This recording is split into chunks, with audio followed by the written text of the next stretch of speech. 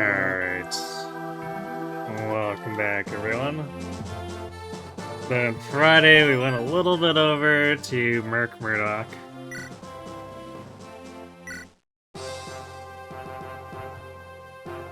And none other than Walt the Gun shot him over and over until he fell over. I guess technically speaking, Fear is kill stall, but, you know, Walt did like 95% of the damage.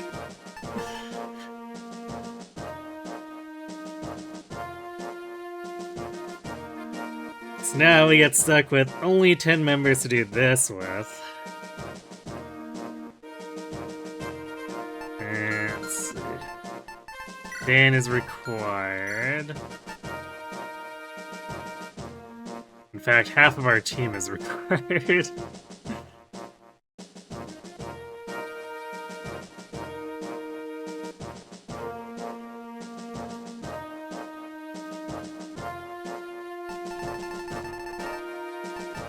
So guess what we'll do is this. See about building that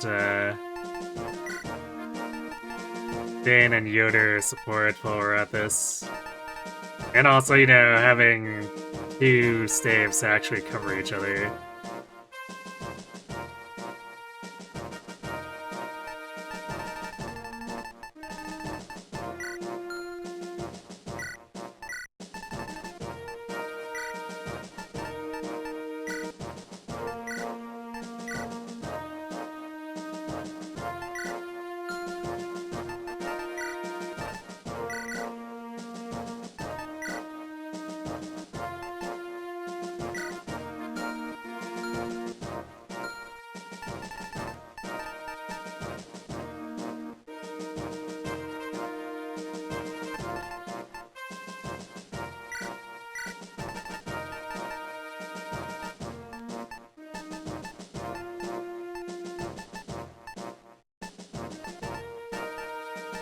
Where are my silver bows? I know I have more. There we go.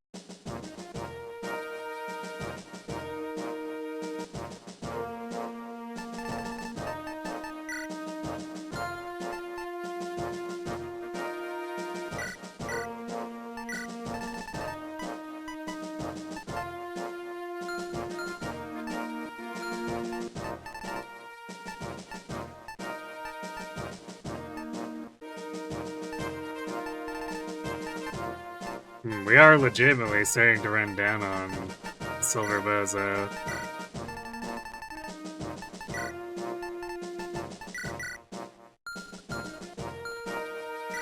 Could make things interesting come the,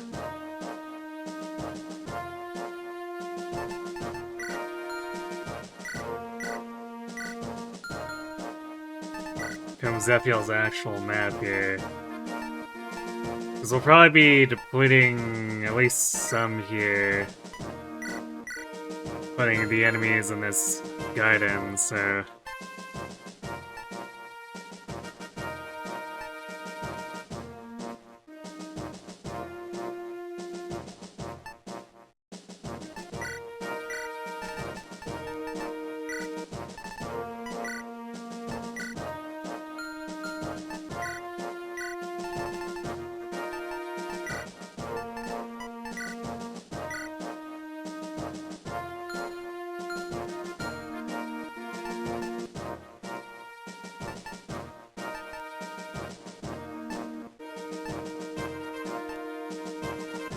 Guess we'll have to see if we have a spare space.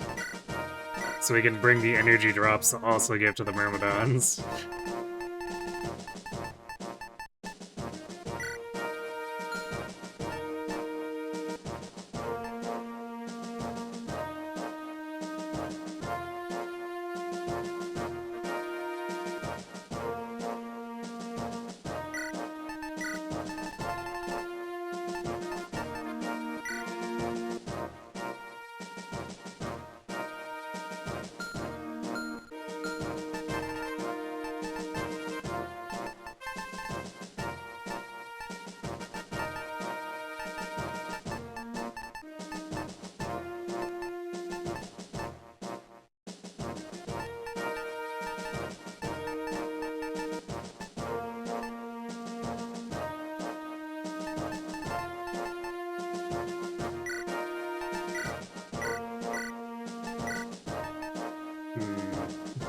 You know we're desperate when we're resorting to using steel, though.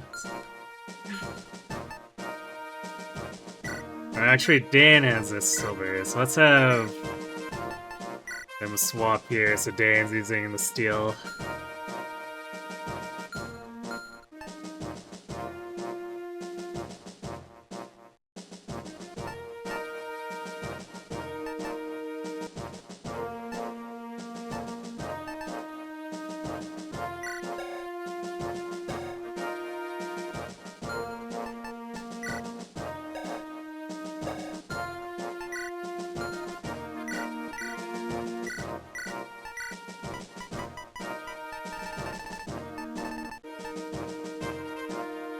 We have 5 energy rings. I don't know if we're gonna be able to fit all that out for everyone here.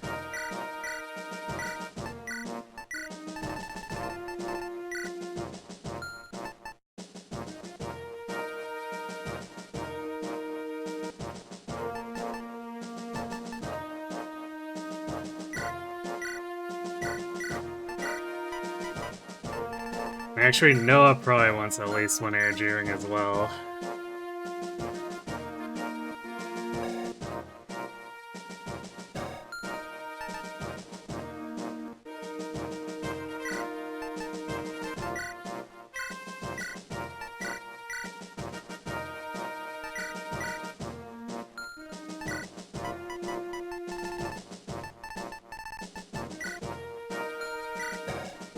Can't believe I'm speedwinging and Clarion.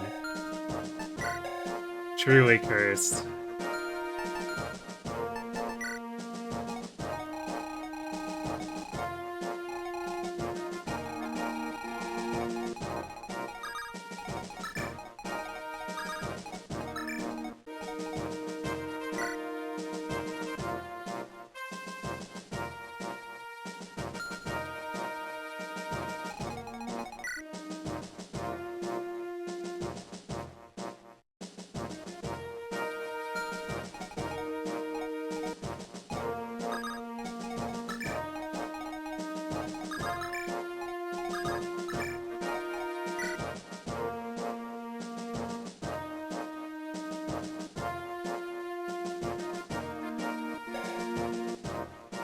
This Shindo.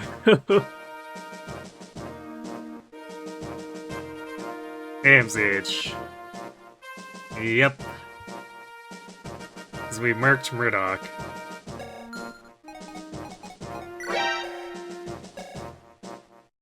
Hey, Zarok.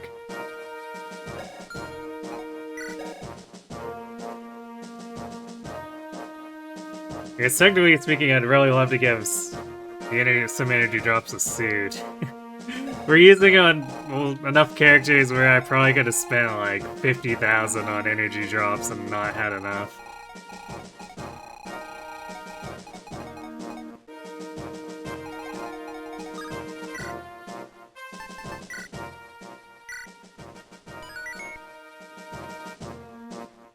Not enough boots. True. Does Vern have 8 wyverns left? I mean... this is enough to show up in a couple maps from now.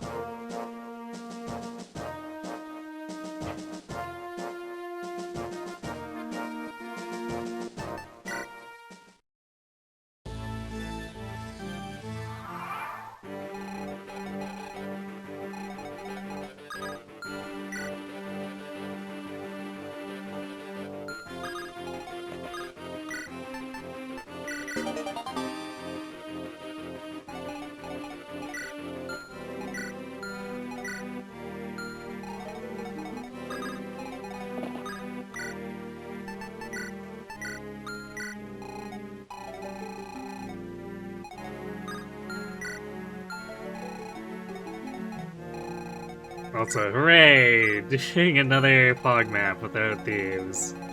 Thankfully the final fog map, but still.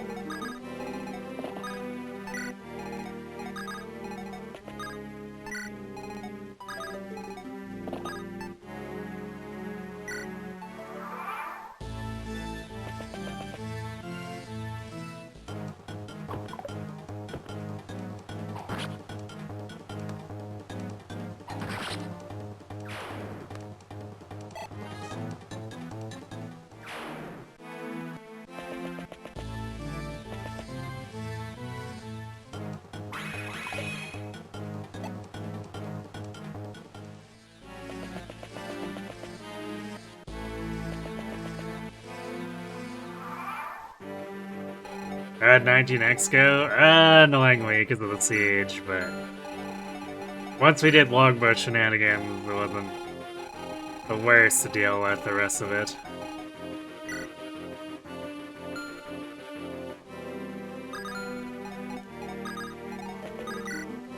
As for Walt's stats, he still has some speed problems, but...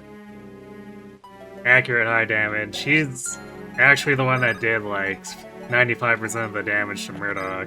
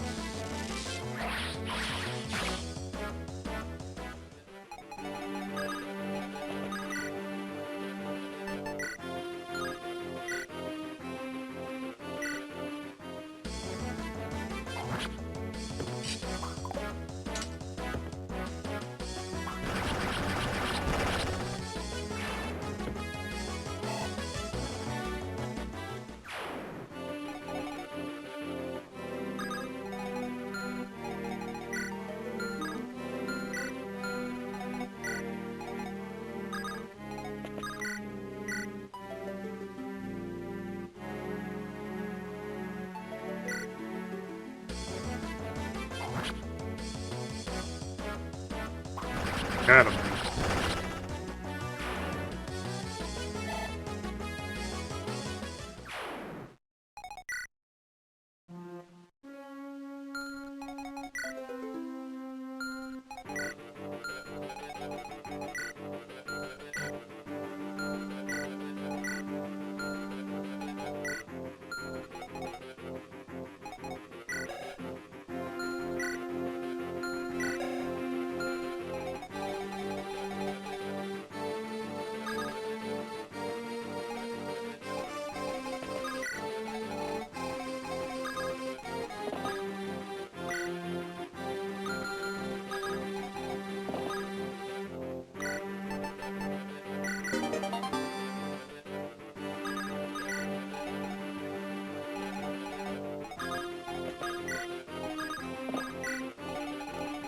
I guess Shin's in kind of a weird spot where we didn't bring any of his supports, but he's so highly statted it probably doesn't matter.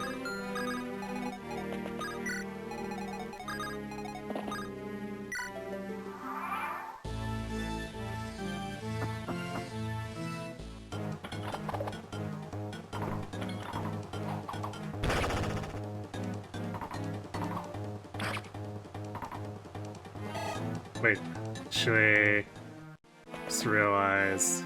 I don't think I made room. Yeah, I didn't make room for recover or restores, and I think there's.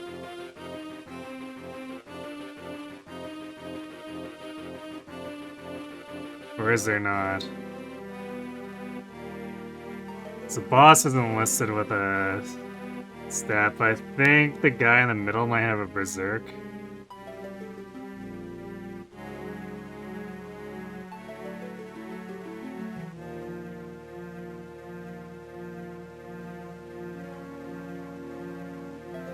Which could be an issue. Let's see, other wiki have this documented better.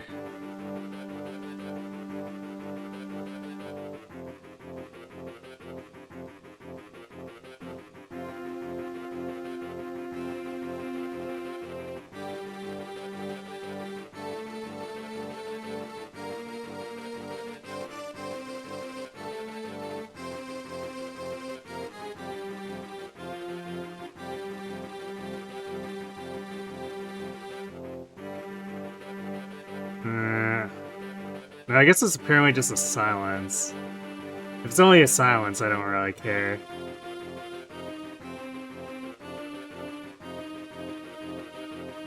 Let's see. Yeah, just a silence, no siege. So I guess we're good to proceed.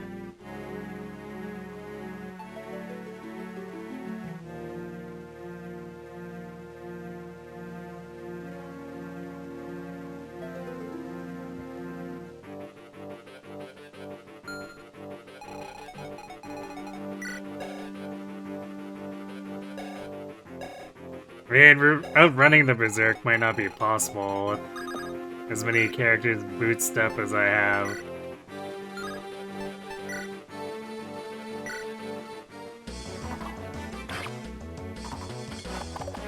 But there's no actual Berserk, so it'll be fine.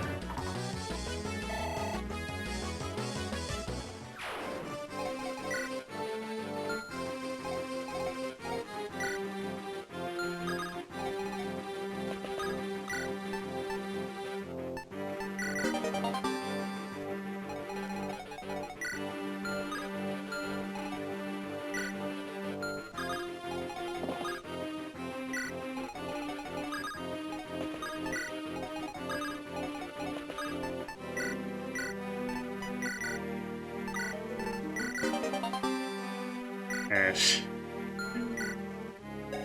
Now the Swordmasters can pretend they almost have real strength stats. Almost.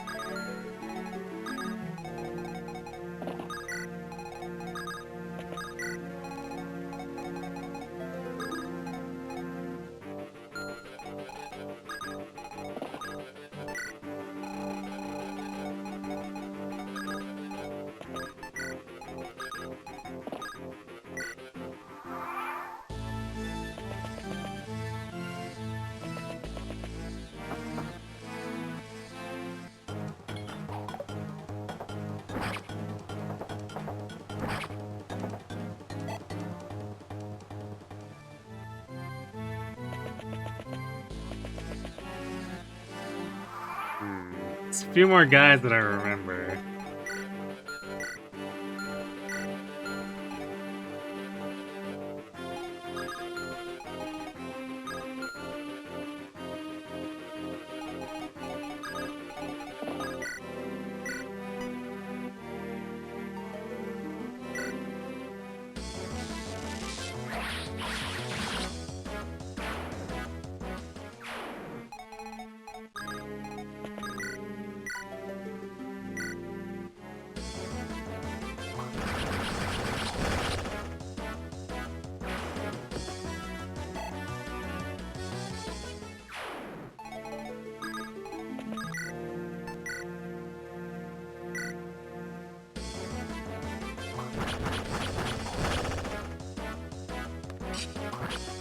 Ow.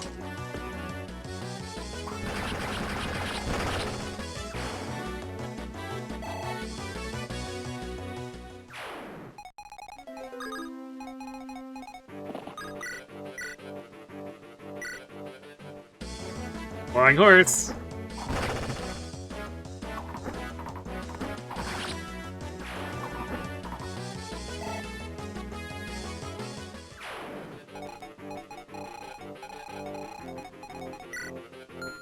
Best animation continues to be best animation.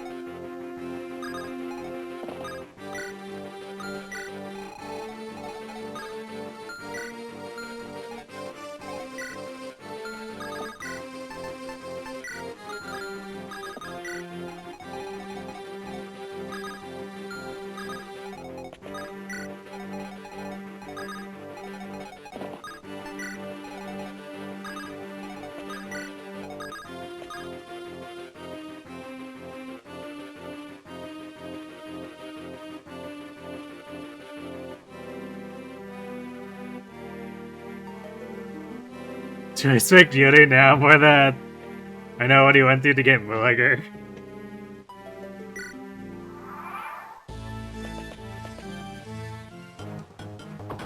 I mean, I imagine that Malta one wouldn't be a particularly easy to solo either.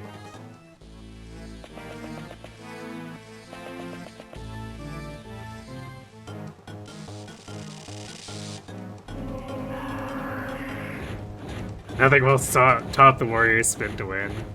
I mean, see, I thought that too until I saw the sword horse crit.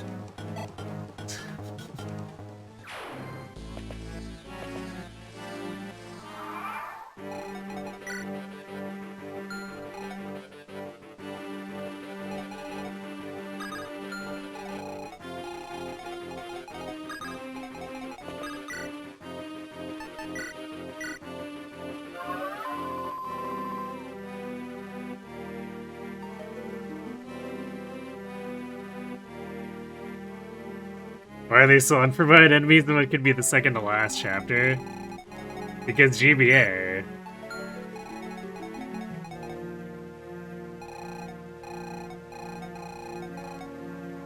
But I think Thracia does it too. I'm pretty sure Genealogy has unpromoted enemies as well.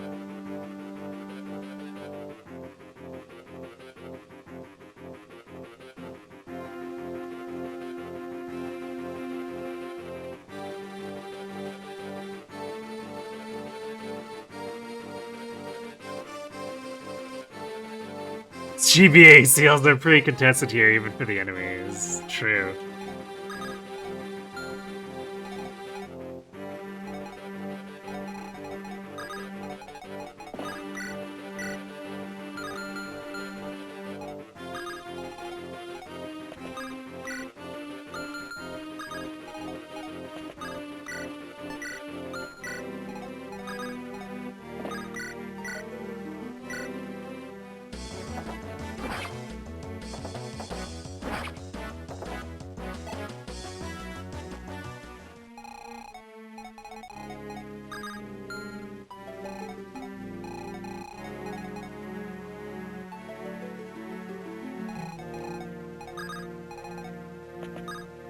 I think the games do make a pretty big habit of still having unpromoted enemies.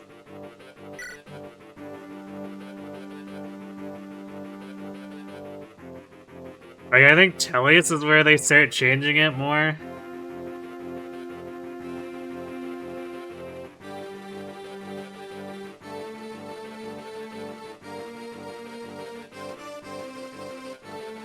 Okay, so this. Things are going pretty alright.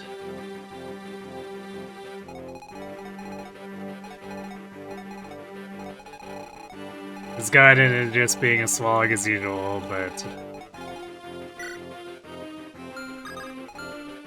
we'll get to the meal, or the real meat, soon enough, I guess.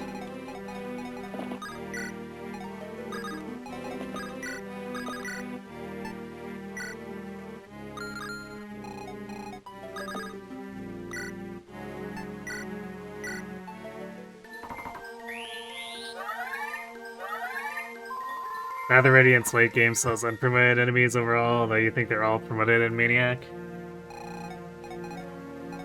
Because I think it's been a while since I played like the hard version. I remember Clash. And even like, I think each rock doesn't really have unpromoted enemies anymore, which is part of, at least with the Maniac version, is part of the annoyance with actually getting through everyone's bulk.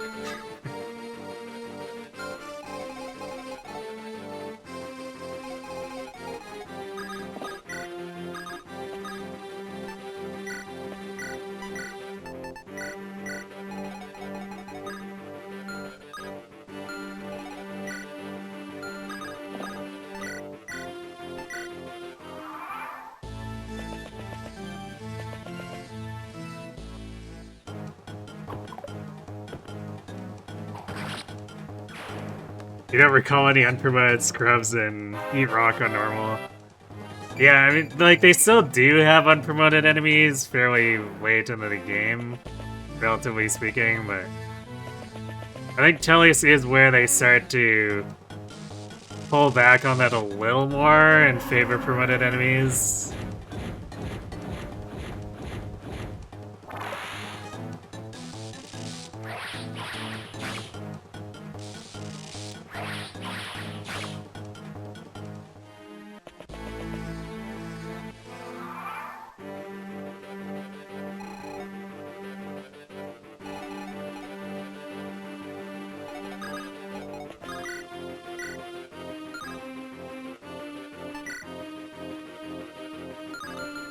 Jeez, even Walt the Gun doesn't kill this guy quite so easily.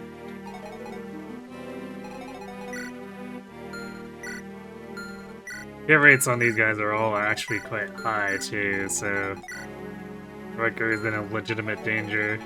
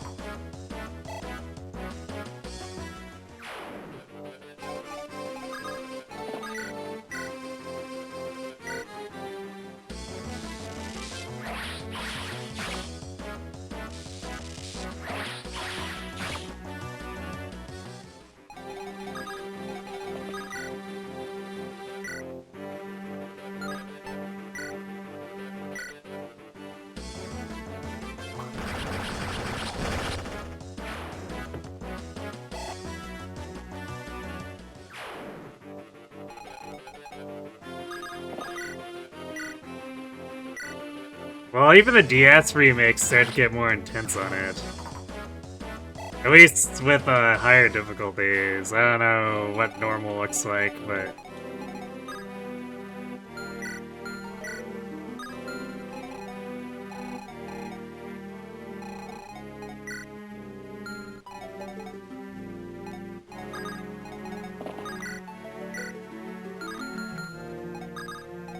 New Mystery especially is throwing around some hefty enemies.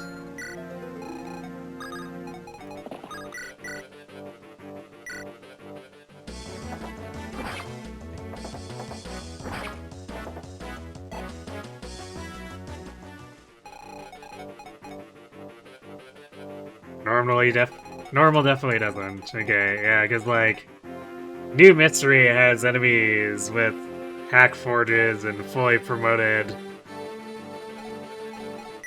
relatively early on. I mean, I guess it's hard to tell what point it is because you also face dragon spam in sections, which they obviously have no promotion or anything.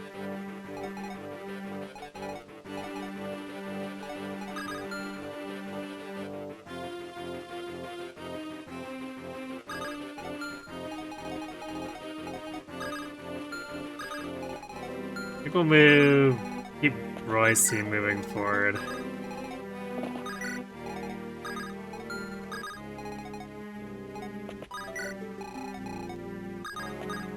Seeds 5 should easily be able to clean up the rest.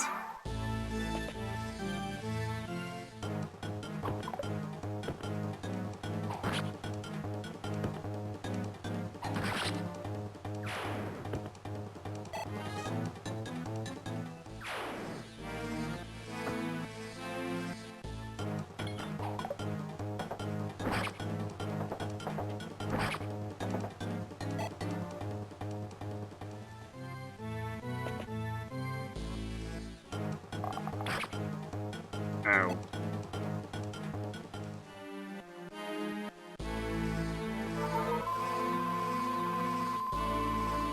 New Mystery does it regardless of difficulty. Alright, so yeah, they do ramp it after Teleus.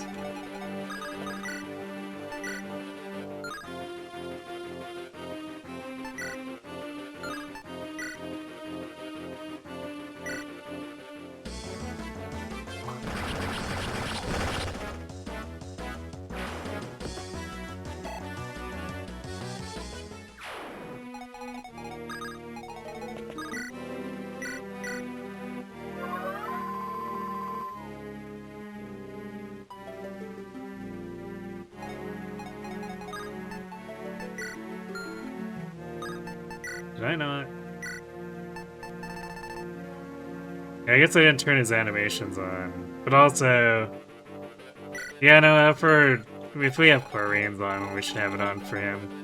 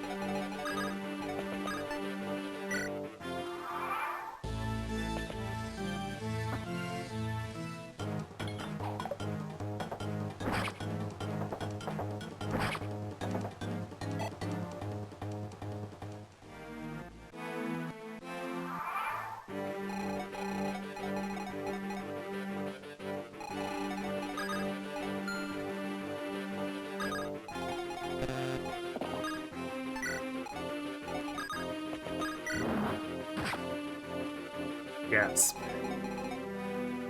I forgot about the fire tiles. I remember there being like the funny poison spikes, but forgot that there were fire tiles in here too.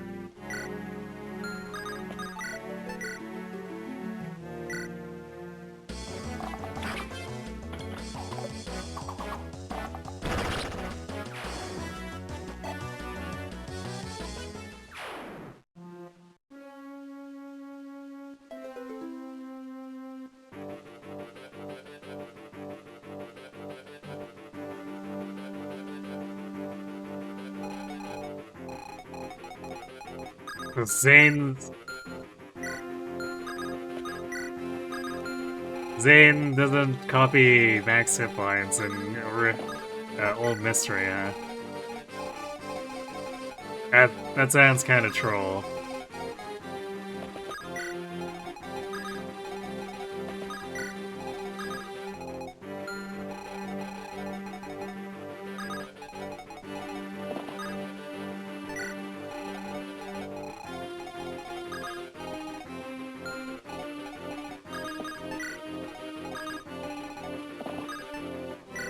Although I imagine the enemy setups probably aren't difficult to make it enough to make it that noticeable either.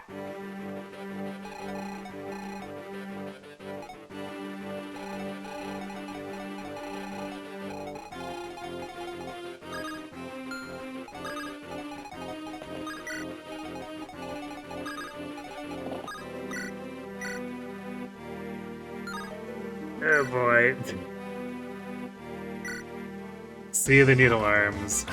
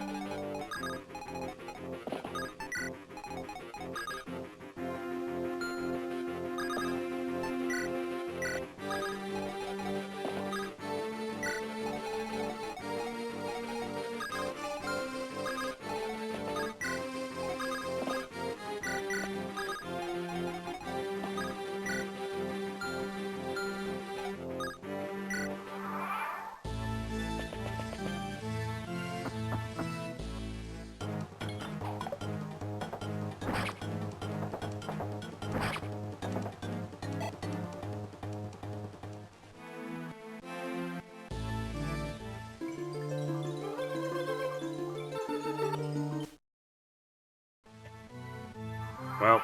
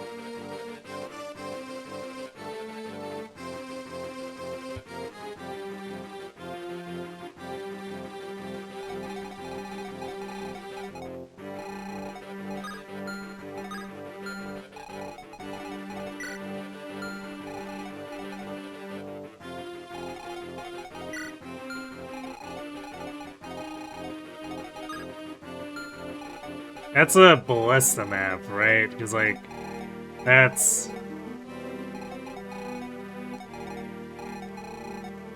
There's also, I think, a problem where they didn't change anything aside from the ballista range, and then suddenly... Because you get that with endgame, too, where it's like... None of these are mapped out in a way that make any sense with a new ballista range.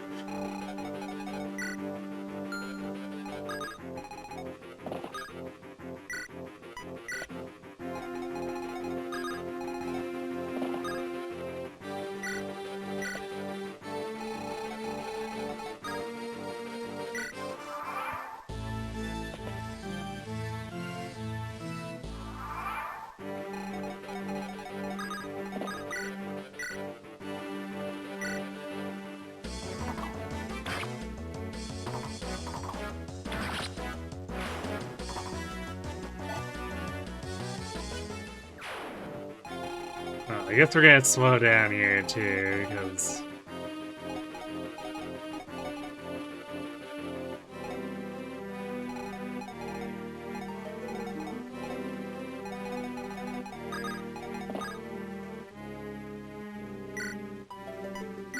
We got silenced.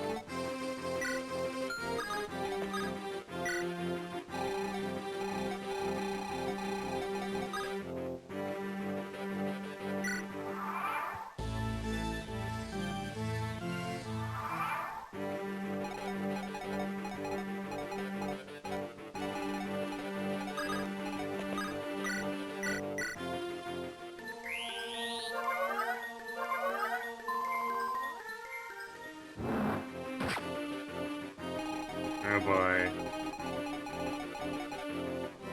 I do love random fire tiles.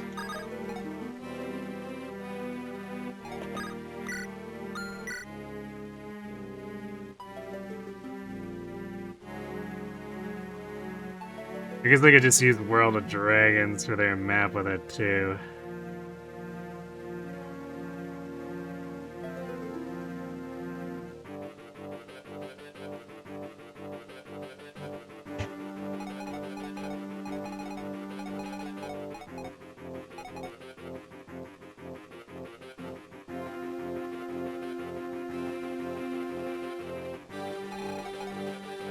So this is like mostly indistinct.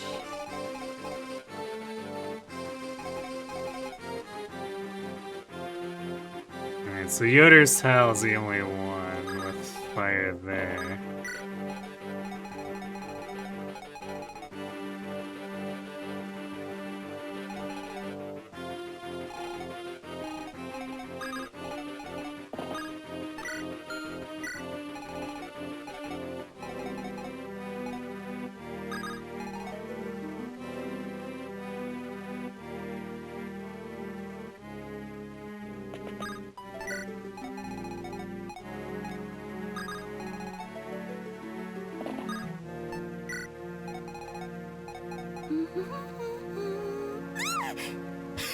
How long have you been standing there? Hey, Beam Queen. Thanks the raid. What were you up to tonight?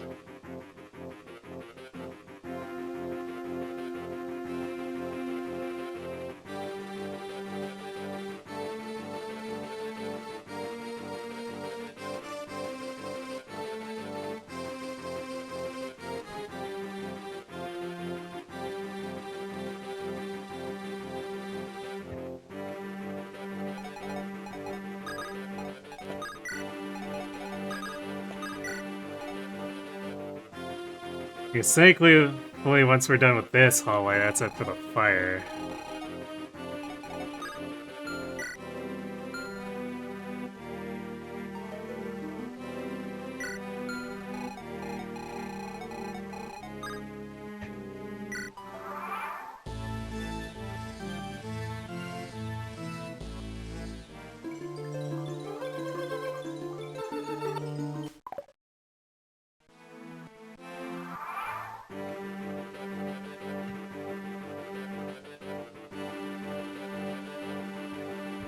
You got a ready to run because you want to play this eventually. Fair enough.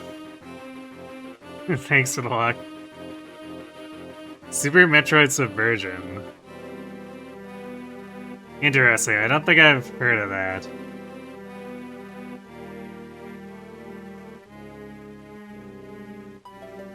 Yeah, thanks again for the raid, and good luck with whatever else you're doing then.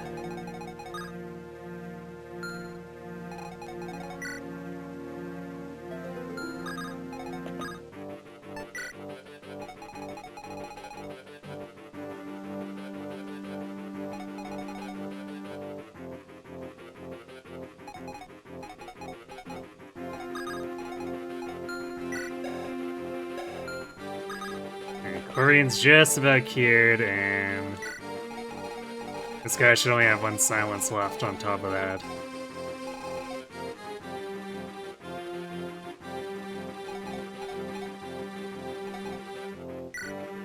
So I guess hopefully Yoder doesn't get hit by a freak 9, and then we're done with that.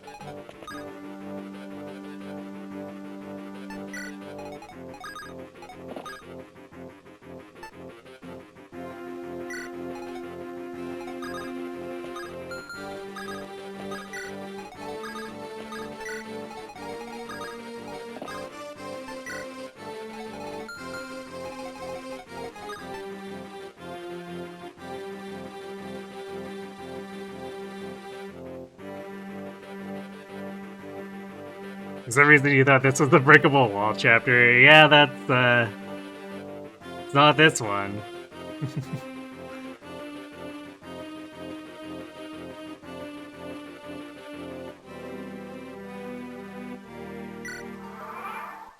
Why is Corey not using Speedwing yet? I keep forgetting, she's also done a number of actions before this, too.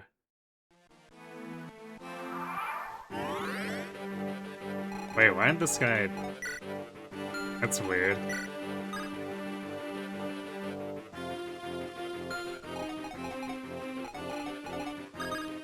I guess we're waiting another turn, because Corrine gets open season on this guy.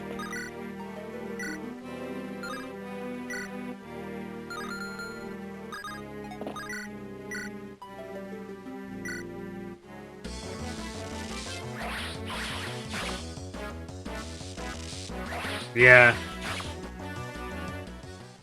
Would be nice if the stat boosters could be used in base, but... That's just old tech things that you have to put up with when doing GBA.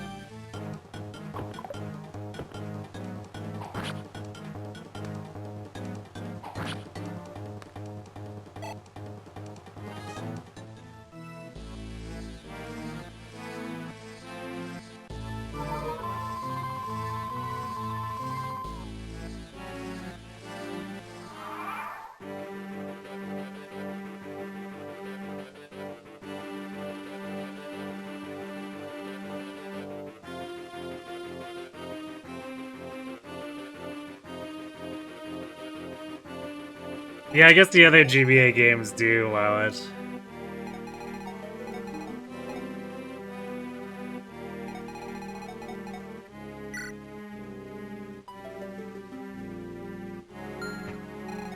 But yeah, I mean, like, regardless, it's old tech that they probably didn't really give too much thought to.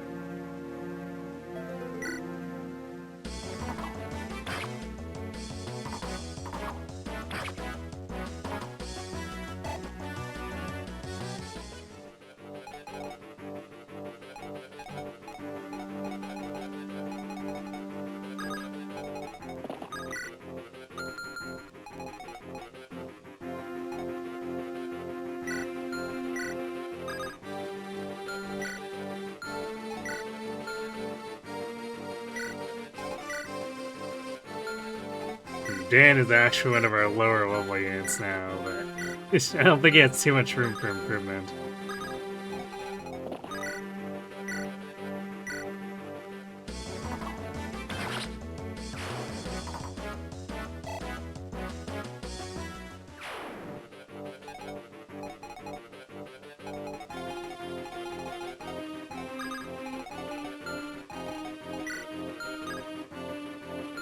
Okay, this guy might not move either then.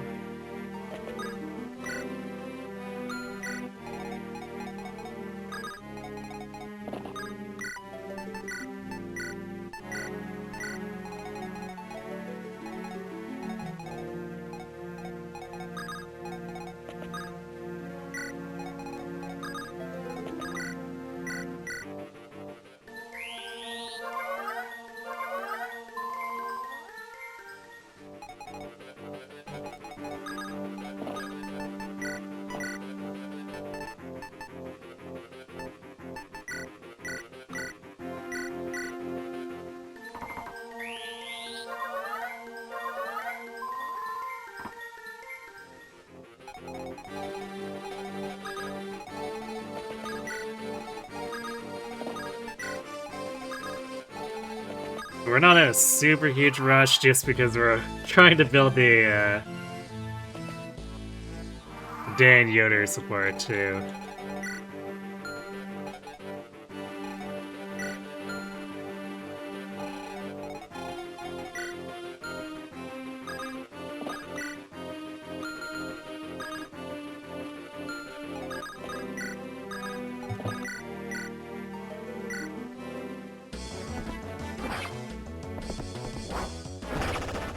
Nice crit. Might not amount to too much with the physics in play here, though.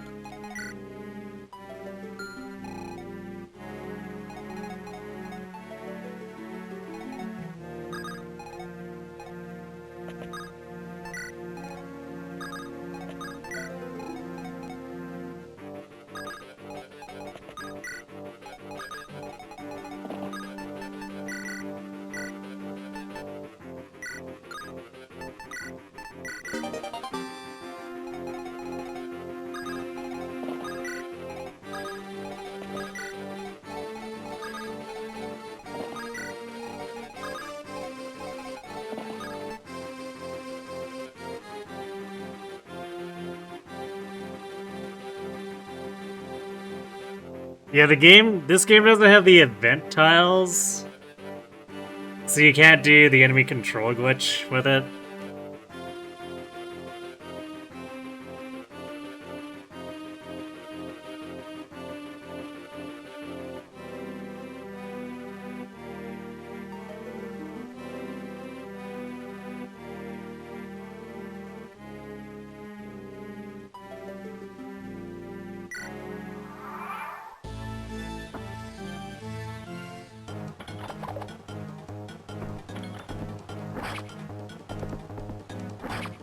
We might deal low enough damage that the physic might decide not to heal him. Yep, that is the thing that just happened. They're like, nah, you're not damaged enough, man.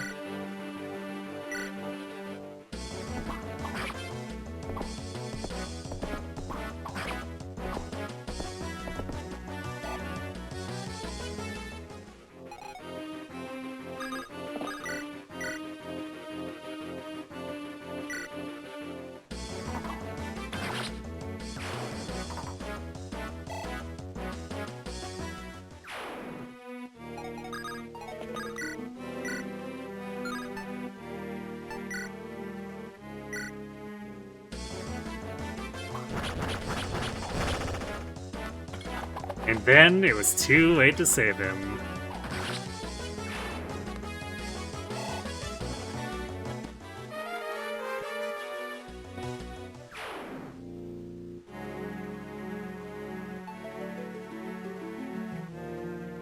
Yeah, like, this map has damage traps even.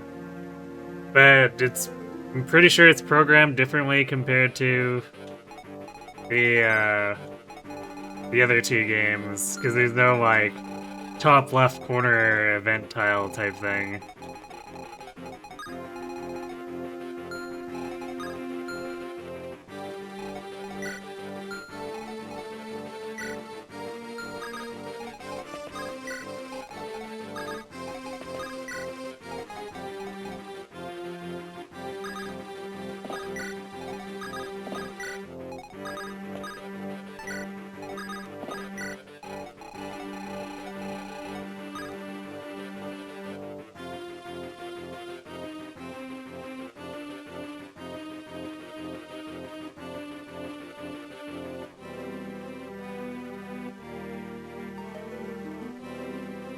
Hey, Kirby.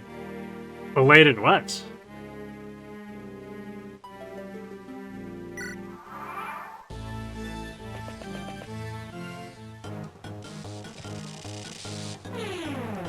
Belated response to ECG. I was expecting you to be saying, like, belated sneak or something, and like, are you missing an emote?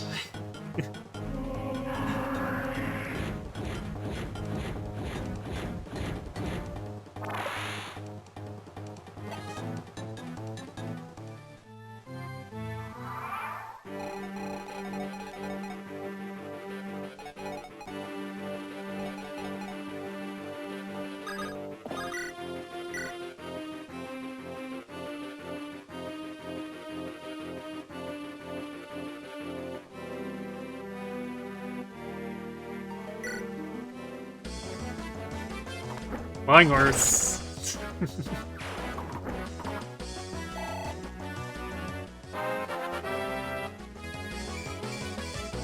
No strength.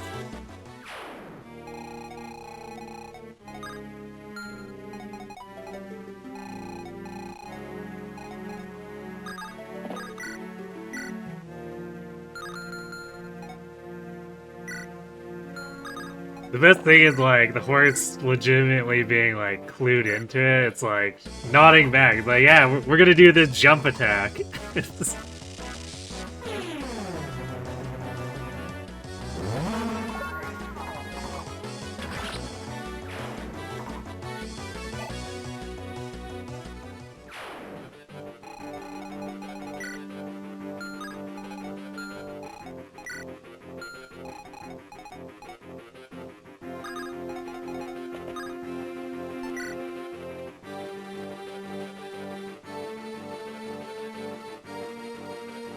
Okay, so the spirit traps are at least, like, only these choke points, and not just random tiles in random places.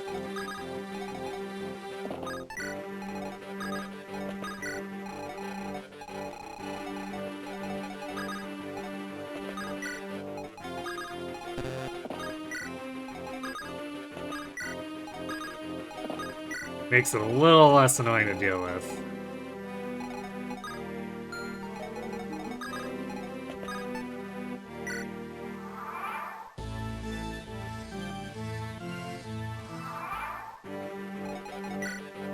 I guess we might want to try to deal with these guys, because if they're willing to kill themselves here by getting baited, then that means we can just not have to deal with the physics.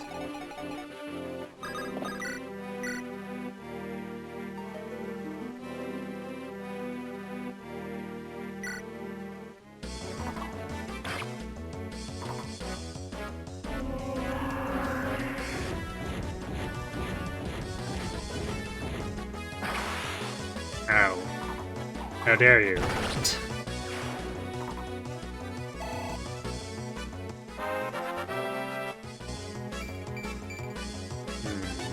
Well, more bulk. We'd like to see that speed cap.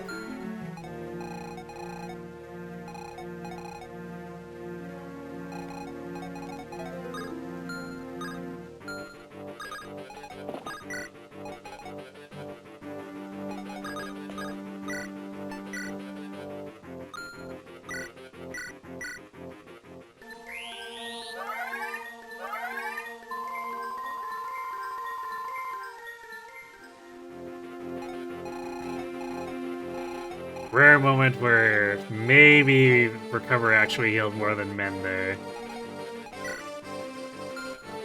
But since this game doesn't have a preview, I can't say for sure.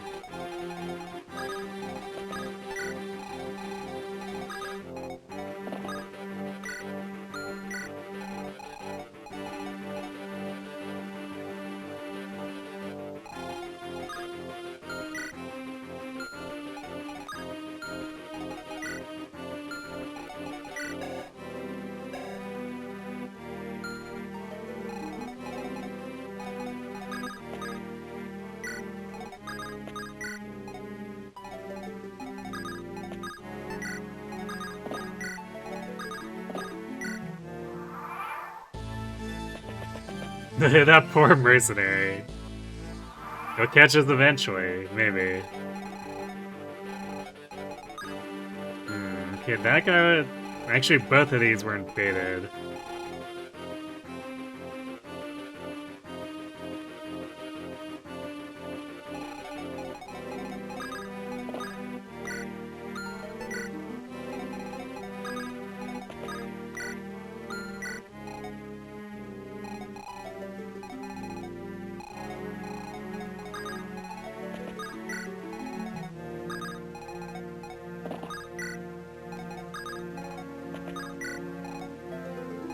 This room is a little more passive than I remember.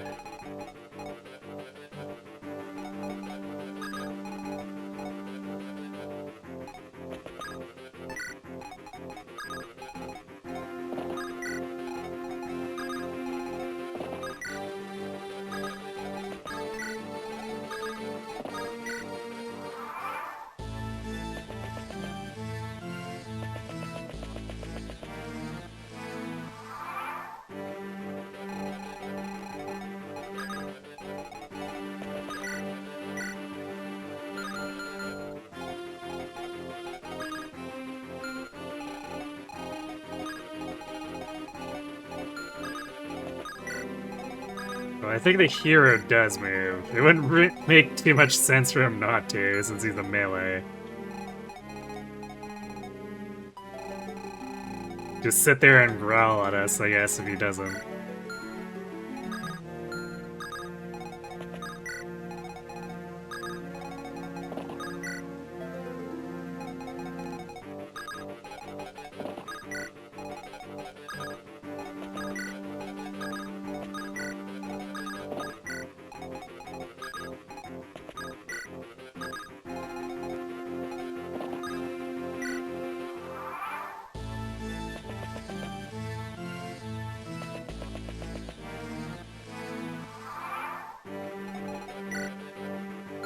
Nosferatu.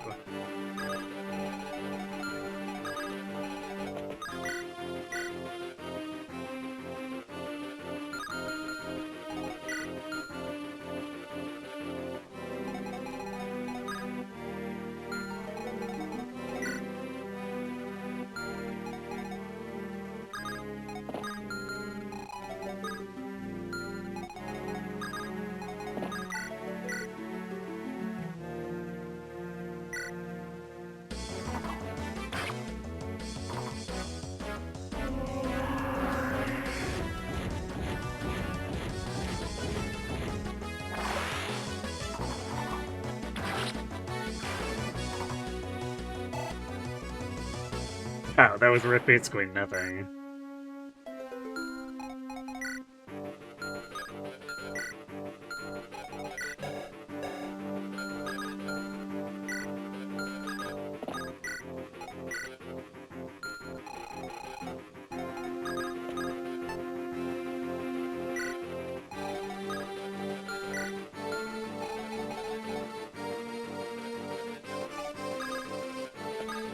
I should probably do like this.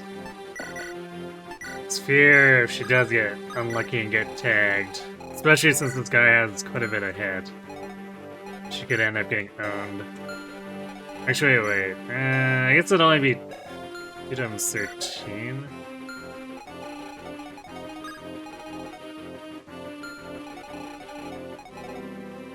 I guess it would have been fine to bait, just wouldn't have been safe to initiate on him.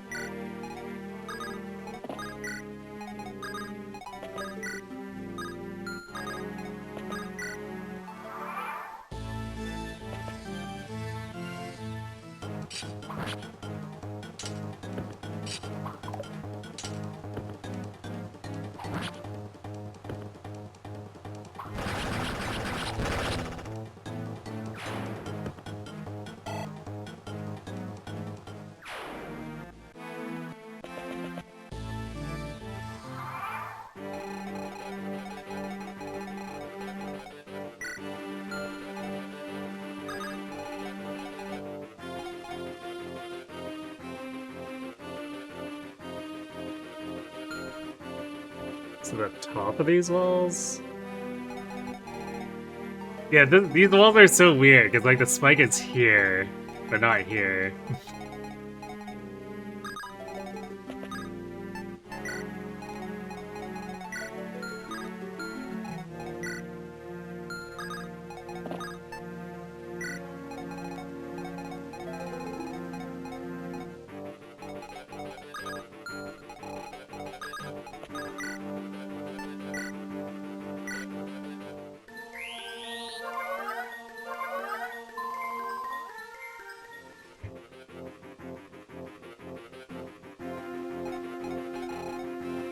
Thirteen uses is so weird on a tome. Yeah, I don't know how they determine that that's the amount of durability it should have. It definitely feels like they threw darts at a board or something.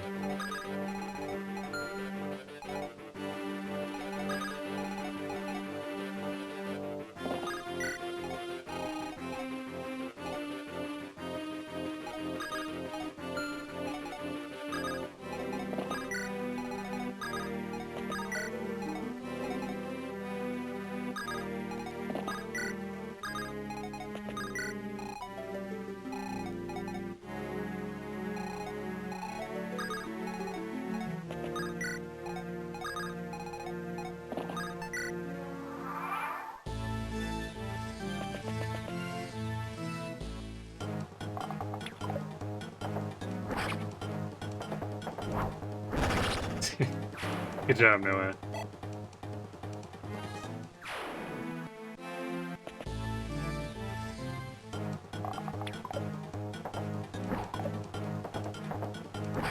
Less of a good job.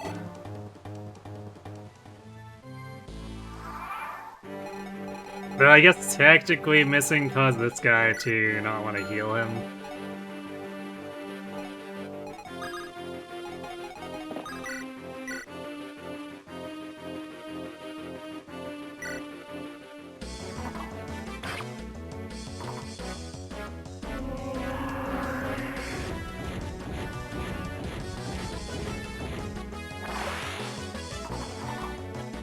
Alright, no more healing for the enemy.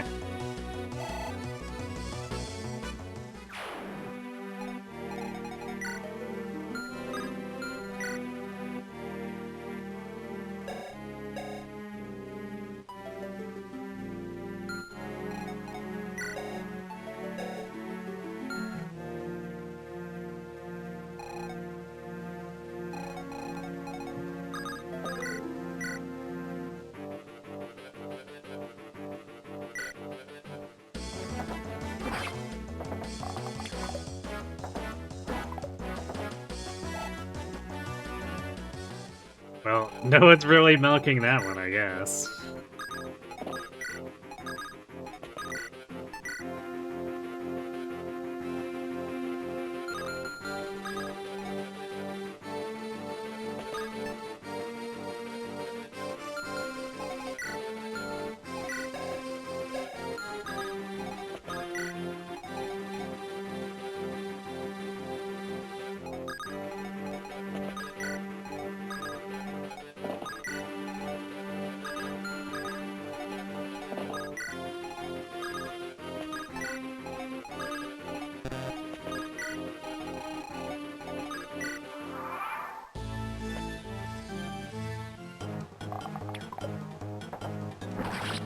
There we go.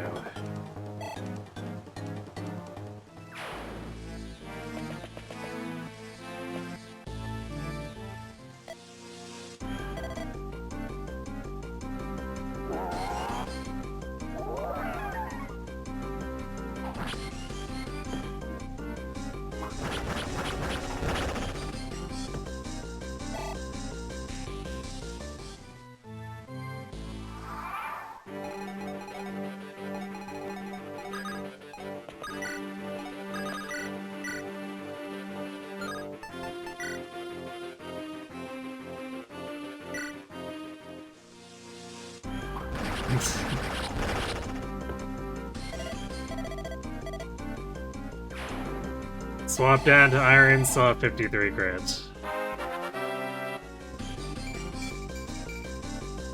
Well, there's cap speed and a bit of extra luck.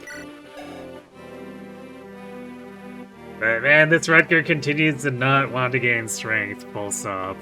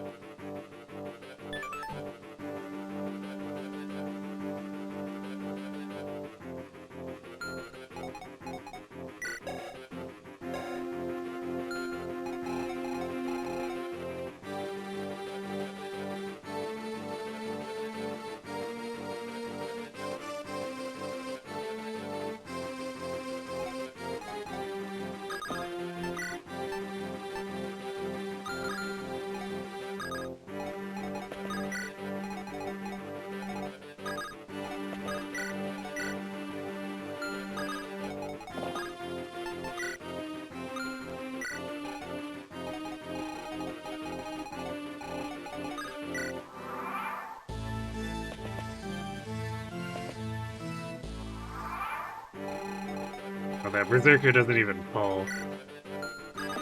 I guess he's like the general in that he's just fixed, so he doesn't even move.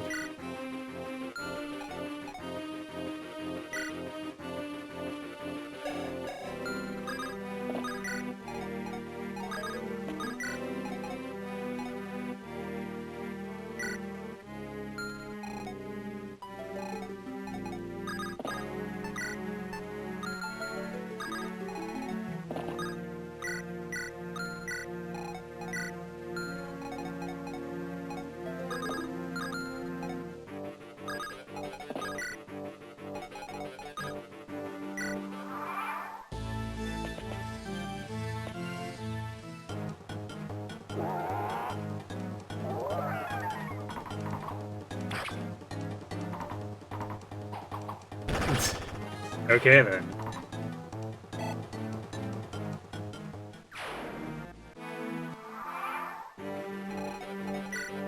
Man, it's kind of crazy that those druids are basically worth nothing though. It's not like C's that high level compared to everyone else.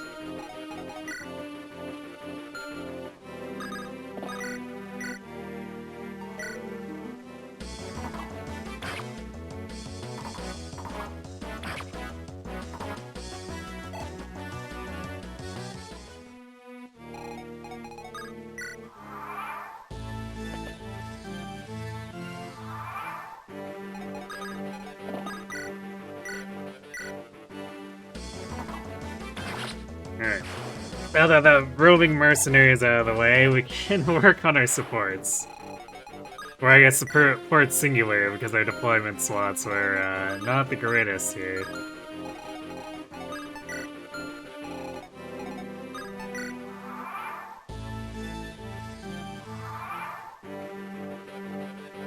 Yeah, Merc walked all the way just to die. I mean, same for the Druid. Those guys went for a run and never came home.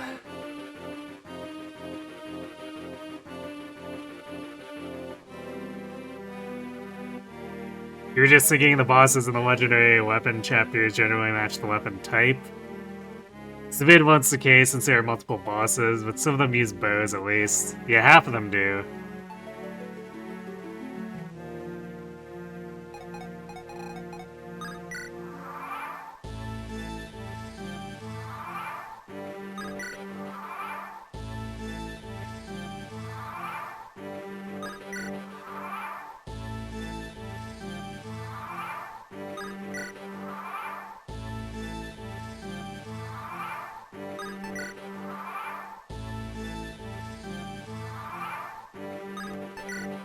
I guess it is curious that half that squad are druids, too.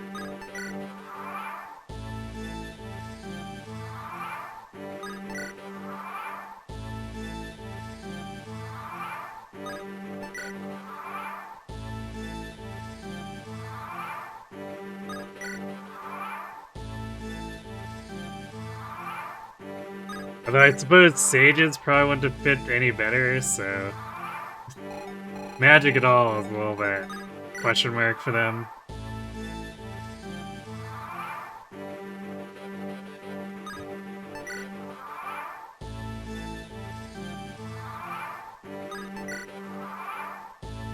Hey, are they actually supported or associated with Sacae? Because I don't feel like there is any lore mentioned for that. They just kind of appear there.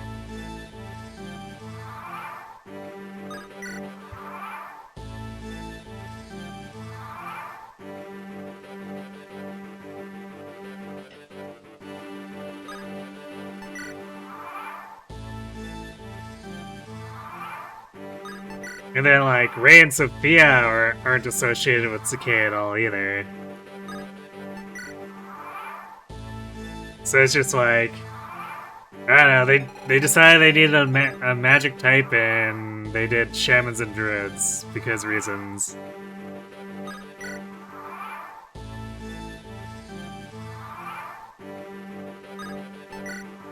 What a great place to build friendship. I know, right?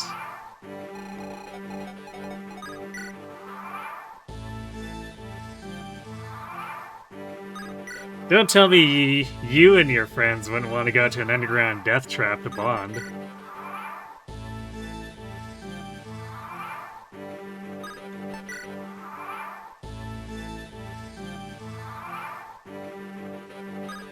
You'd be so bothered by spamming Entune with enemy phase still existing because the Zerker.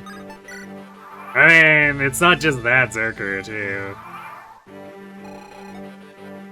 Because there's, like, another one that's over here because of the being a reflection of the general.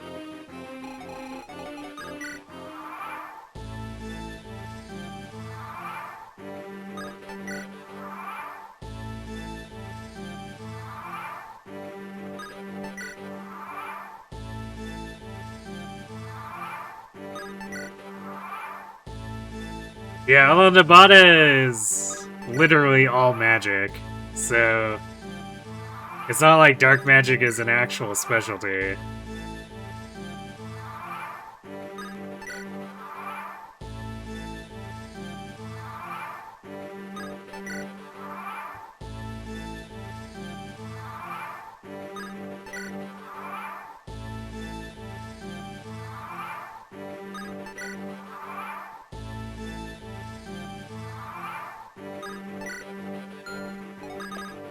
Aha.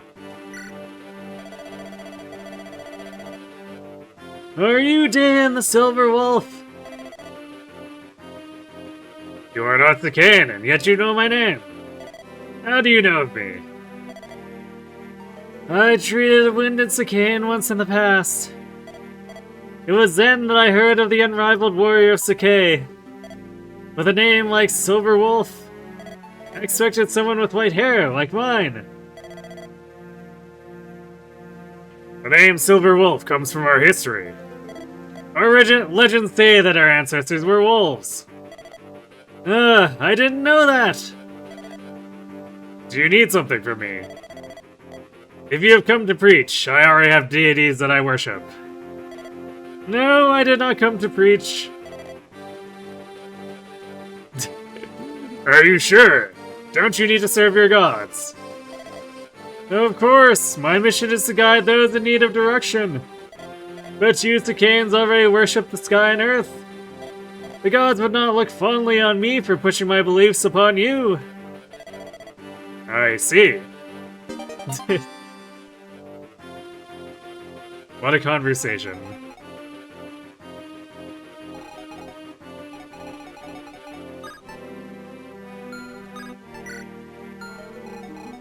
Should probably still have a little bit we can preload, so...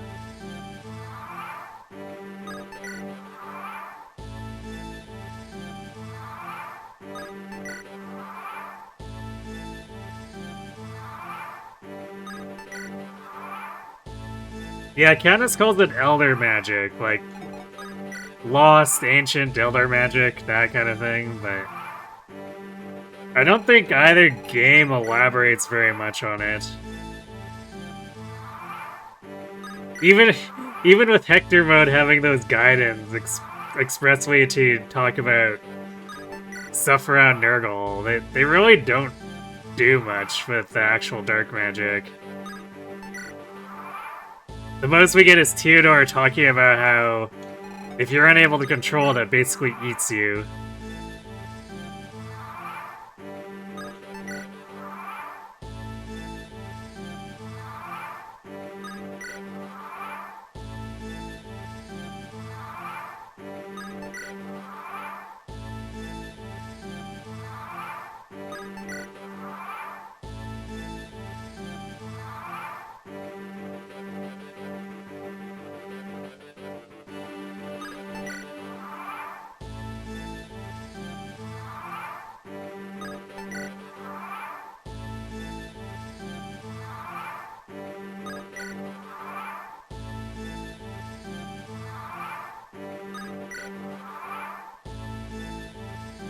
Actually, I guess we also get the bit where, like, Brimimon demonstrates where even if you do have mastery over it, it still eventually hollows you out. Since they make a point of saying that, like, he has no self anymore.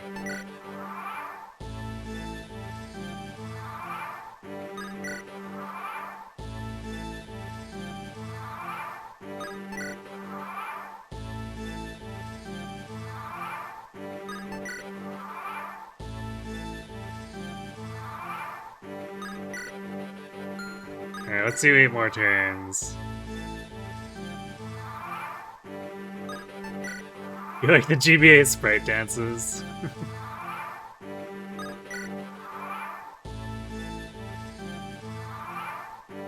Look at all these horses bobbing up and down.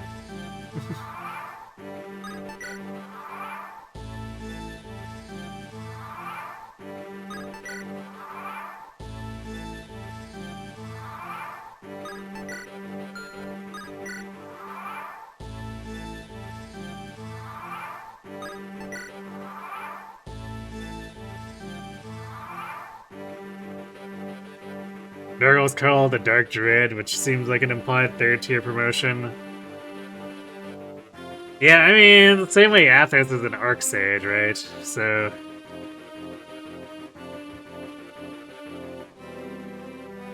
I guess it's supposed to put extra emphasis on that they're hundreds of years old.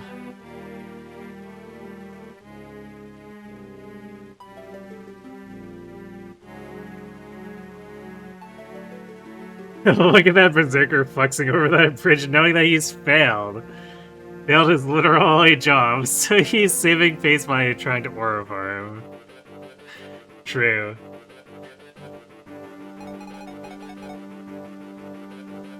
Alright, well, I'm pretty sure at this point there shouldn't be any more support points we can really get. So let's just move on.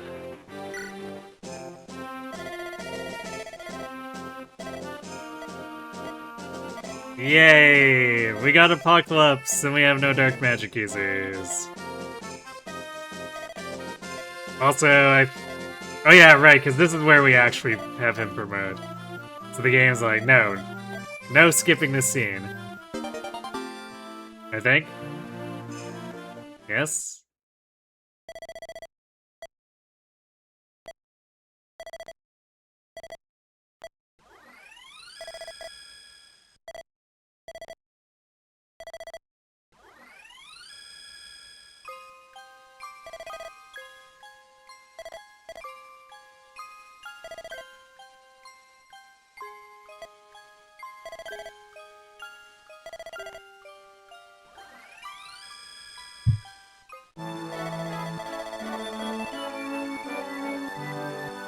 Athos didn't manage to get the HP that Nurgle has. True. How often does Apocalypse even get used? Not sure. Because I guess Neem does usually just get used as a staff user, so maybe not very often. I did do Apocalypse Sophia before, and she managed to miss every Manakete except for Jan.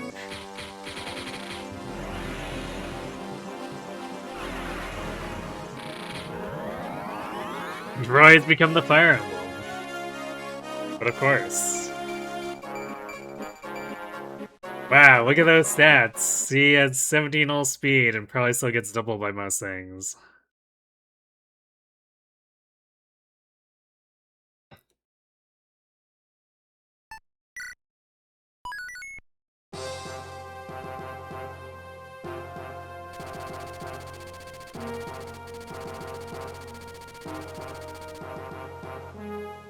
Yeah, and Yoder still requires you to go from A to S, so... That's a fair amount of combat and the few maps he gets to exist in.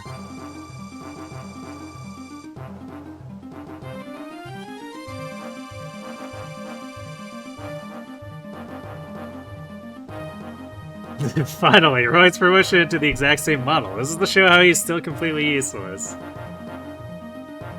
Thankfully, the Binding Blade sort of saves him.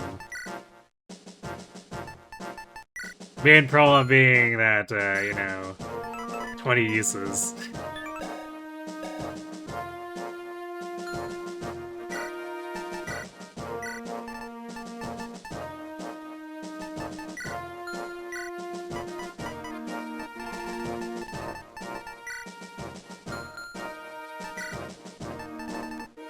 $16. Well, I guess Deke is back with a vengeance.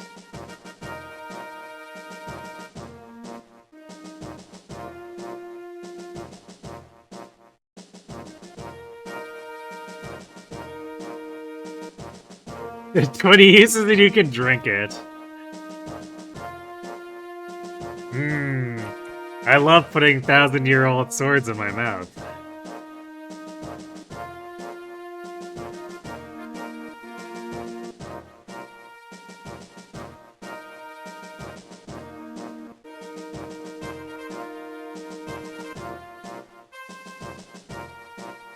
You'd say worst main character ultimate weapon, but you're pretty sure it's not. I mean, it is that, like a...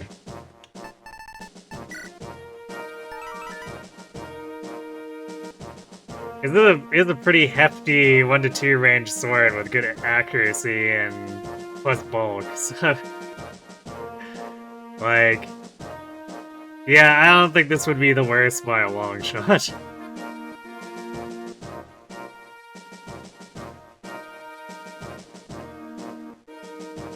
Yeah, Soul Caddy would probably be a candidate for worst.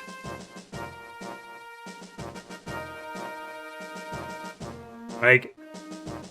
Actually, honestly, I'd probably put Binding Blade among some of the best, really, despite the durability issue.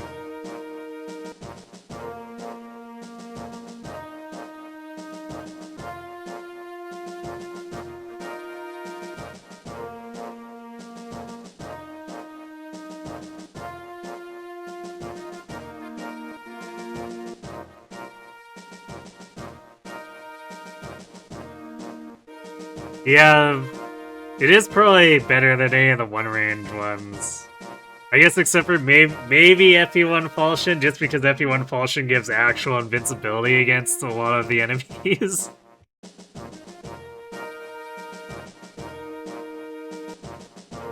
Wood Glands is your pick for worst? Yeah, I guess that sword's not great. But I would still say it's better than Soul Caddy.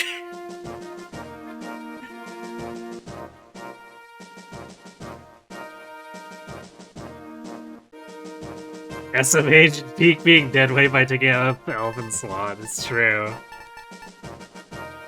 I guess at the very least he could be a fake thief who would throw the keys on him and send him off to go open stuff.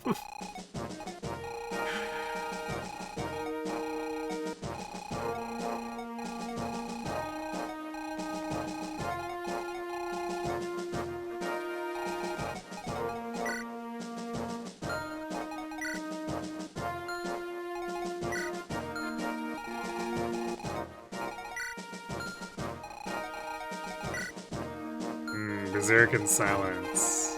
My favorite.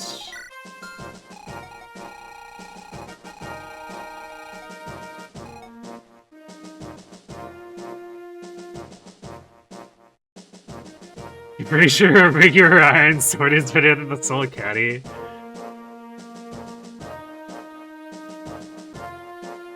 I mean, a regular iron sword is better than a lot of weapons in FE7. So there's that.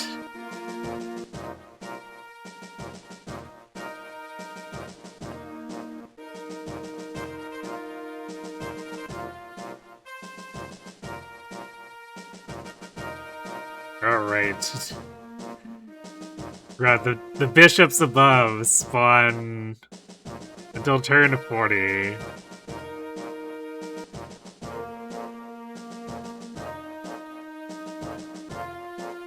Let's see, the thieves are on turn 15.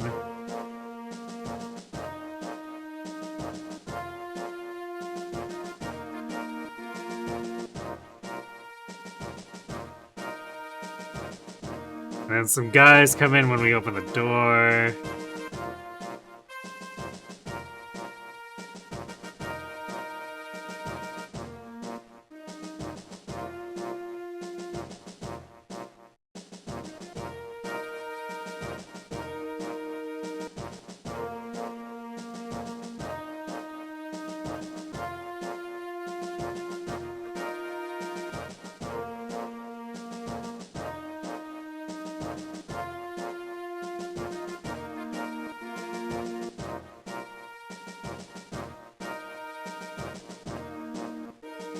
The reinforcements inside the throne room are apparently timed. So if we don't open the door until turn 45, then they probably don't even spawn.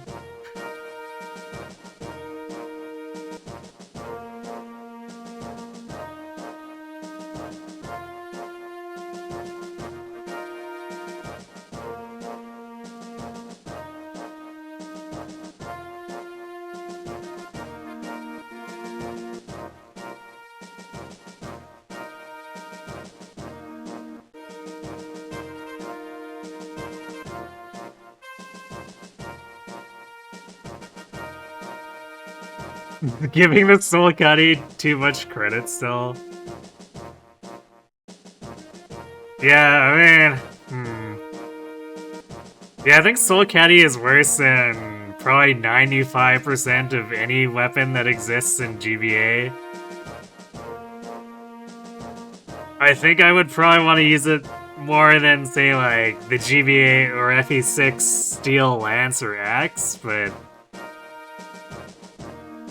the list is pretty short of things I would rather use the Soul Caddy than, unless I'm just, like, memeing with it.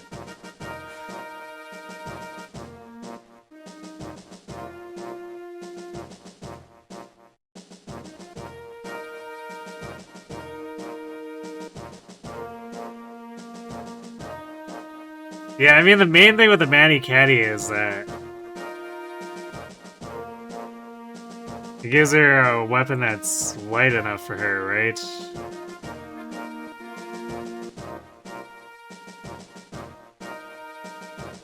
Because I think most swords weigh her down.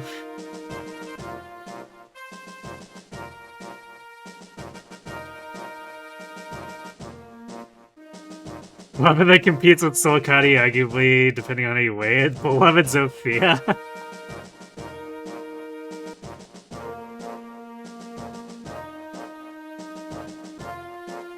Requires a double amount of silver on the gold dagger and 1 gold to get a 6-byte weapon.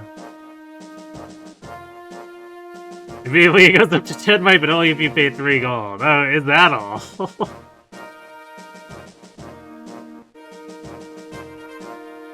Fully upgraded at similar combat parameters to a steel sword plus 5? Why only steel?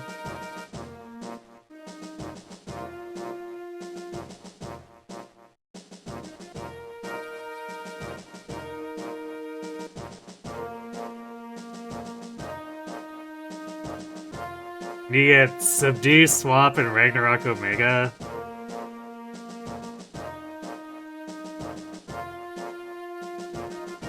Actually, you know, with the stats you give there, it makes me think that that's probably a sword that was meant to be given away at Celica's equivalent of when Wom would get the royal sword.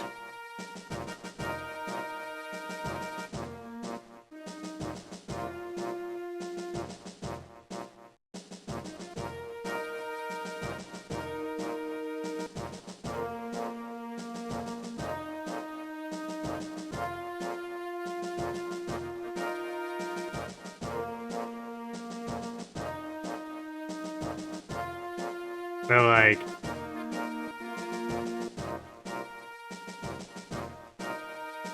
I guess if they really wanted to push it, they should have made it so you could upgrade it basically for free.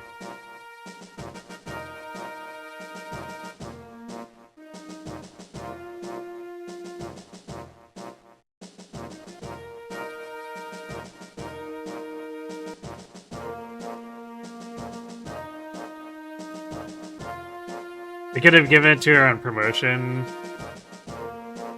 You'd use it for free if it was free for sure, yeah. Yeah, that's a good place, so when she promotes, just have like the Golden Dagger auto upgrade or something, I guess. Or maybe not even upgrade the Golden Dagger, just give it up to her straight up and let the Golden Dagger continue to be its own thing.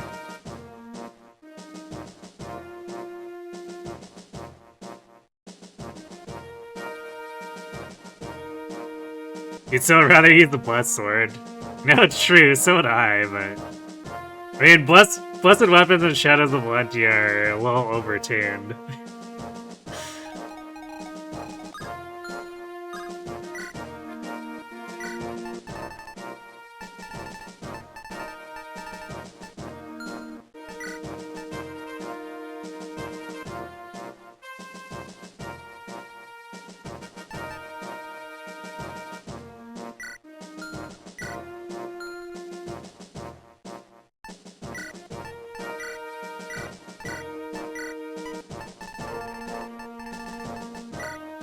I'm gonna pass this to Chlorine eventually, but... Actually, wait, I think Yoder... Yeah, he has better magics, you know what? We'll give it to her now. So I want to use the Berserk here, but Yoder will... Actually, let's see. So I think skill factors in too.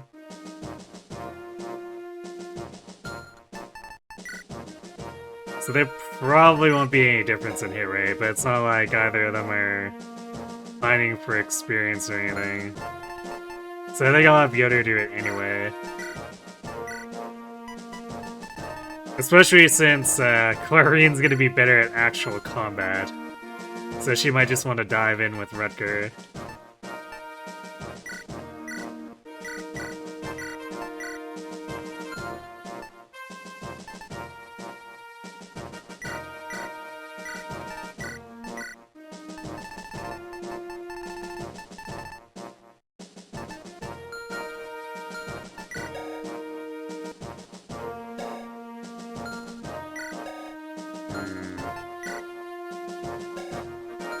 I might hold the other energy drops for now, see how Noah does.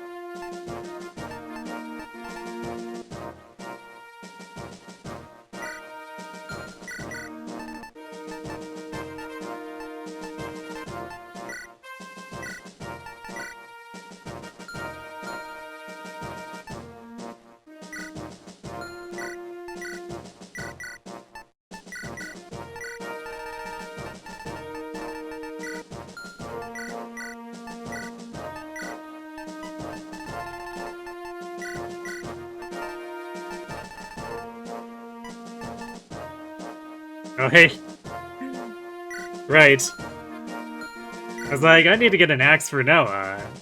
And it's like, oh yeah, he's got enough rank to use the Brave Axe. There we go. All we have to do is, you know, cope with his, not so great accuracy, generally speaking.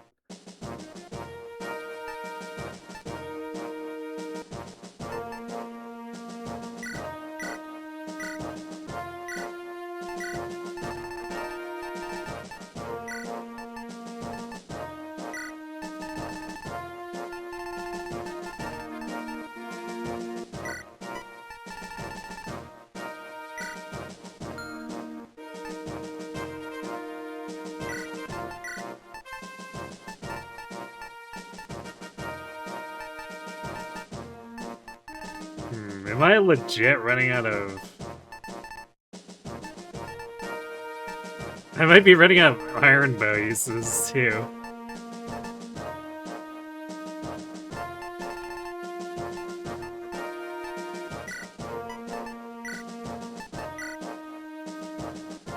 Which is quite the thing to think about, considering...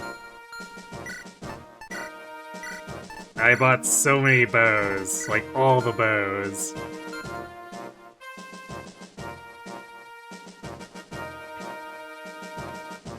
Yeah, Noah's definitely looking more okay, it's just like... Even with better skill and luck, his hit rate's still gonna be fairly sketch. Unless we're using swords, basically.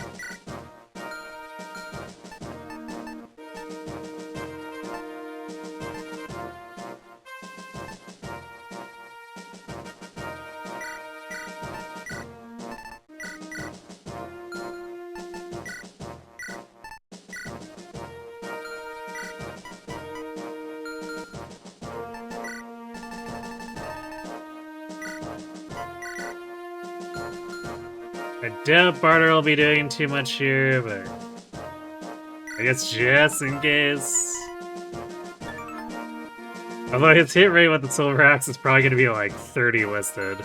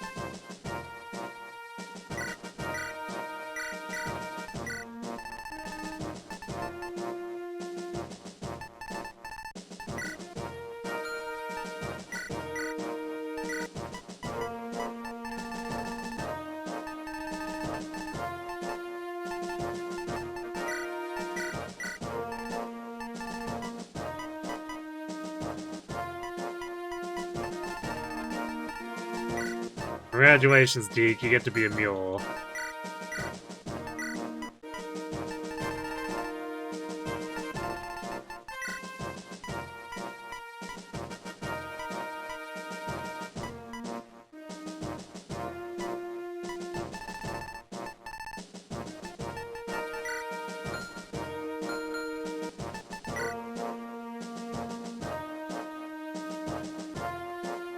Boy, level 4 Gonzo. I mean, it's what he could get. He killed a bunch of wyverns at the top of chapter 21? No, this is 21, right?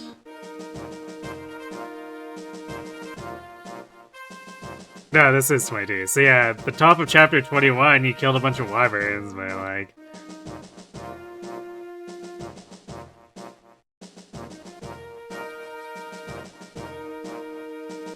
He deserves more feeding. I mean, if he wanted it, he should have killed those faster so he could have gotten in position to kill more stuff. That's all there really is to it.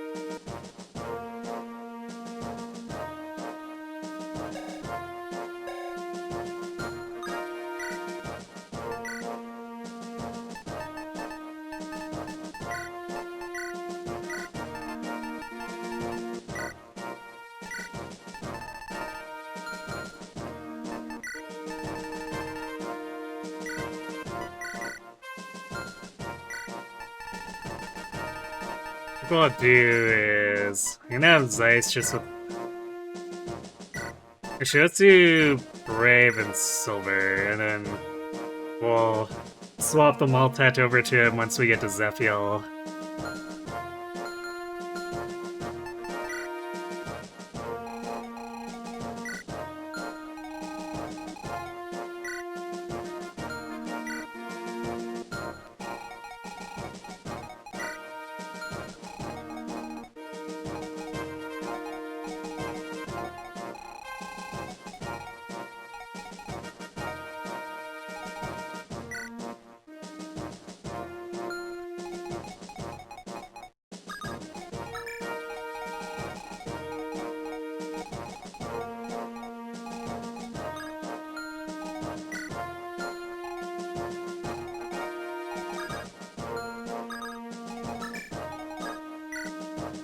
I should also make sure...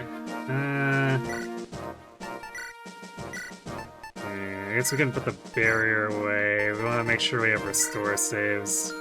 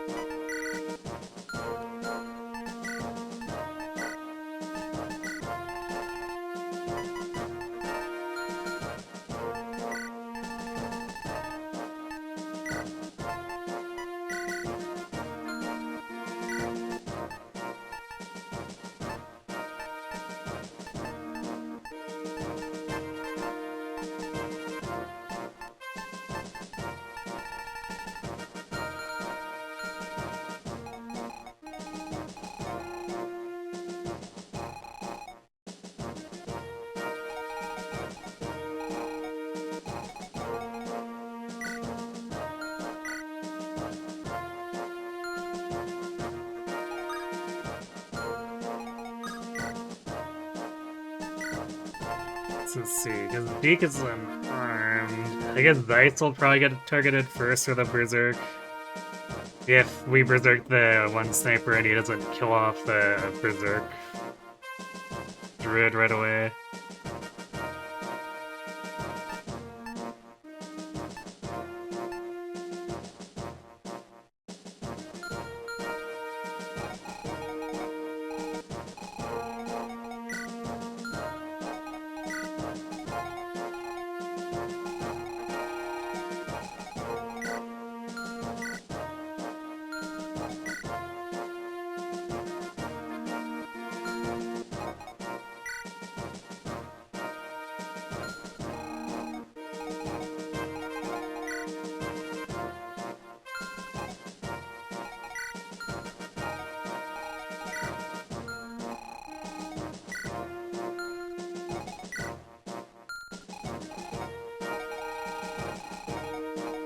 Okay, I think our preps are about ready now.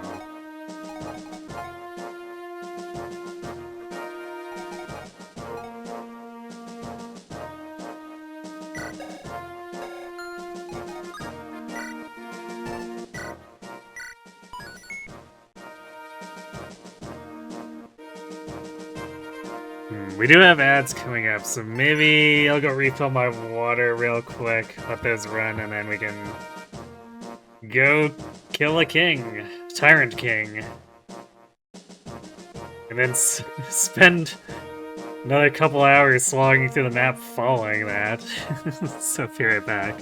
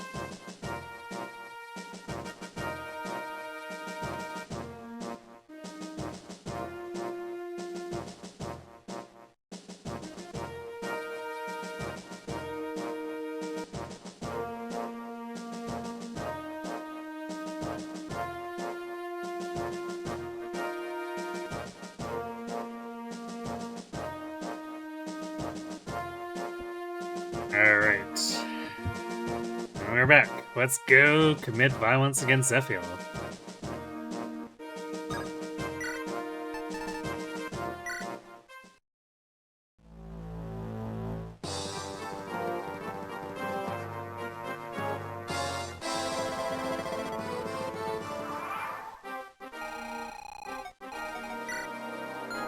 Forget that this game has a habit of like spawning in extra dudes that aren't displayed in preps.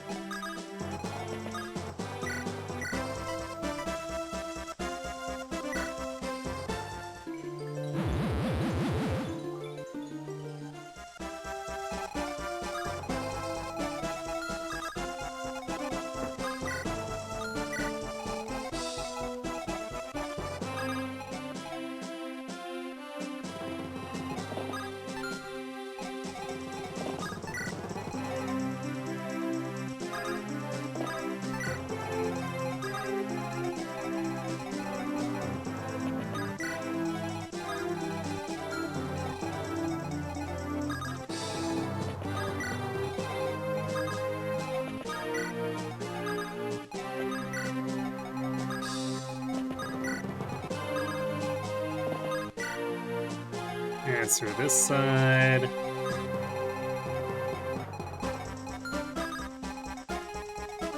Or a bit of a walk here. Even with the boots, no one can get into combat in the first turn on this side.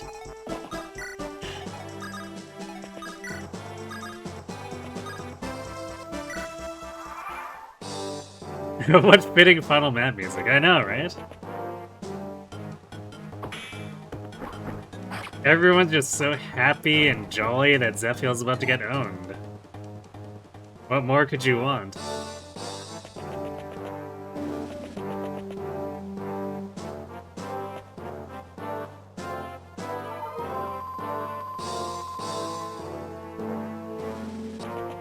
Aha! Get him! Ah, not quite. Actually, is that gonna cause... this guy's gonna heal. Man.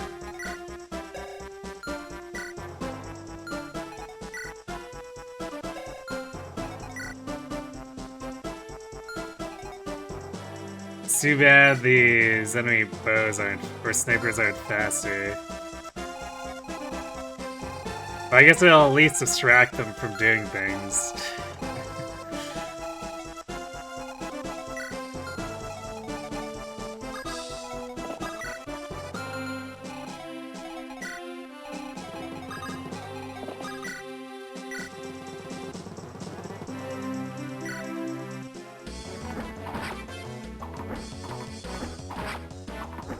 No crit.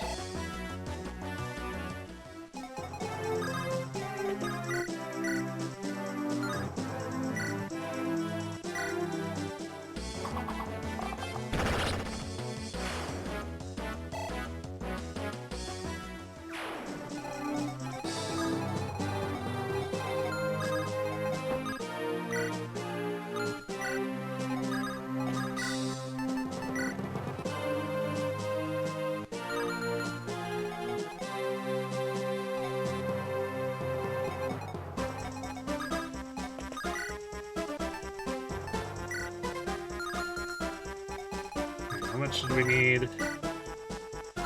25 damage.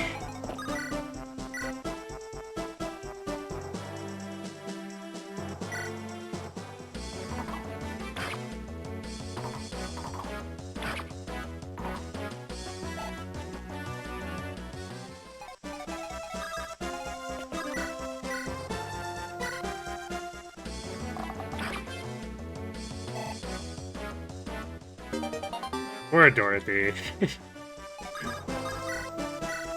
Like, a number of characters got screwed in various stats. But I think Dorothy is just like... didn't really gain much of anything for her first 7 or 8 levels. Truly tragic.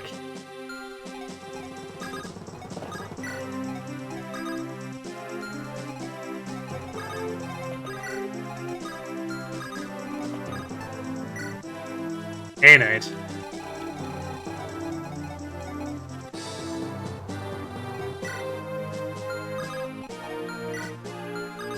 I forgot to use the Speed Wings turn 1 again, too. Brilliant.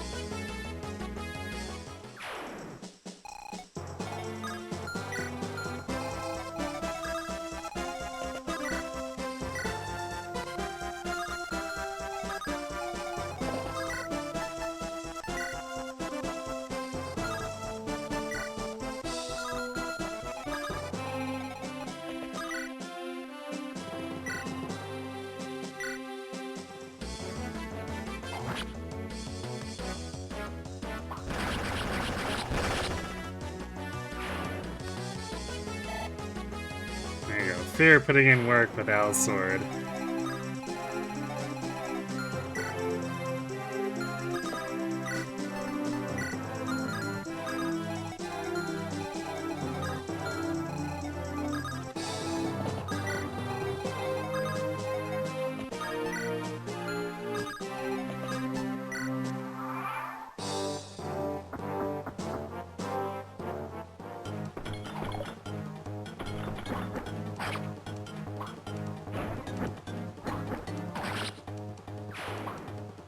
Today's looking pretty good here.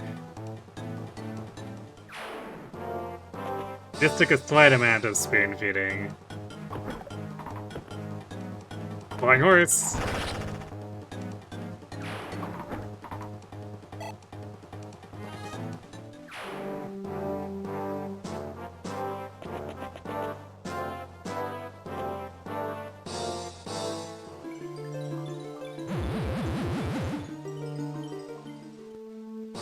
Angry's ice is angry!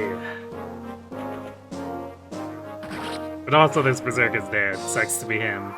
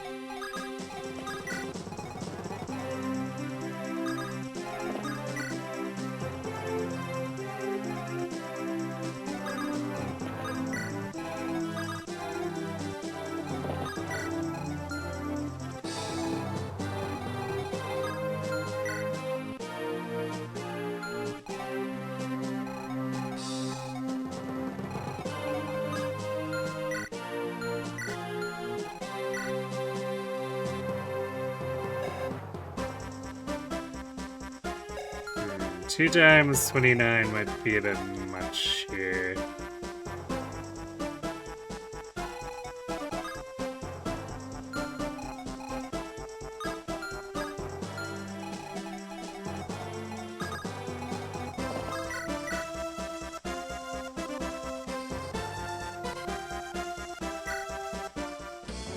So what I think I'm gonna clear this Berserker out from behind this. And then have Noah bait so that he only fights one druid in this guy.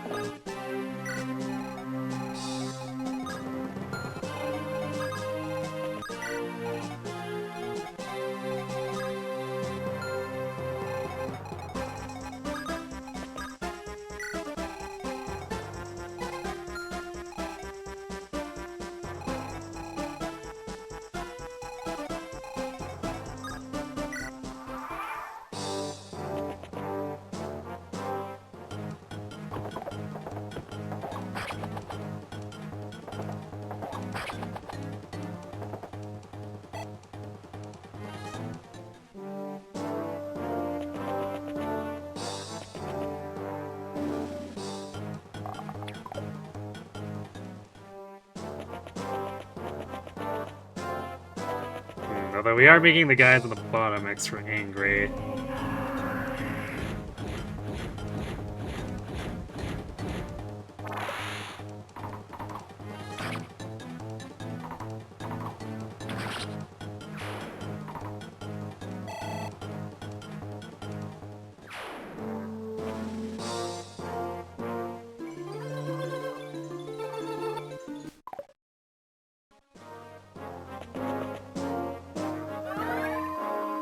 Oh, they're healing him.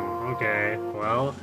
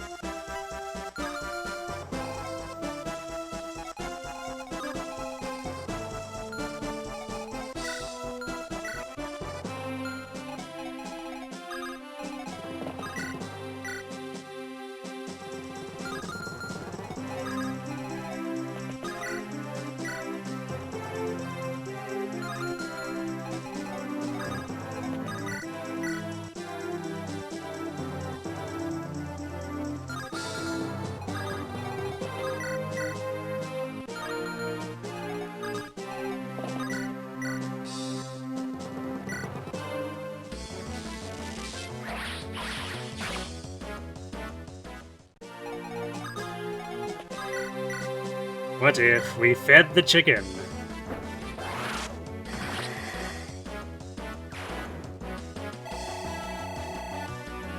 For some reason, this map reminds me of the Arcanine games. I mean, considering that Binding Blade is, in a lot of ways, FE1 Redux, I don't think that should be too surprising.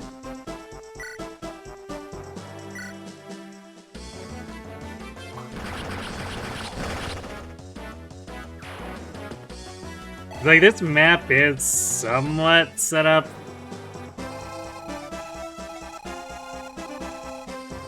in a vaguely similar way to, like, Medeus' endgame.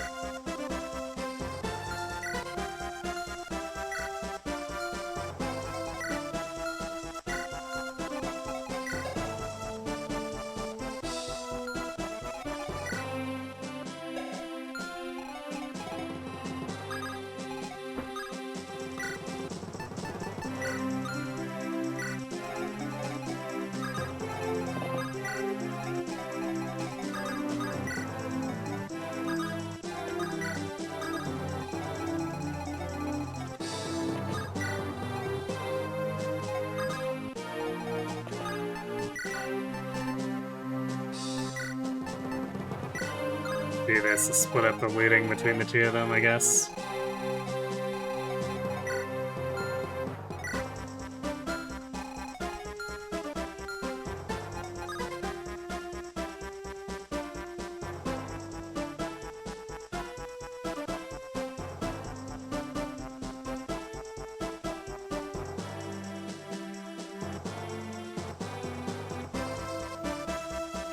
False finale aspect is similar to Harden, complete with Zephiel having similar armored appearance, but the map doesn't match that. Yeah, it's completely different for the Harden map. But like, if you kind of consider like Medea's map, you got the 4 sort of corners of things, and then Medea's in the center. But it's compressed and changed around a bit.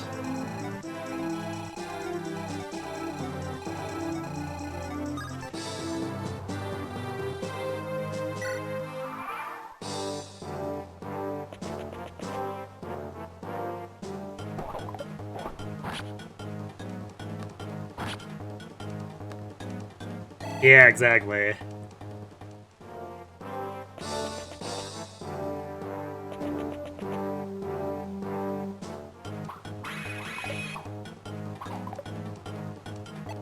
Well, that was productive.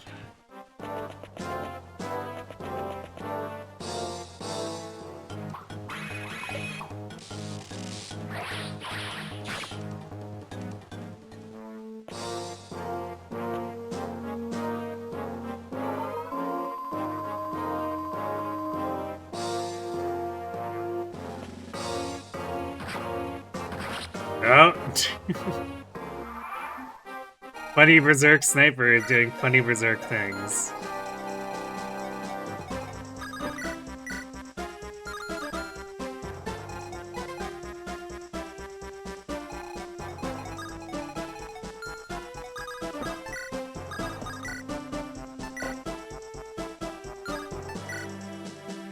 Even Mulliger doesn't get the kill here without a crit.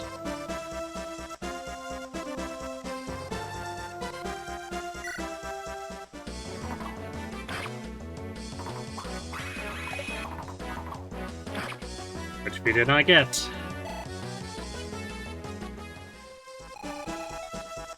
So, Silence Dude might actually heal this hero, but whatever, I guess, if he does.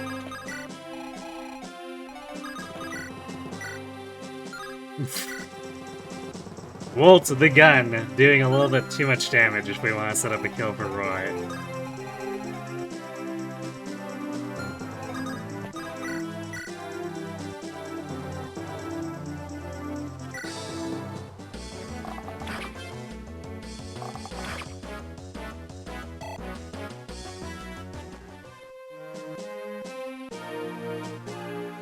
It's a question, how much does Zephiel count as the final boss? I mean, it's kind of similar to how Harden technically counts as a final boss if you're doing the non-good route.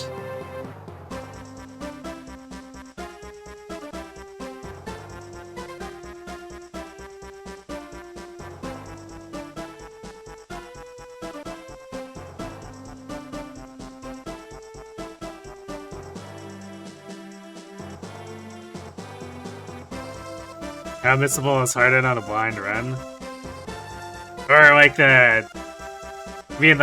completing the binding shield? I mean, it's quite likely you're gonna get the stuff, but it's far from guaranteed.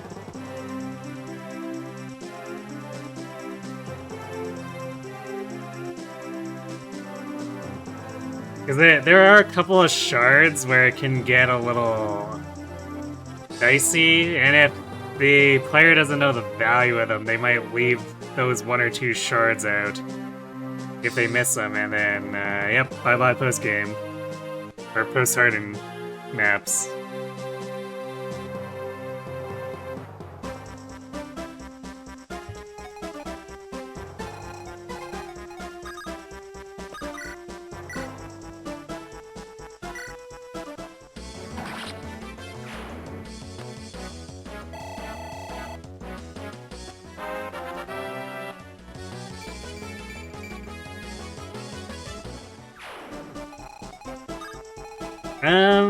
I mean...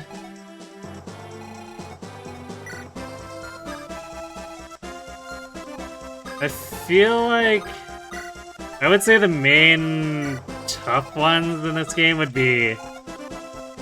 Murdoch and Douglas. But I don't think the other ones, like, is the one that's 25 turns, so off on the Western Isles. Or I guess Etruria. That's kind of like, whatever. It's usually easy enough to be fast enough there, even without trying.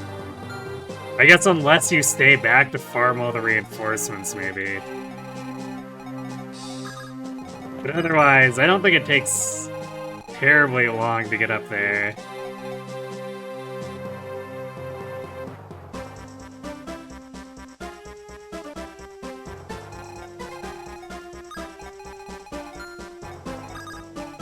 Yeah, I think it's something that would be relatively easy to, like, Douglas is something that would be relatively easy to not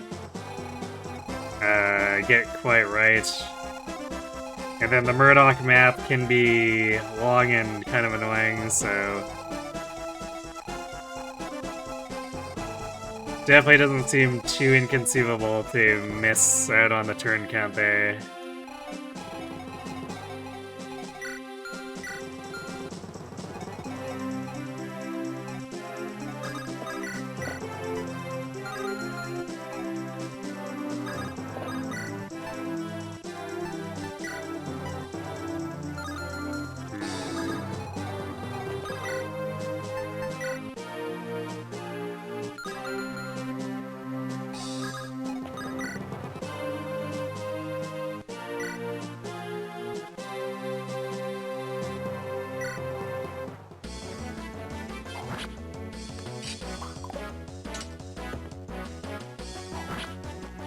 They're missing the 71 crit twice. Can we feed this to Faye, though? Again. Chicken goes numb!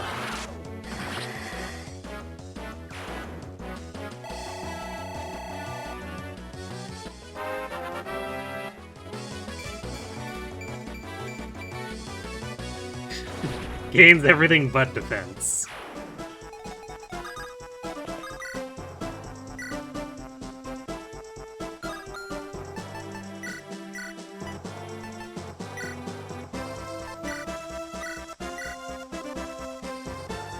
It's 96 crit.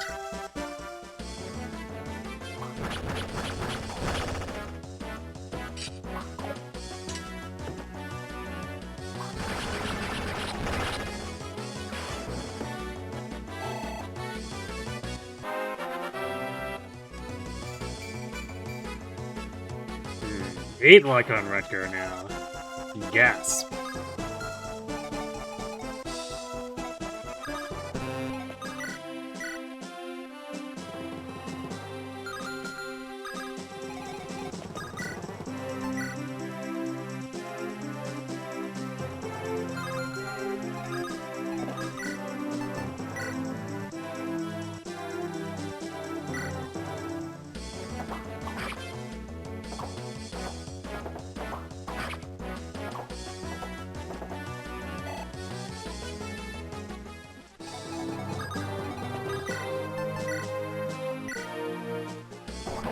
Got him!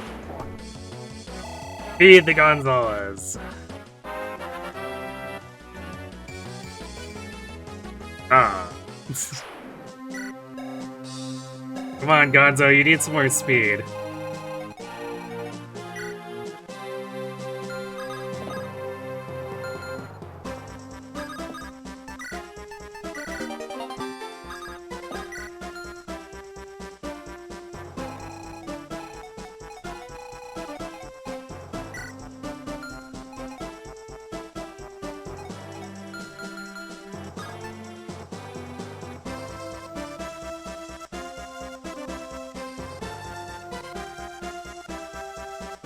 You've never actually seen a blind run of this? And I think when I did it my first time too, I might have looked up the conditions, because I don't know if I would have been fast enough for Murdoch.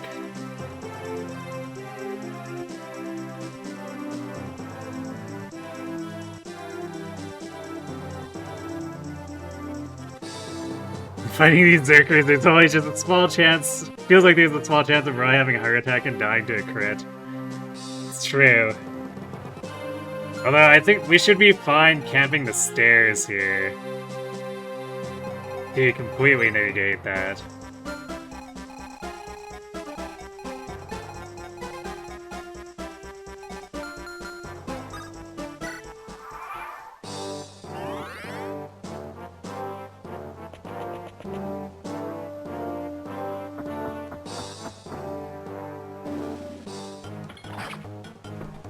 Wow, rude.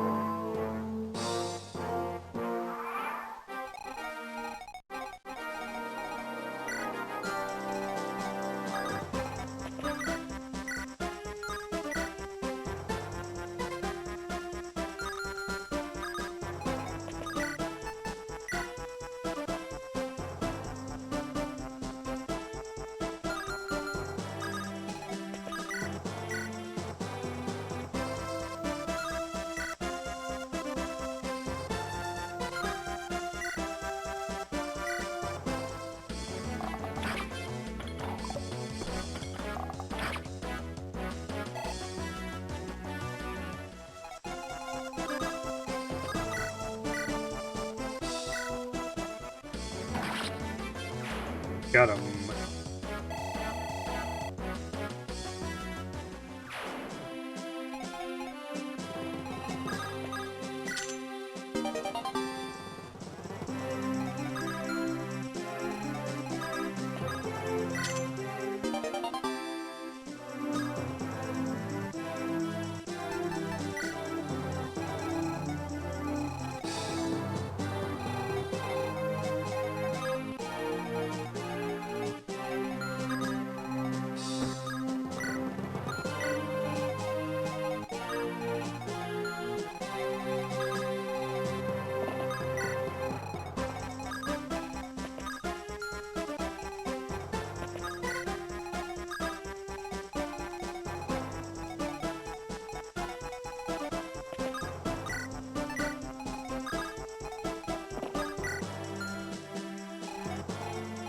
As for this side...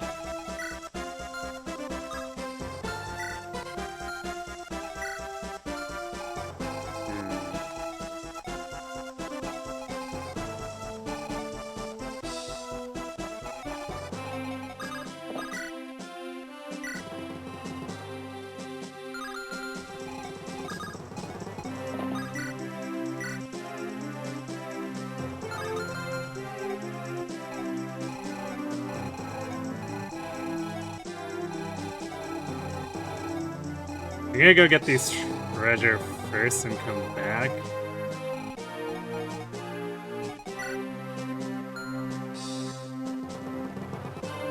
Although I guess I could also just split up here.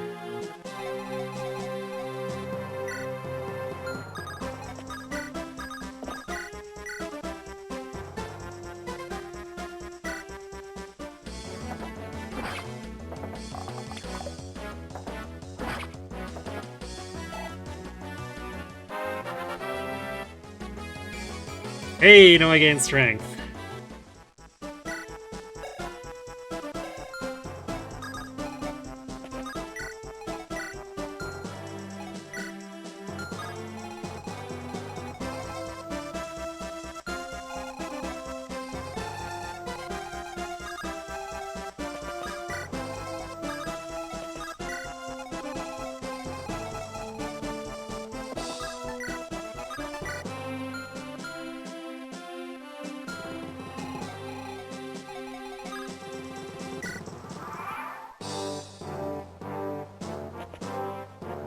Damn. I was hoping you'd go for fear. I guess this guy went for fear. Great.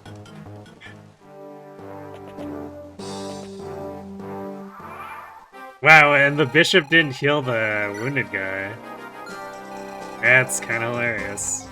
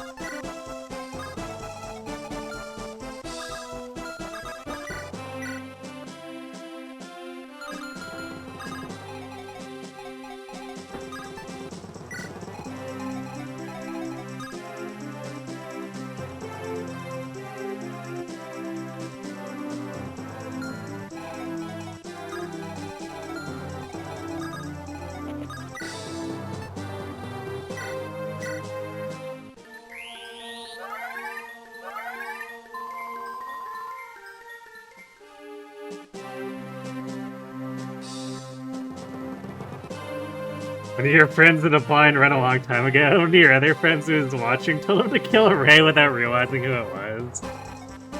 I mean, let's be fair, Ray's not that valuable.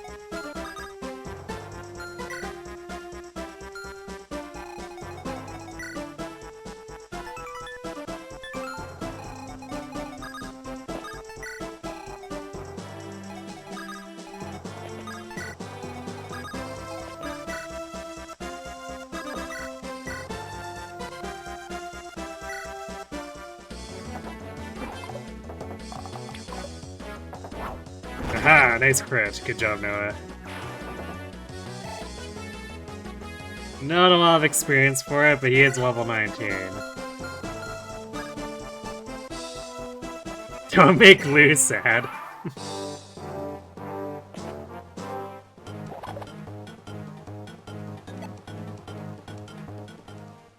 I mean, is he gonna be any more happy than,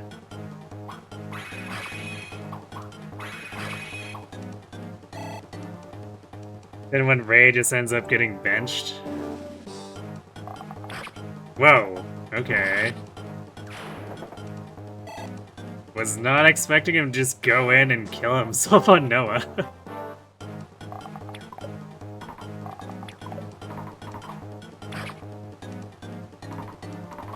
Because usually these enemy, like GBA enemies especially, are definitely afraid of counterattacks, so I thought he was just gonna use his longbow.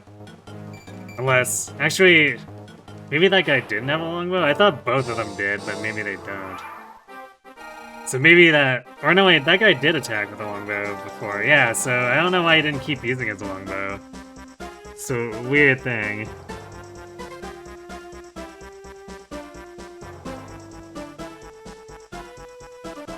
Now that you're thinking about it, I think of counter as a skill for mounts.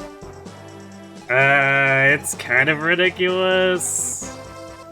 At least, as long as the other movement types don't have some kind of equivalent. Really believed you could get him, yeah, apparently.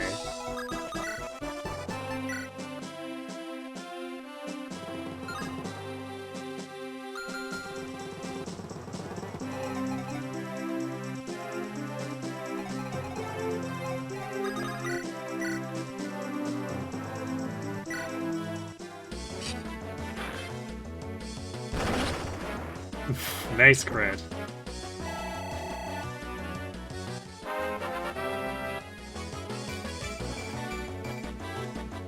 Well, he's getting faster.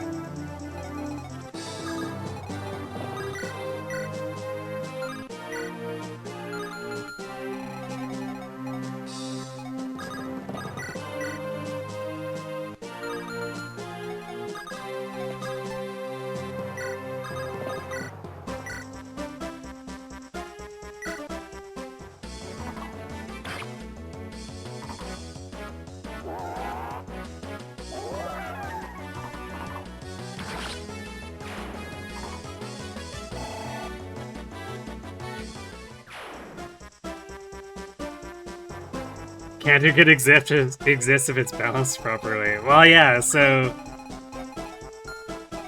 Like, that's why I say the other movement types need something of equivalent power, otherwise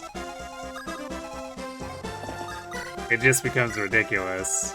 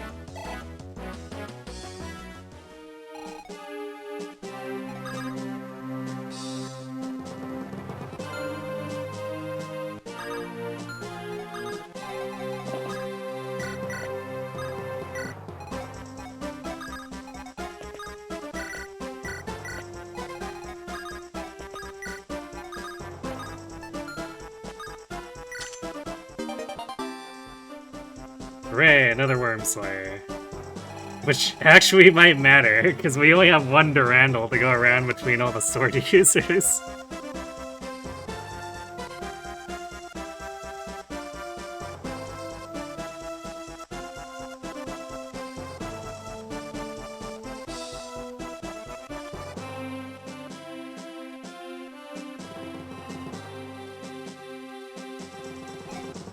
Yeah, I mean, GBA also doesn't have the super overpowered counter.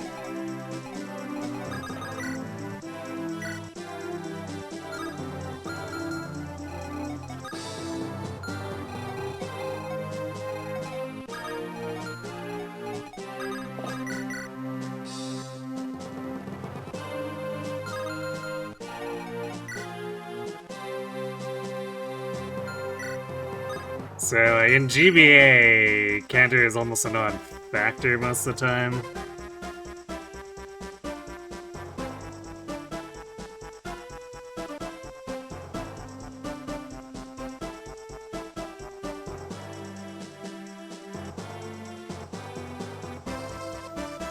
Yeah, shove is definitely not strong enough to offset it in Teleus.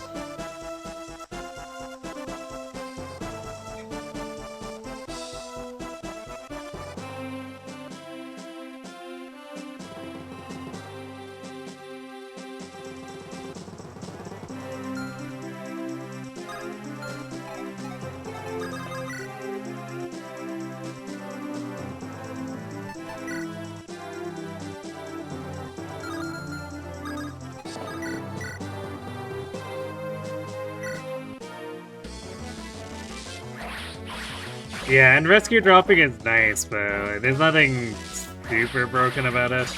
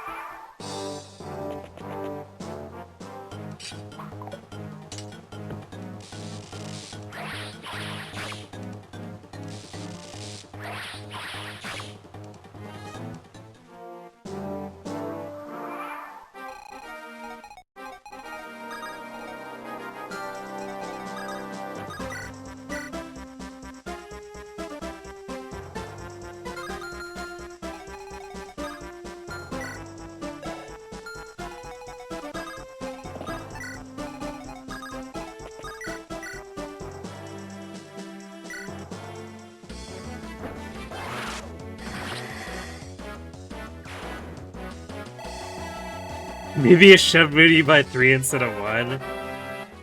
I guess maybe. It would make it harder to control. Because even Smite, that's like the that was introduced by Hero, or actually no, it wasn't introduced by Heroes. It was the skill in 9. Even for the people who, or like the Lagoos that do have Smite access, it gets a little weird sometimes if you can't control how far you're pushing.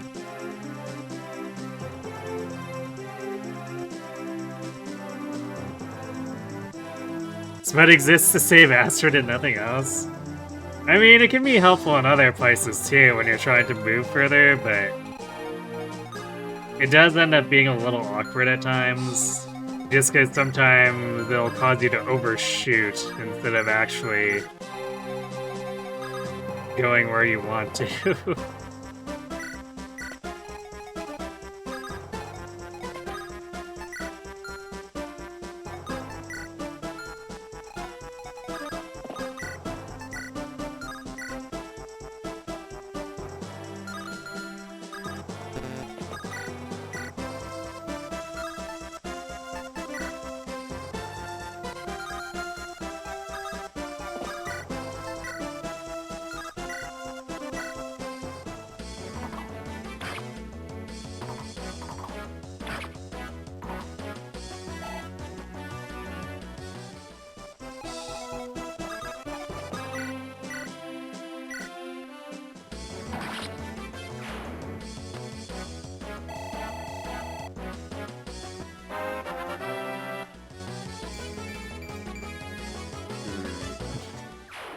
Okay, Roy.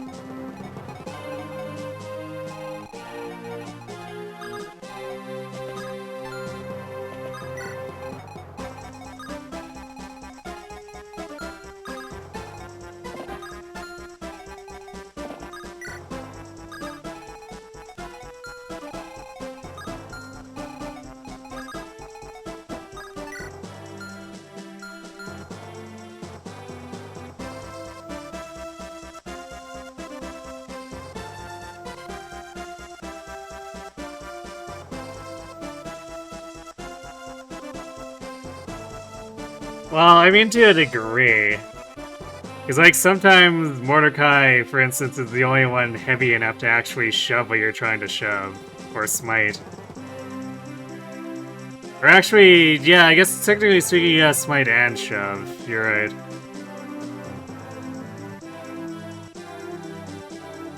So yeah, I guess that's more of a hero's problem, I suppose. Where you can only equip one of shove or smite. And potentially 3 houses. Where if you want to have both, then you're using up 2 combat art slots.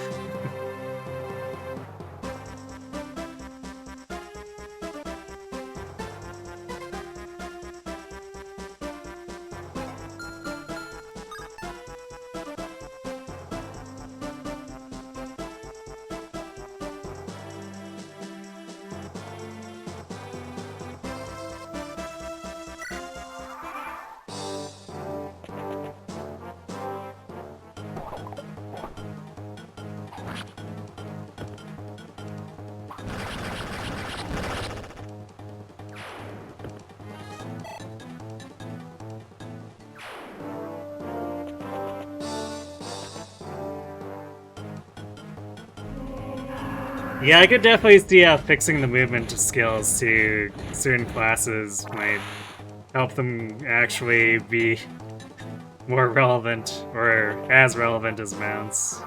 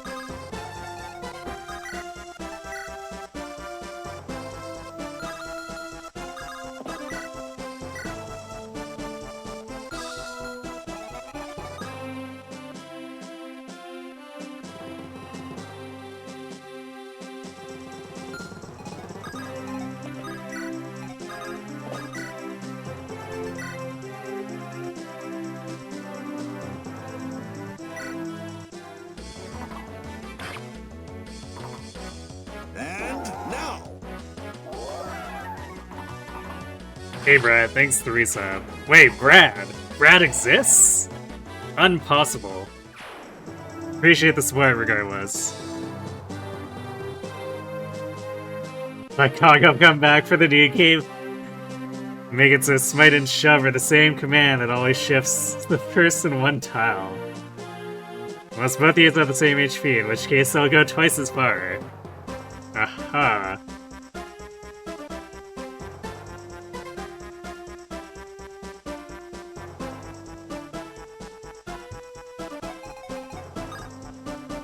Yeah, there have been a few times I've used Shove on enemies to get them out of the way or whatever, but for sure it's pretty unusual to actually do that over just, you know, attacking them.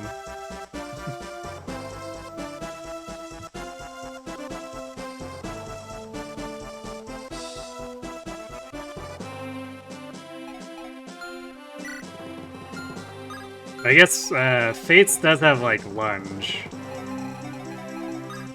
which I think is maybe a better compromise if you want to move the enemy.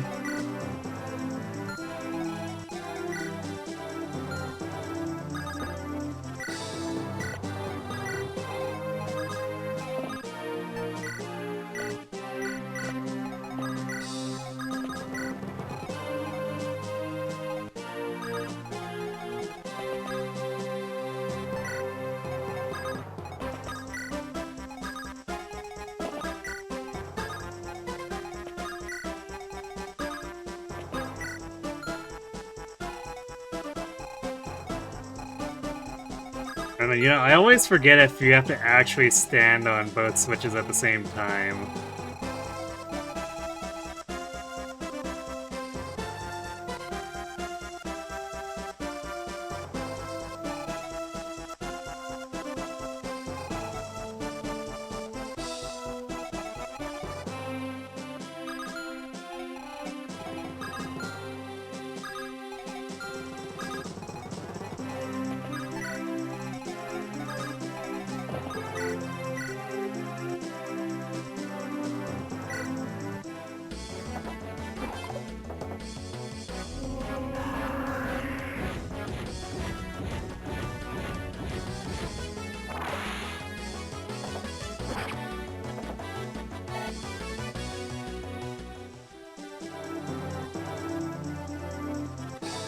Shove enemies off their throne.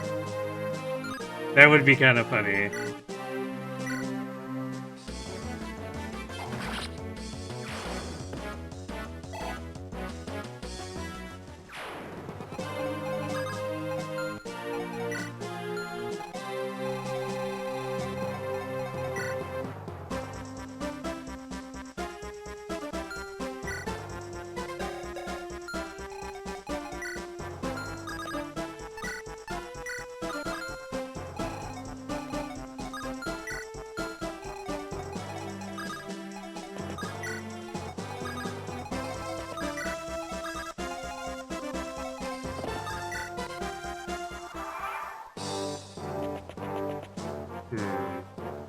Is it already time for those bishops to spawn? Let's see. Oh yeah, I guess turn 10 is,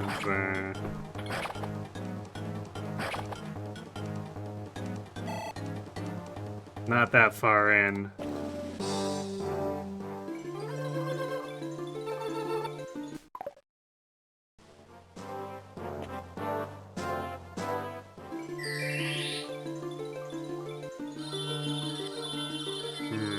We do love status saves.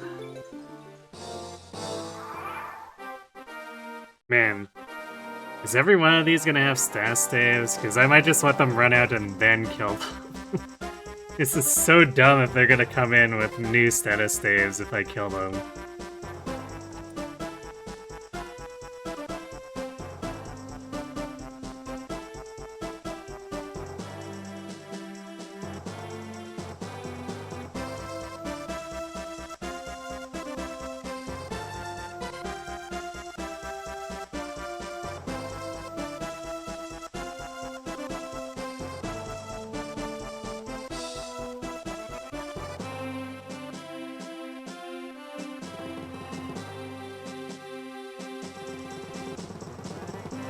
Let's see.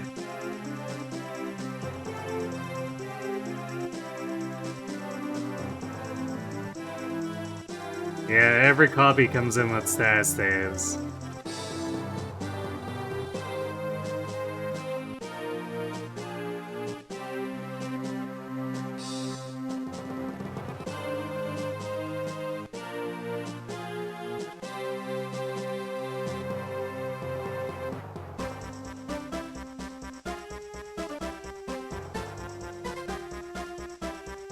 I mean, shoving also assumes you're strong enough to shove enemies out of wherever.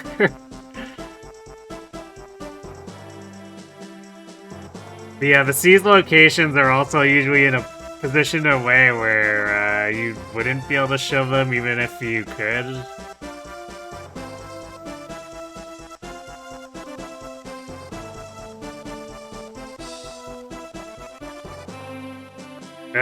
Off the top of my head, the Fate Sinoka map has it in Conquest.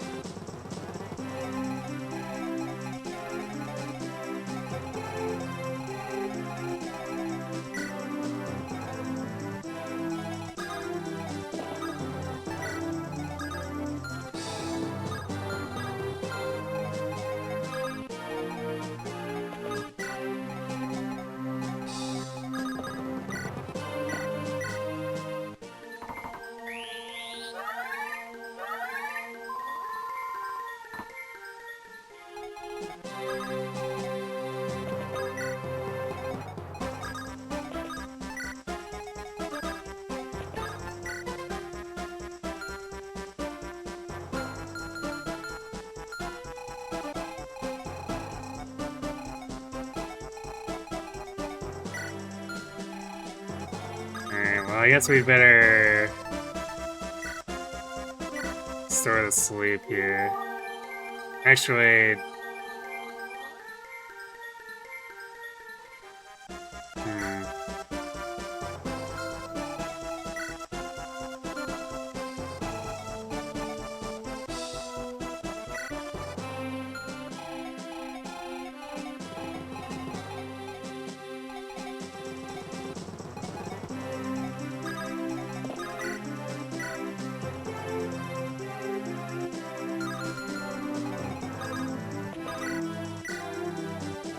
So I kind of want to avoid them targeting units that matter, but also, like...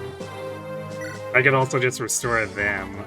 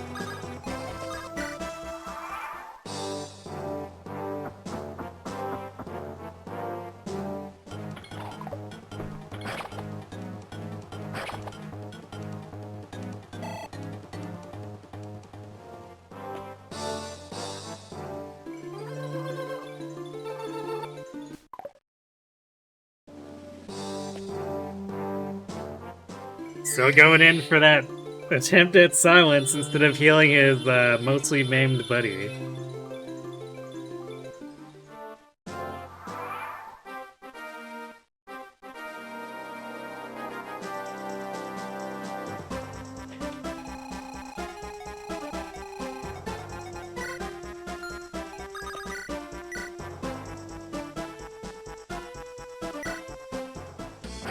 Yeah, Engage 11 is definitely like a Seas map by a different name.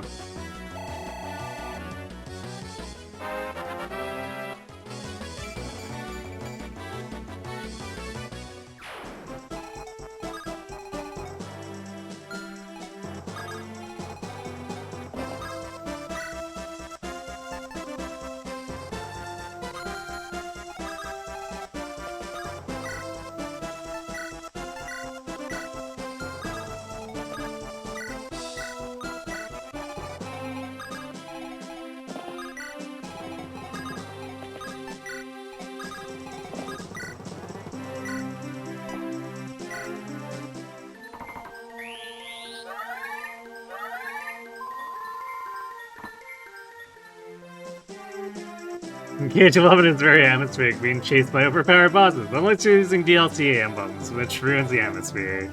Just a bit.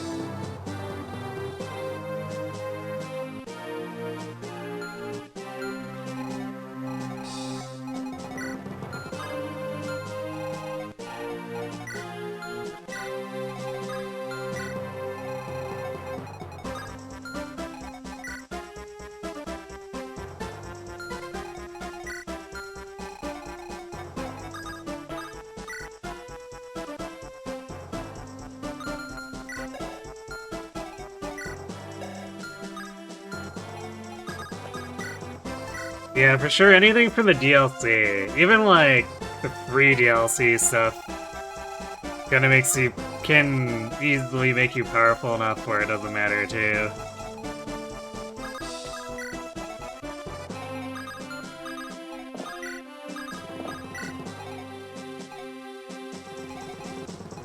In case anyone needs me to, you know, point them back to the, early maddening Pelzenolog runs where I had endgame ready skill sets in Chapter 7.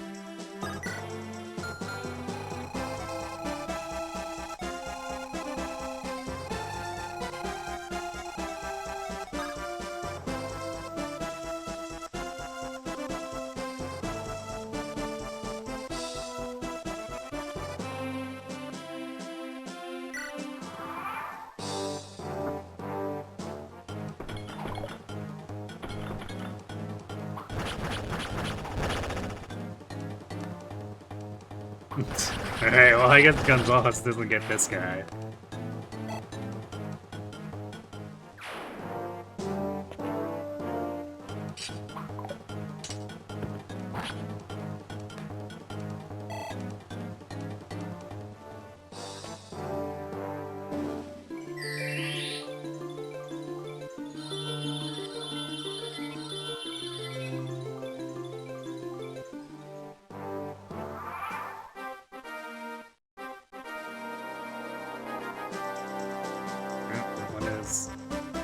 I don't know why my controller is freaking out. It has like long spurts where it behaves and then suddenly it decides to lose its mind.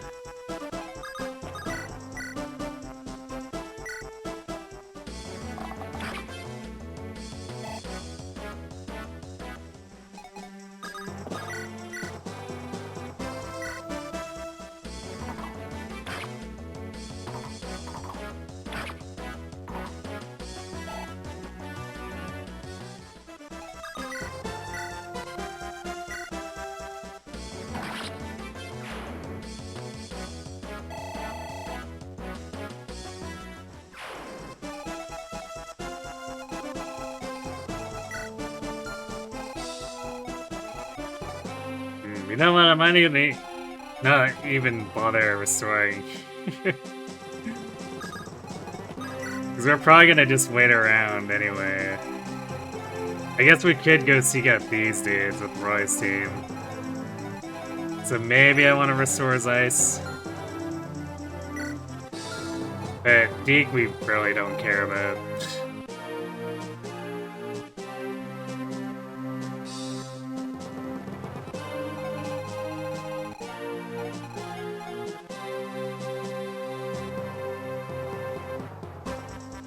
Yeah, we might start using the Durandal. I haven't used any durability for it yet. They're, like, most of the time, even with a strength-screwed Rutger, I didn't need it that badly. The main place where I probably should have used it was Monkey. Because then we probably would have just killed him with one crit. But everywhere else, I don't think there was really any issue.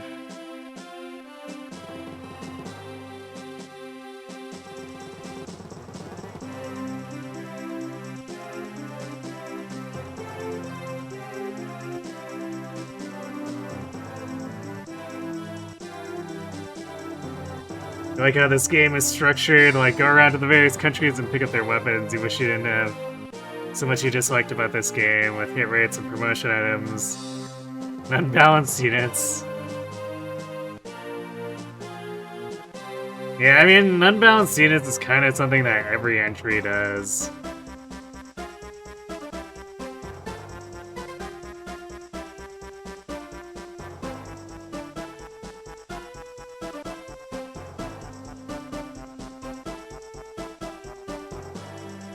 Yeah, GDology is definitely comically unbalanced.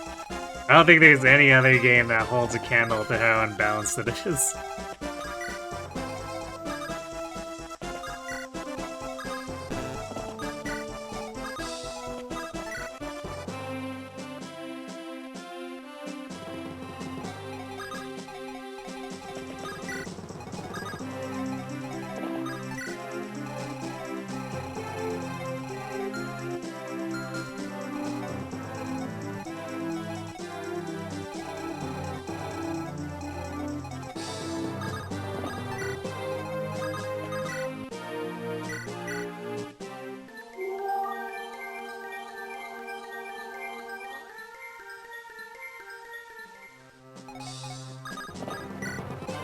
Yeah, from what I've seen of Project Ember, it basically gives every unit a personal weapon.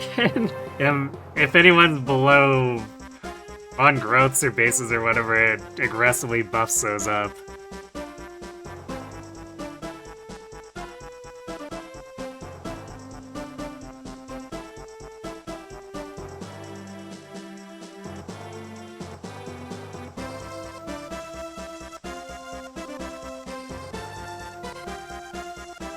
I mean, the thing with bosses on Gates and Thrones, I think it's somewhat necessary to make the bosses actually like a thing instead of something that just dies instantly.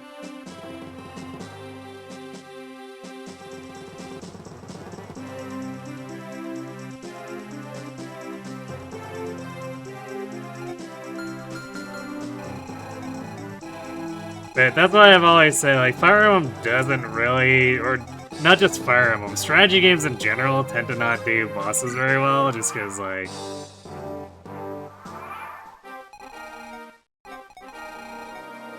It's... When you're trying to make it about tactical decisions around multiple units, it's kind of silly to make particularly overpowered stuff. And then usually there's not really a great solution other than just have a super unit to counter their strong guy. And then it gets even worse if you start getting into, say, duels, where it's just like, well, this is really boring.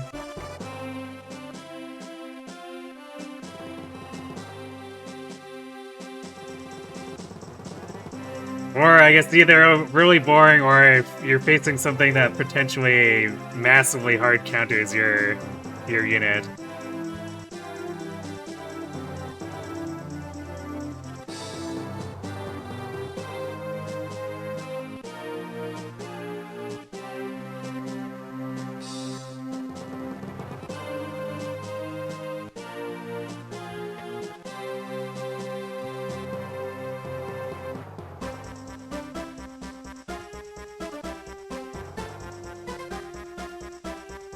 I mean, I would've... Like, Route's not that bad. I would say that it's fine as long as it's thematic, but... It's definitely something that can be very overused. That's somewhat similar to if they overuse Cs.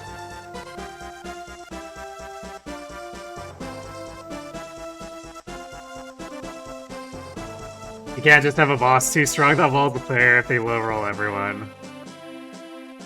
Yeah. Although sometimes that still happens, but usually that's in the SRPGs where you can just grind your way out of it. Or make sack plays because, like, people don't permadie, for instance.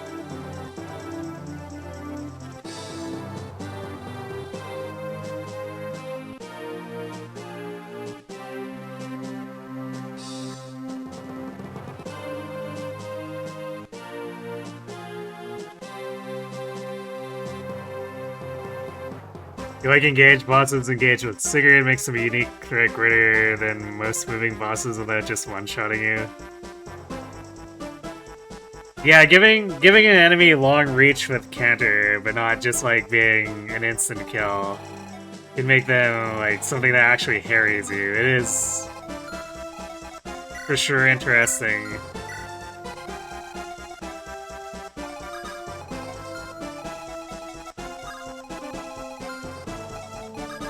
In a way, like, if you think about it, Gromla and Pelias can kind of become that too. If you let him activate Resolve and haven't killed him, then he might become a problem. I guess unless you have Parity or Nihil, then you just completely mog him, but, you know.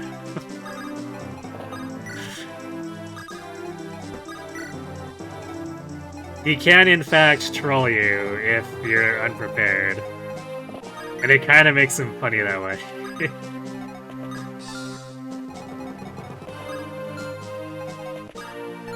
What? Game? Okay. I don't know why I wasn't acknowledging my final press on wait there.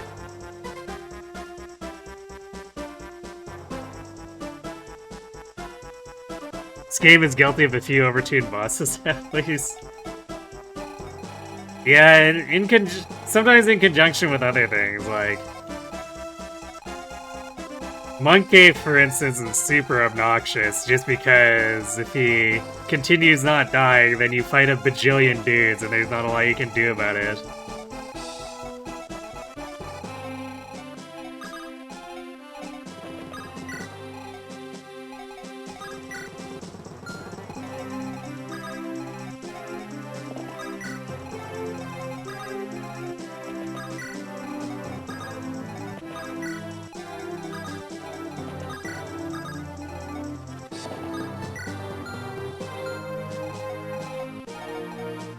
It's one of those things where you don't have 100% hit rate, even if you have a Swordmaster with 5 full supports helping him out.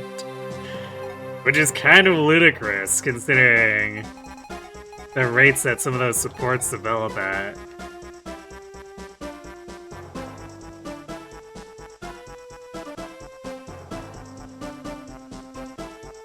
Having high movement bosses but not with enough stats to one-shot. Yeah, those ones are typically the more interesting ones. Similar to Siege Tome bosses, we can still wall a few units from them.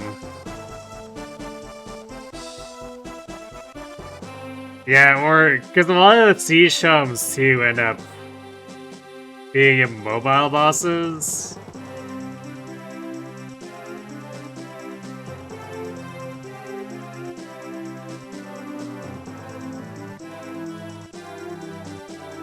And you have to be really careful with the design of that too, because mobile siege bosses can quickly become extremely obnoxious.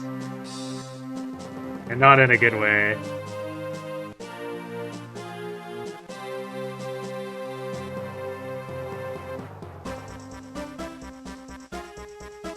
Mobile bosses and enemy clusters are another way they can be tactically interesting rather than stat checks. I feel like we need to let the boss get the first strike on you. Yeah, there is that. Rush in and kill the boss and be exposed to the rest of the enemies. I mean, I guess with that, if you have a super unit that's a boss killer, then you're probably not terribly threatened by his escort. Thoughts on Azure Moon Edelgard as a siege boss? Yeah, she seems fine. My complaints about Azure Moon are generally the unblockable ambush siege tomes that show up on the wings after you enter the throne room.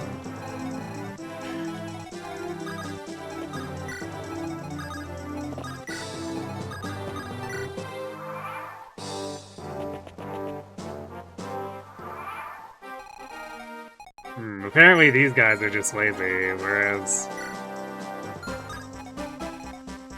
this guy, he wants a piece.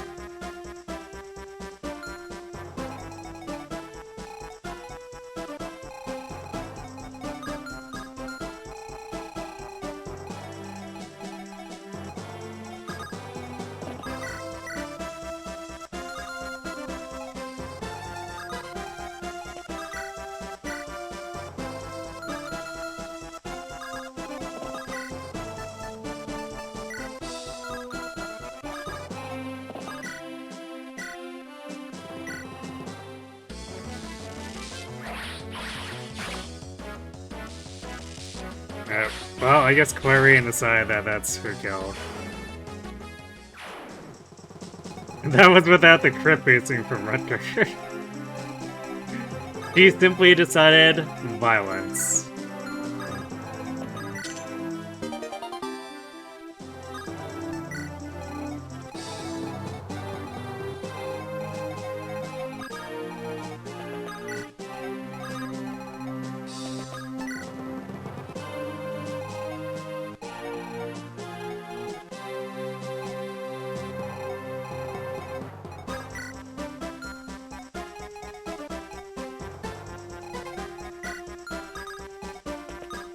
Actually, let's let that thief spawn in. We can beat him up with either Faye or Gonzalo's.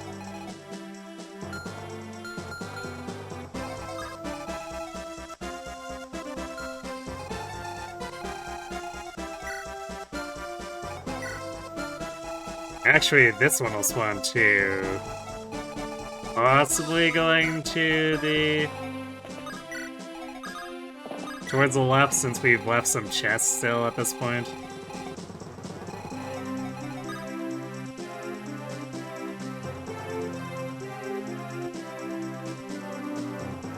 Wonder whether a high movement final boss could be done well.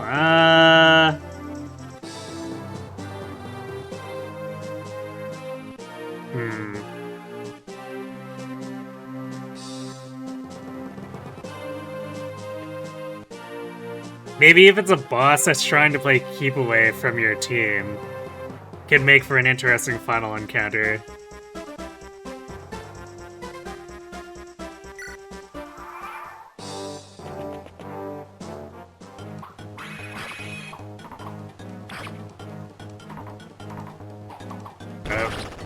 Speaking of choosing violence, Shin.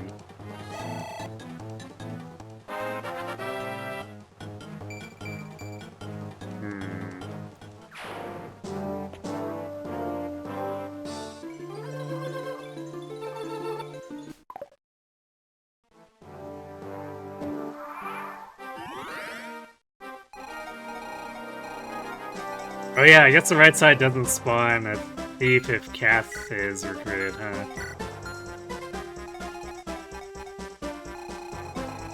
Didn't really remember how that behaves.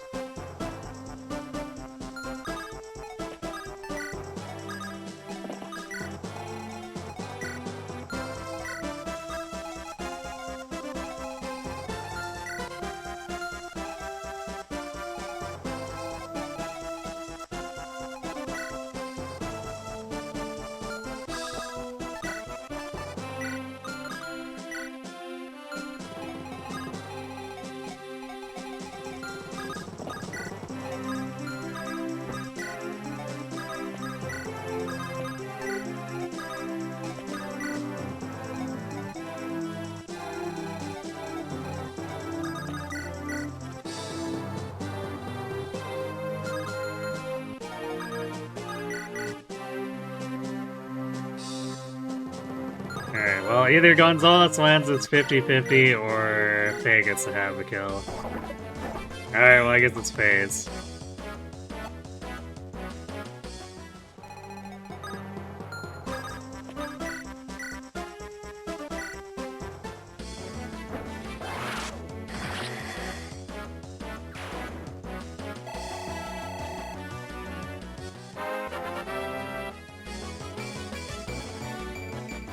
Hey, she got defense this time.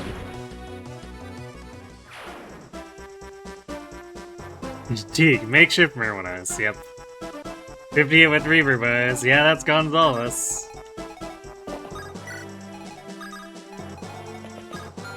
He just never really has anything resembling an actual hit rate. We're basically meme gambling to see if he can contribute or not.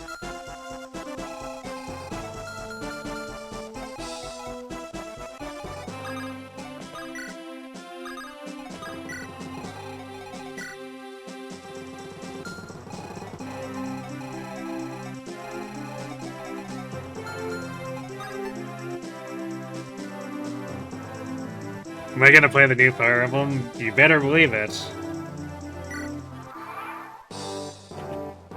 Gonna play it and do every route. Flying horse.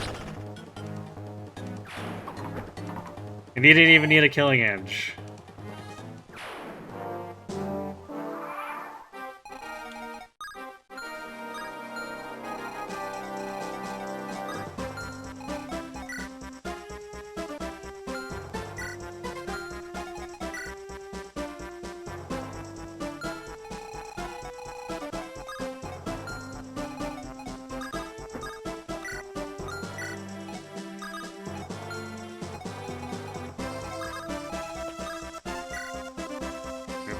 Well, that's not what I wanted to do, but whatever.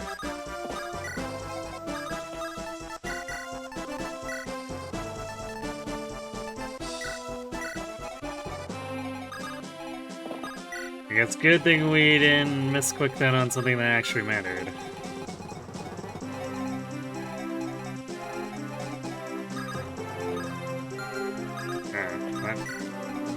Yeah, I think part of it is my controller being a little off, too.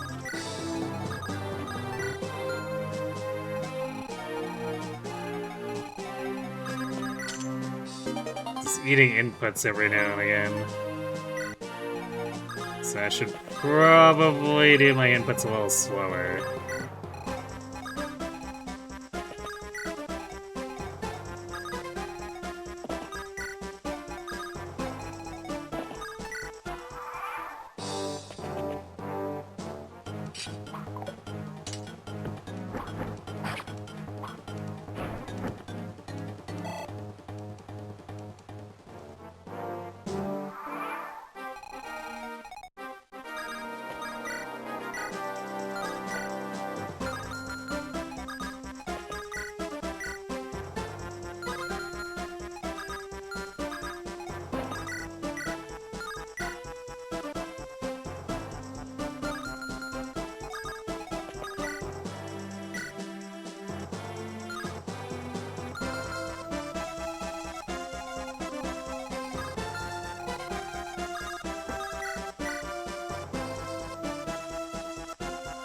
Probably just easiest if we have Zeiss soften them. Unless Zeiss misses.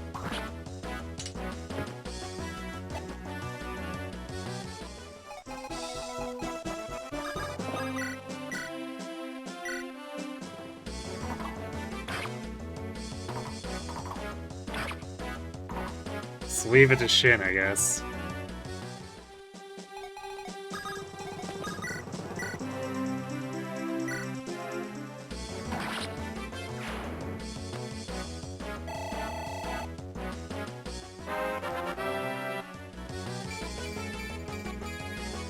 Yeah, strength speed.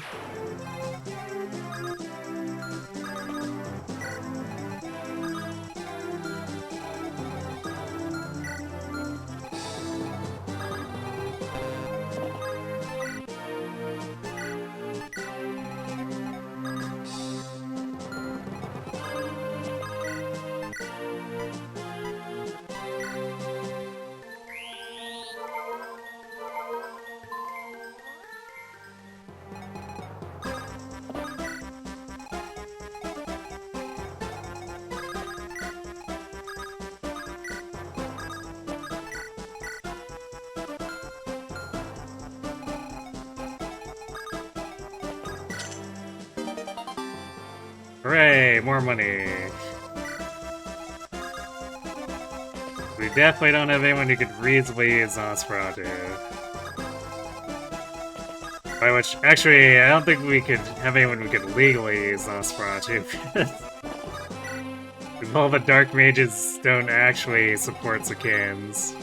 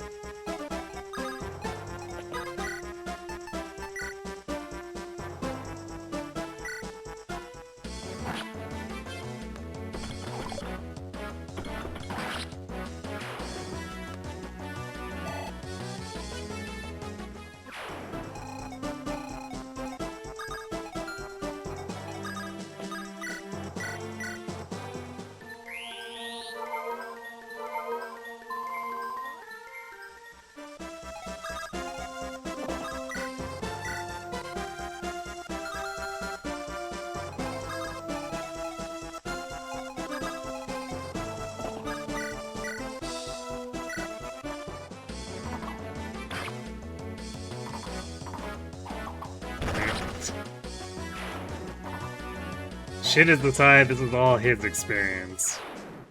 No sharing.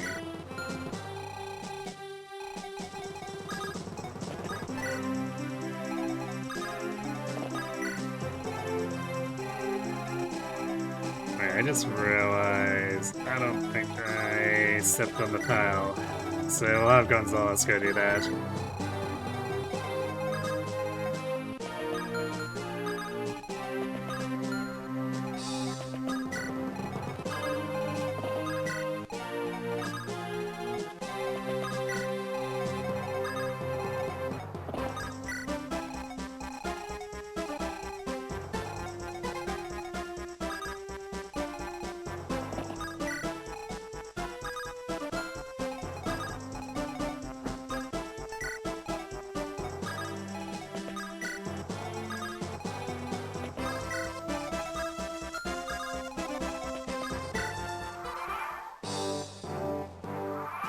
I guess Roy can go down and bully this guy.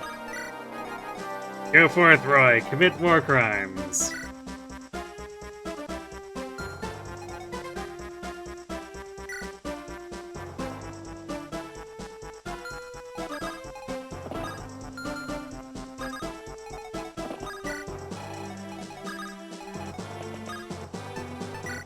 I guess everyone else can gather up. Oh, I think we got that 8 support.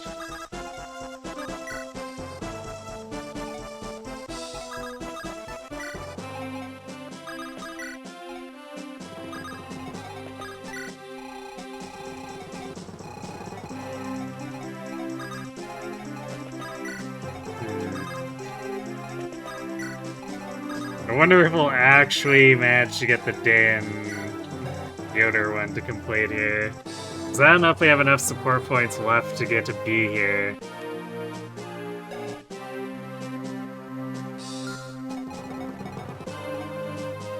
Although, I guess there's a decent chance I bring him to the second last map.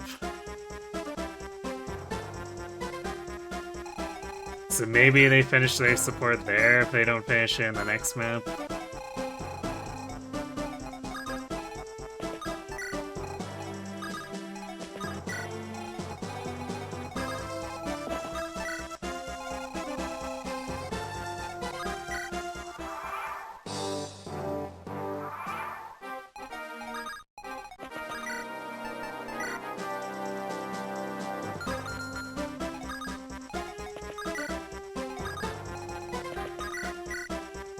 War crimes!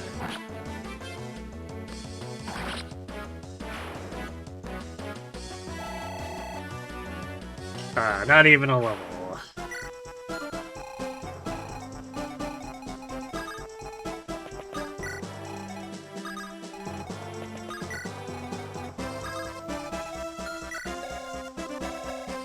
Man, I really didn't work on Noah's axes too much. I don't know if we're gonna have an Armazes.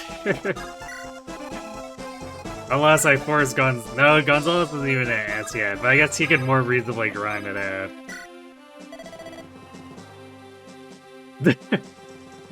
Hey look, we can make Gonzalez talk in perfect English. Silent Staff is a weapon? You know what? I guess it does technically qualify.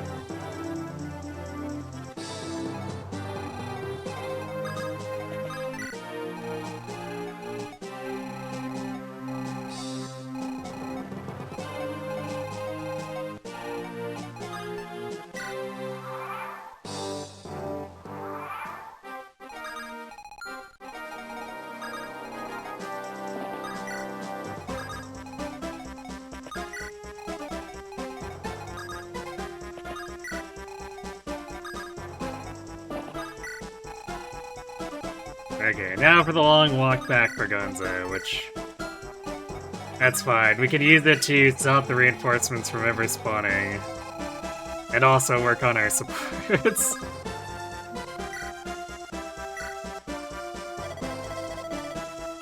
Jin, behind you! Exclamation mark. Are you alright? I guess even you have some trouble when surrounded. Yeah, surrounded. In the courtyard. Surrounded by bodies. It's a very serious affair.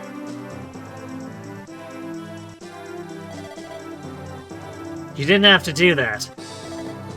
I couldn't help it. I acted without thinking. I'll be going now. Just make sure you don't start shooting at me again. I wouldn't make that mistake. You sure did before. Well, we're in battle, so I don't blame you for making mistakes now and again. I'm not stupid enough to point my bow at an ally. I'll never shoot you. Yeah, you're right. I'll be right behind you. Leave the enemies you missed to me. Yeah, I will.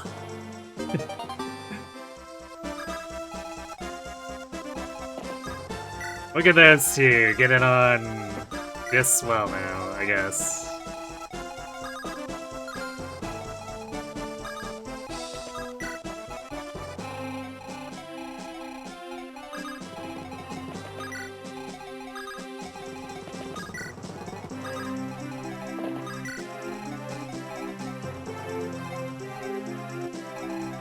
Meanwhile, Butter and Deke are here, I guess. Like, even Gonzo is more useful than them, generally speaking, because he at least has attack speed. And damage for when he does manage to connect.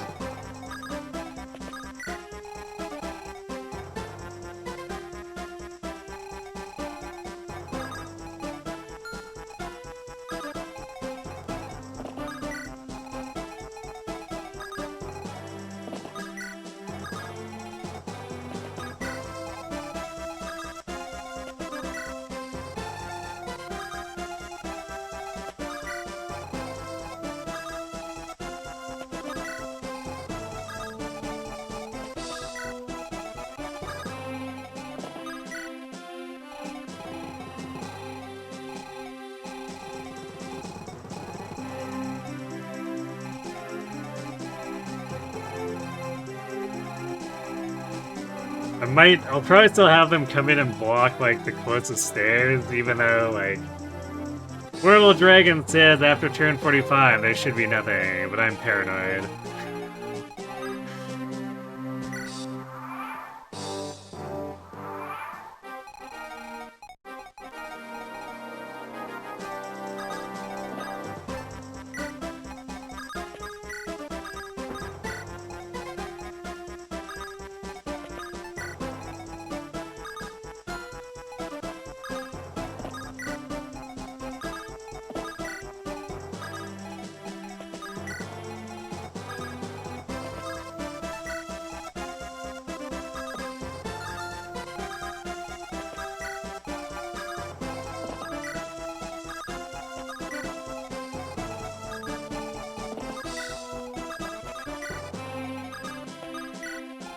I guess first things first, Faye and Gonzo need to actually walk all the way back.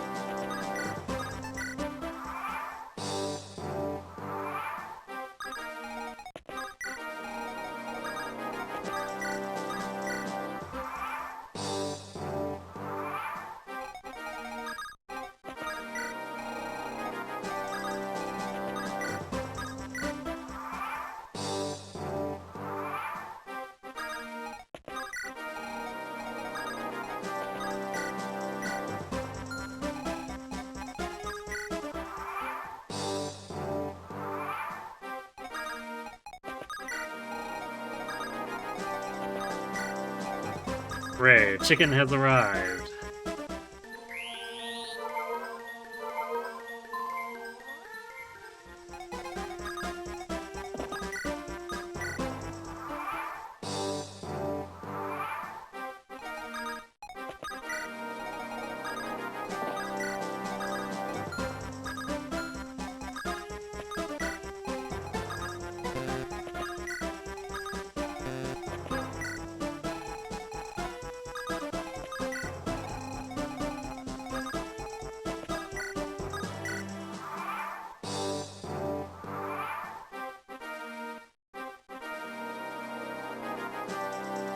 There's definitely optimum turns to open the door, but you forgot the details. Then you get multiple turns before reinforcements appear.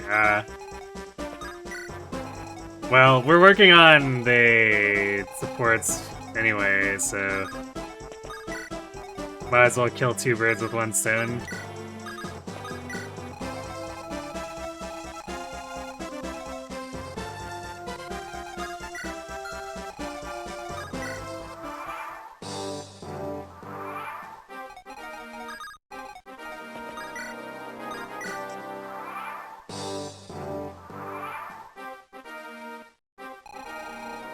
Actually, what we could do, too, is since we're waiting anyways, and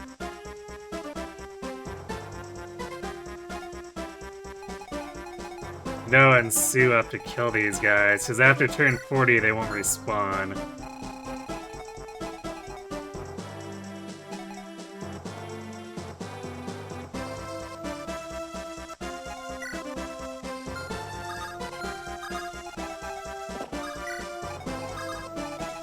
So let's also do that.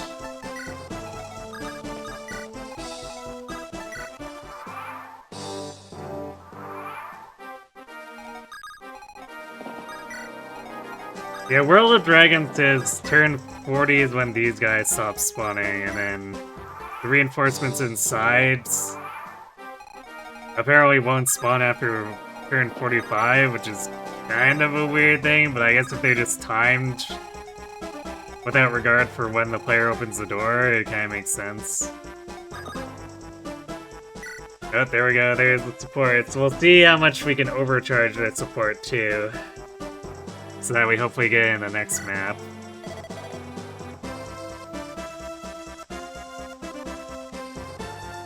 These Sacaeans pray to the sky and the earth, the light of the day and the darkness of night that engulf the land. They produce wind, lightning, fire, ice, and other affinities. Every person in this world is protected by one of these elements. According to my clan's beliefs, I am protected by the anima affinity.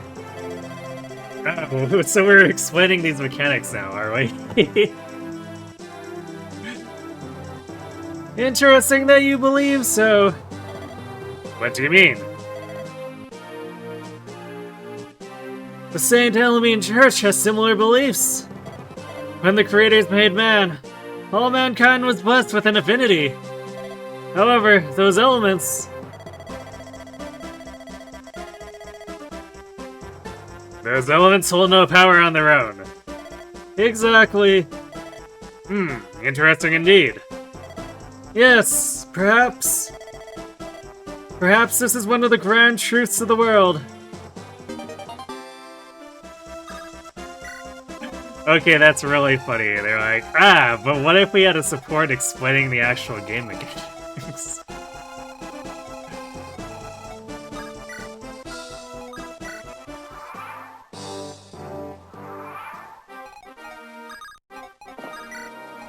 Alright, not yet, because he's... It's not turn 40 yet, but soon.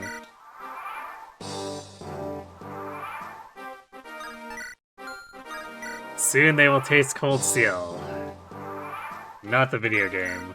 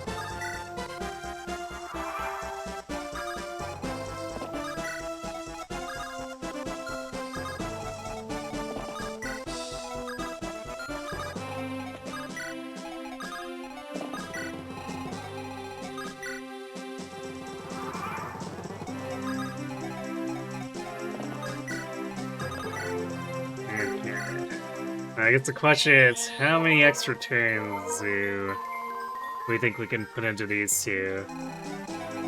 Because Zeiss and Shin also built up a bunch, so we probably don't have that much remaining.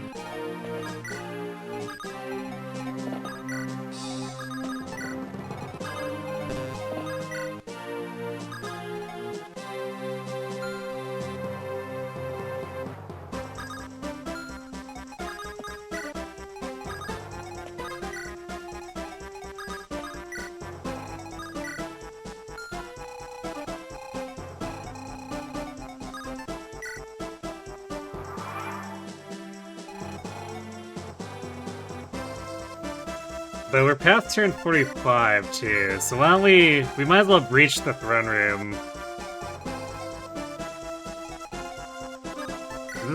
This is still a siege map, so we can breach the throne room, block the stairs, kill Zephiel. And then if I feel like we want to wait around for like another 10 turns, it's easy enough to do so.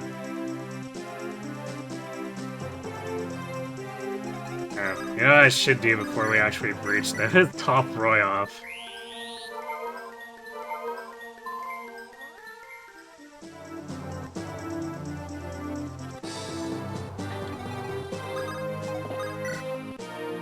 Fun dumb speedrun fact. Speedrun in all chapters literally grinds run the enemies before the big door.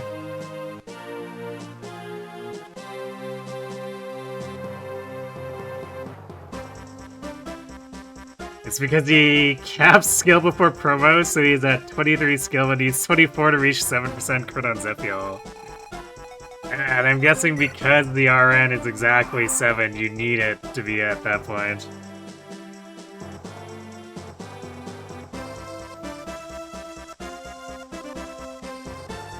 Getting a double 7% crit on Zephiel requires 100 RN burns. Getting a double 6% requires 800.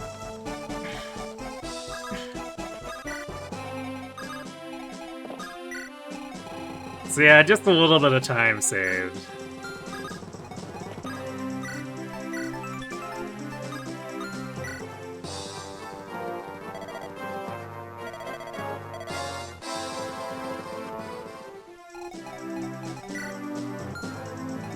Alright, I guess this does open right away, doesn't it?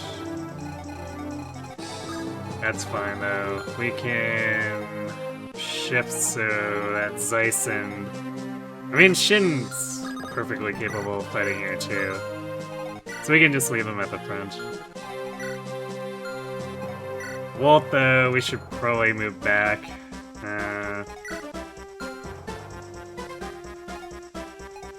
Let's put him here and then...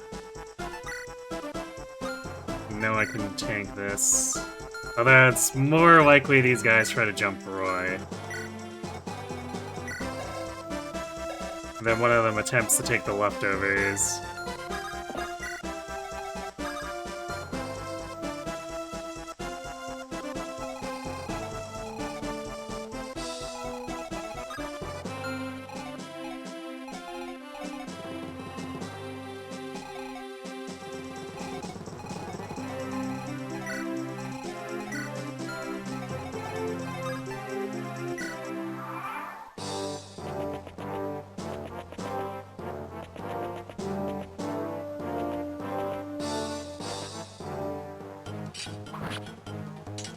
Or this guy goes after Noah. Damn, nice crit.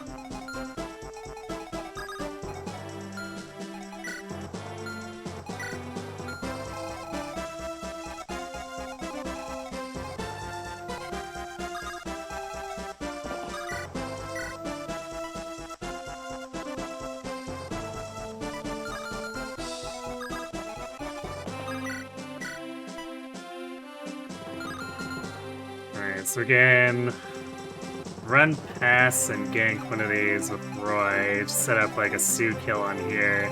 And Walt can go in and kill this guy with a Brave Bow.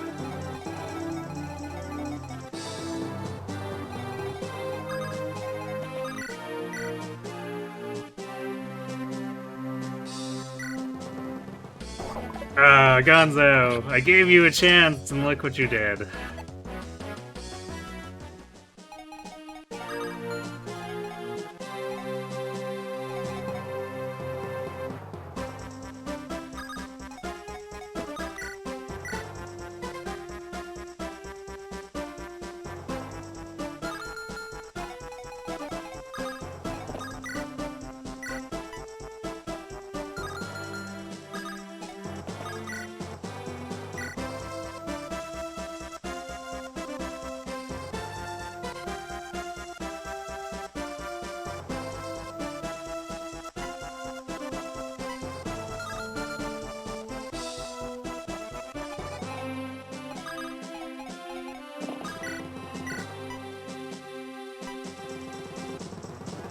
Yeah, of course she doubles the one that she doesn't need to actually double for the kill.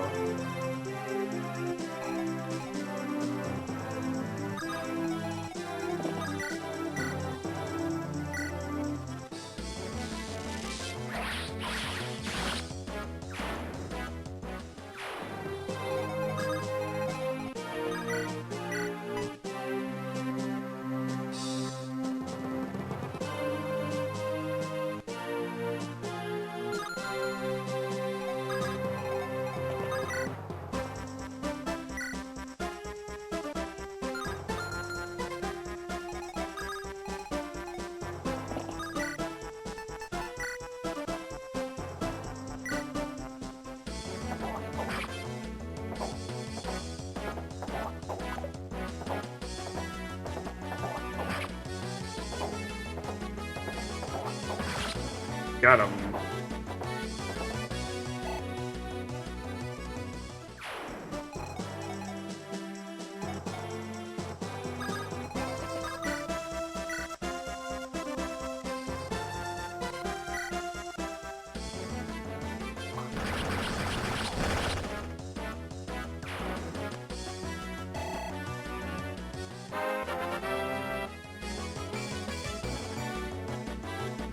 There's max speed.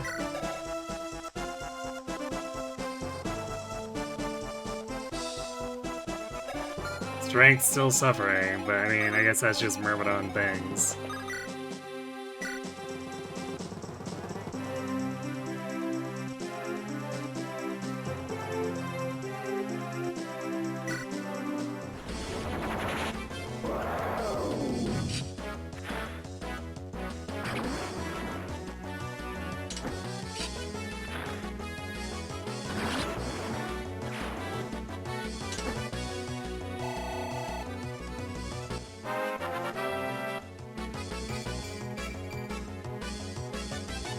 Strength on Roy, though.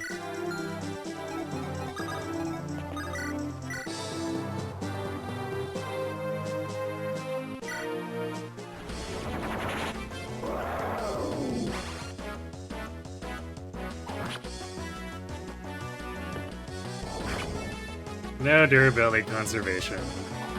Not even a T-pose crit. Tisk tisk.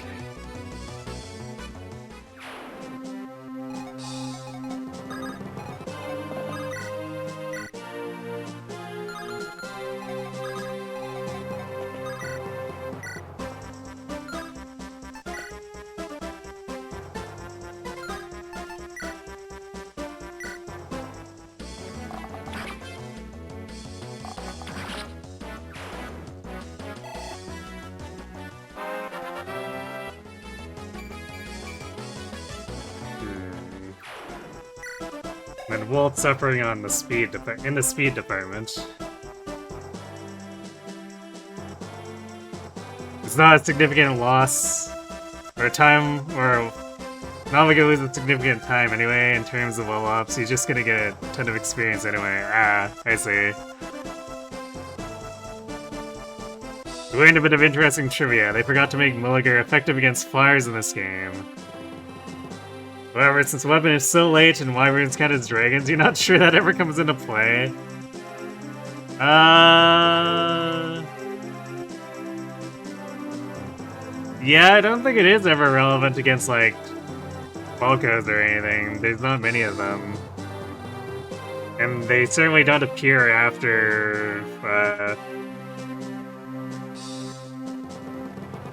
Murdoch's chapter, or even during it.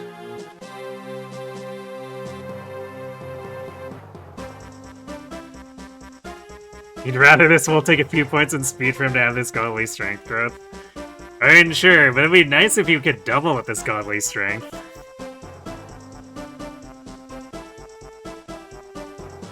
You're not actually sure it's they forgot, it might be technical limitations. Yeah, the flag might be exclusive for dragons and flyers, I'm not really sure. Because it's not like there's any other, there's not any other weapons that would interact like that. Then again, Rapier is anti-cav, or I guess anti-very specific horses and armor. So they must have a way to dual, like, dual flags, unless, I guess it could be its own flag, I suppose. So, like, Rapier, Horse Slayer, and Armor Slayer all have completely separate flags.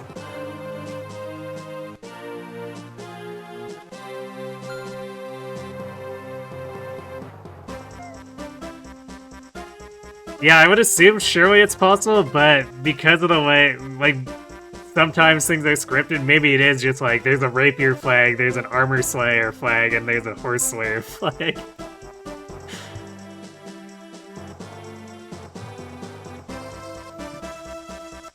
Nomads legally aren't horses. Yes. It's why they're salty about things sometimes. Alright, I guess we have to use silver.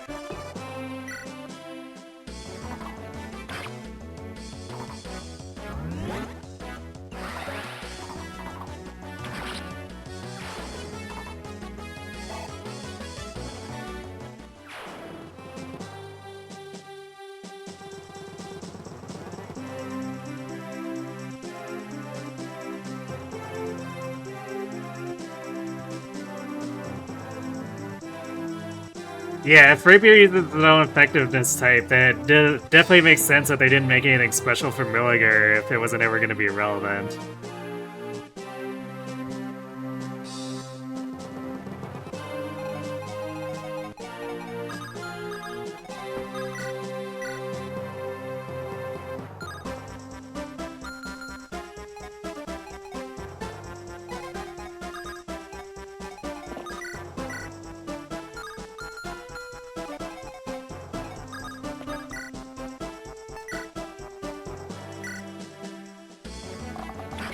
Dorothy, you had your chance and you didn't take it. Oof. That sure is a thing.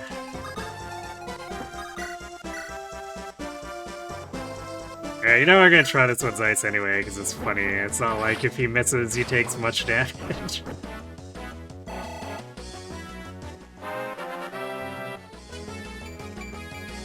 Oh hey, is ice getting speed?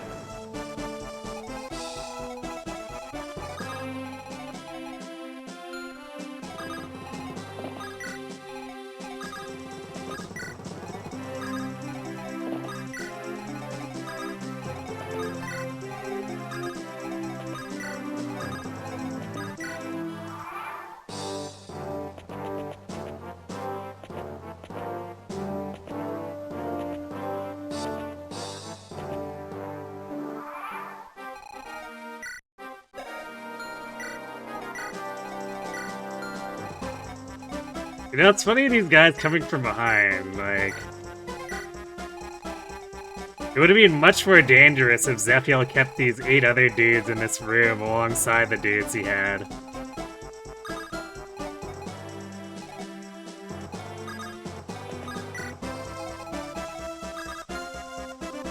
might not have thought that one through.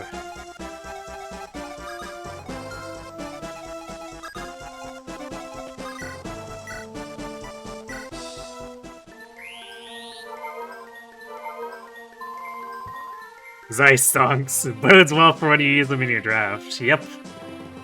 I've actually been pretty impressed with Zeiss.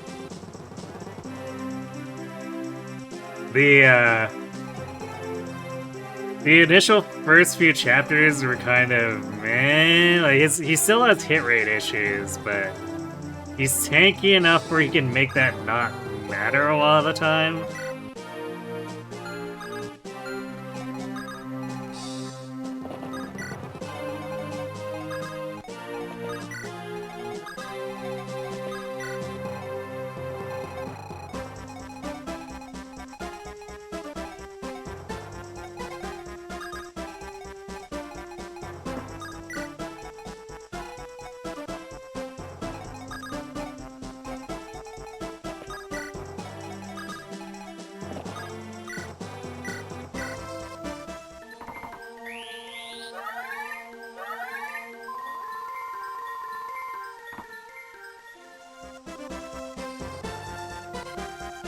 Sacred Sense has its own oddity where Gleipnir isn't effective against monsters.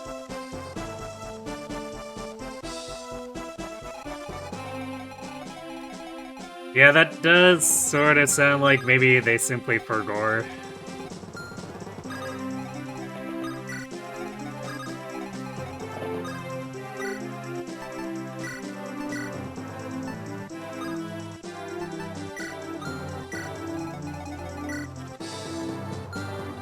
Yeah, I forgot that Zephiel has a random hero crest you can steal.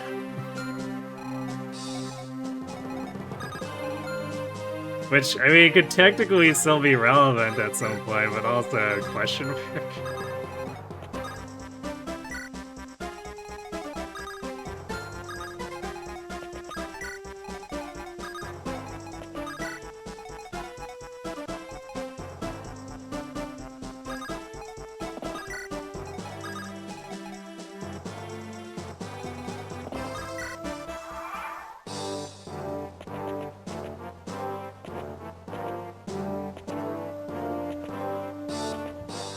You'd say it's money, but is the money even useful?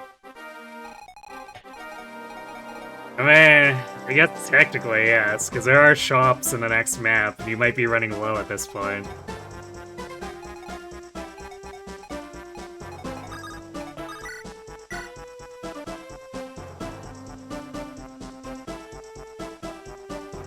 There we go. Speaking of problem solving with Durandal.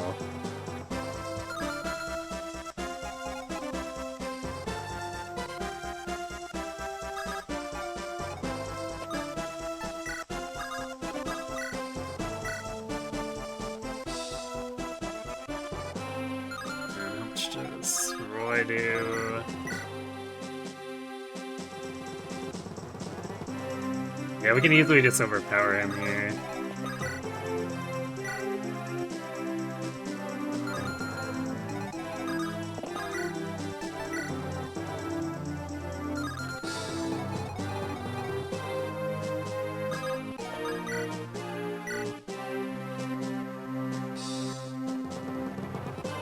The Kingswear Waltz. I mean, we might still get him here.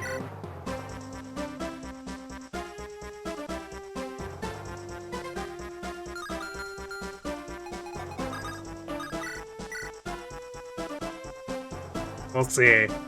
Have Rutger possibly set it up? If Rutger takes the kill, though, well, too bad.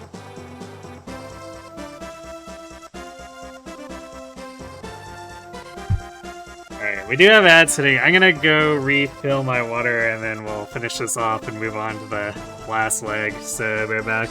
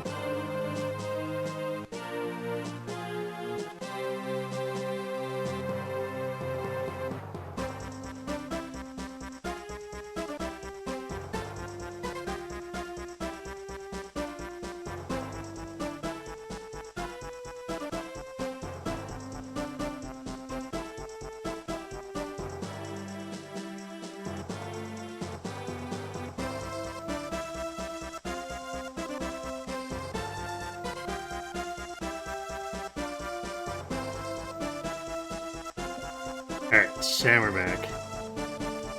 Yeah, the Chapter 23 shops are definitely, like, pretty high-end.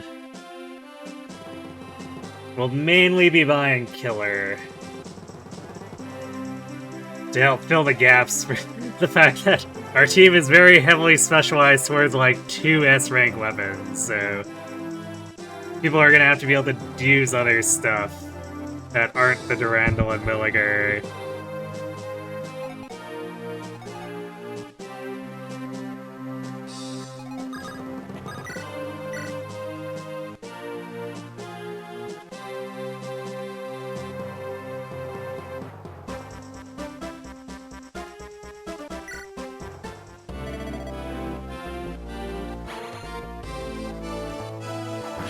Alright, can we get one more crit here?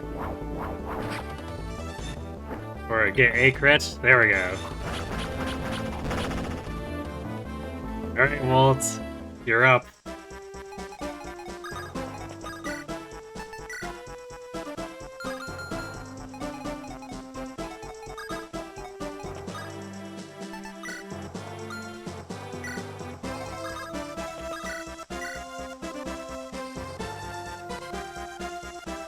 What if Wolf killed Zephiel with an iron bow? An iron bow crit! Kingslayer Wolf! Zephiel has been defeated by gun.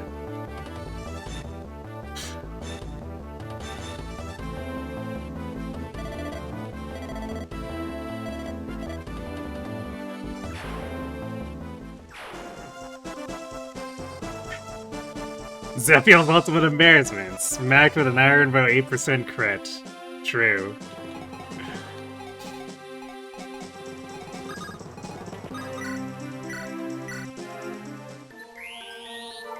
All hail King Walt. Roy who?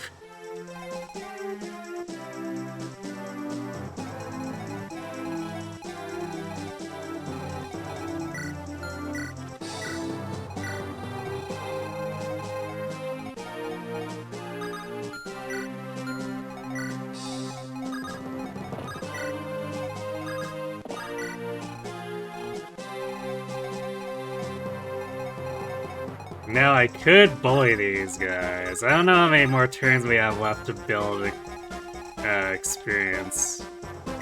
Or not experience, support points.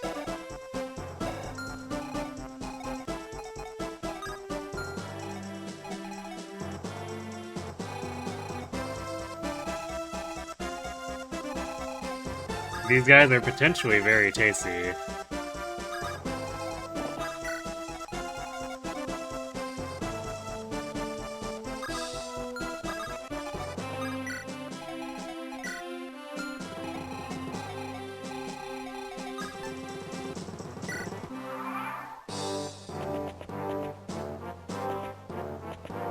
But those guys are taking the long way around. I see.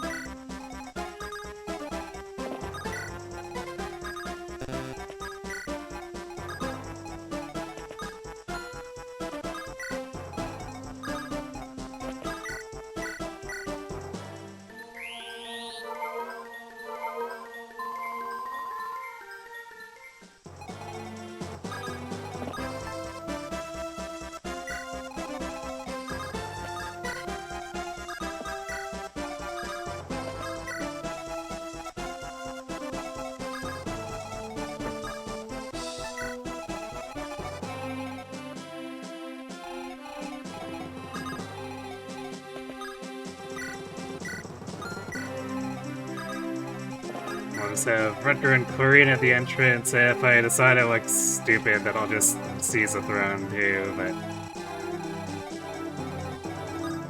can't imagine it'll get too bad.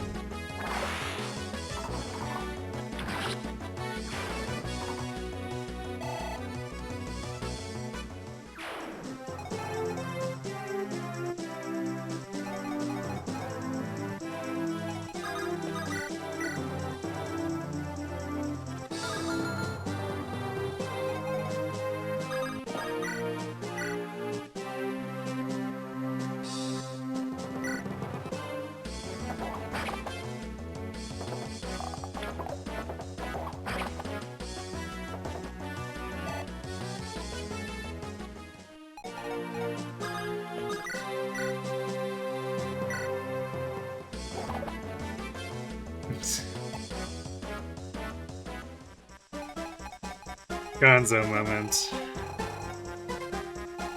Trying but not trying.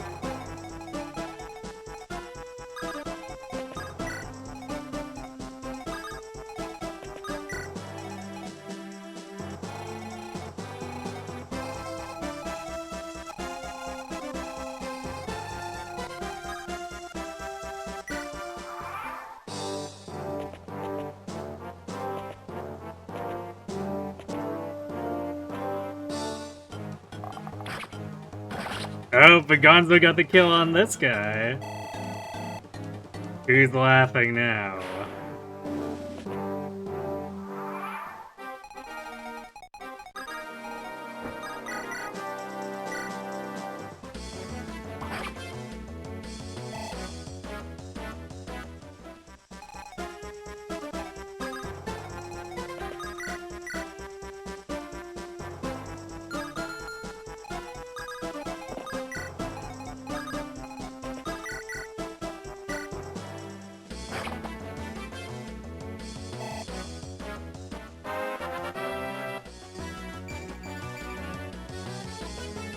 Well, 26 strength, but...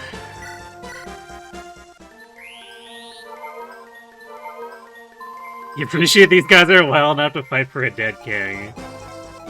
I mean, that's how Brunya is too, right? That entire force.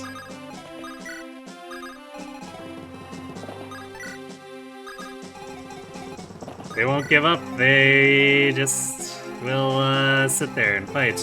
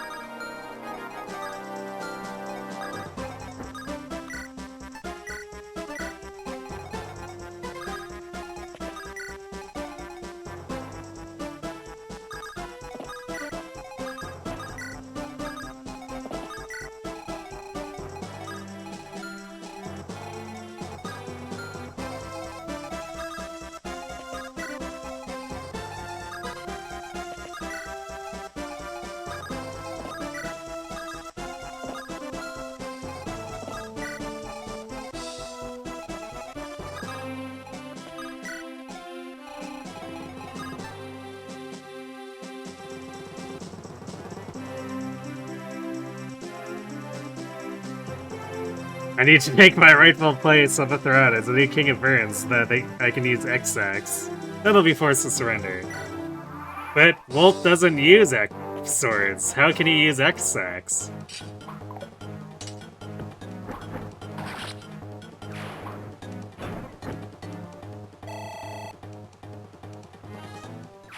It's truly a riddle for the ages.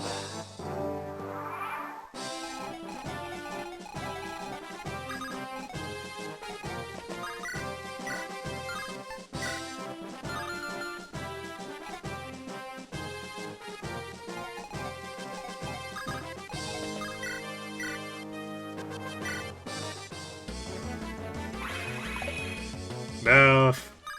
Yoder, we give you an attack, and what do? You do that.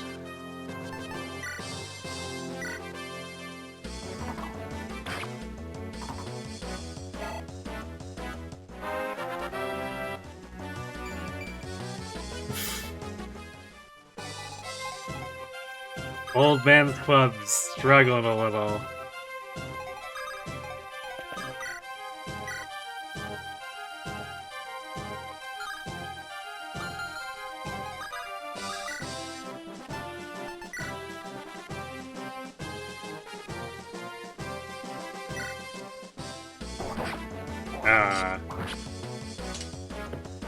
He landed the hit, but he didn't crit. Sad Gonzo noises.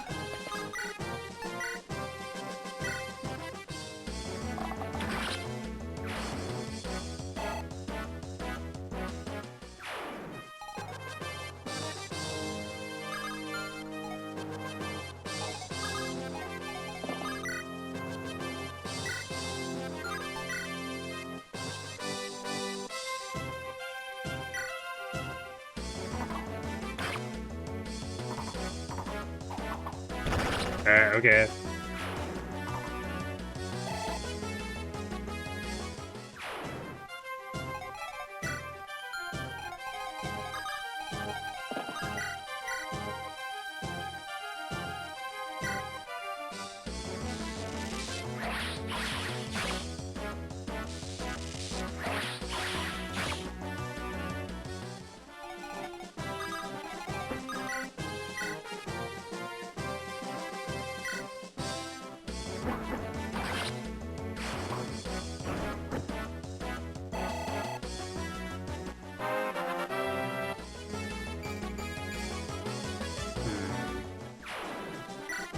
Not exactly what we were looking for. I guess we got speed on the previous level, so I can't complain too much.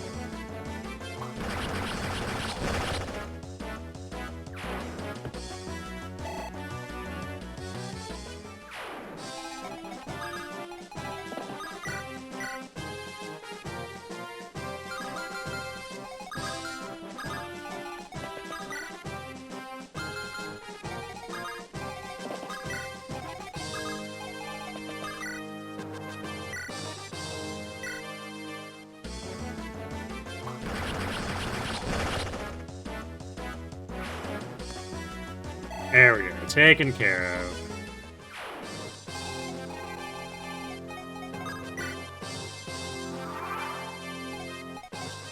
And now our old men can hang out in peace.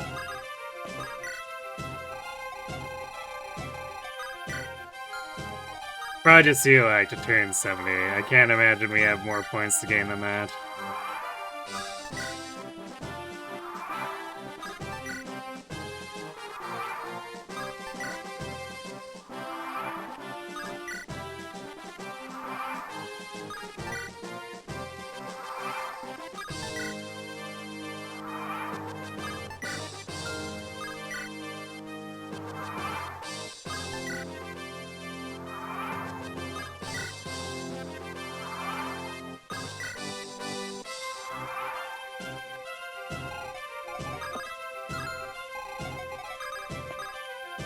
Alright, well, rip Zephiel.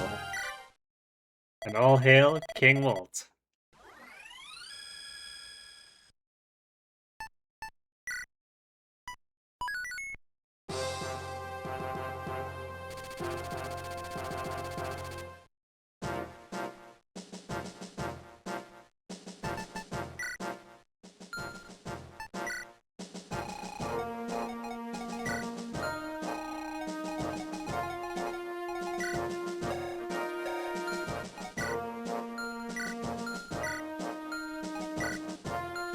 Also, stats specs. So we're gonna need like all 3 of the remaining restores here.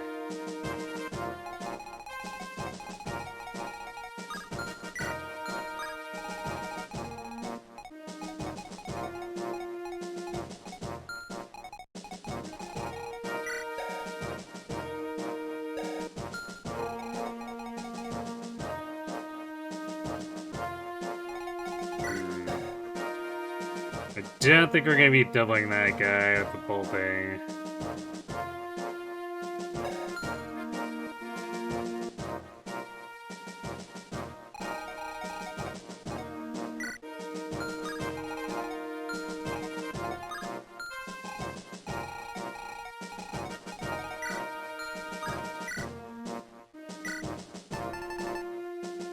And we have 16 again, so Deke is here, I guess.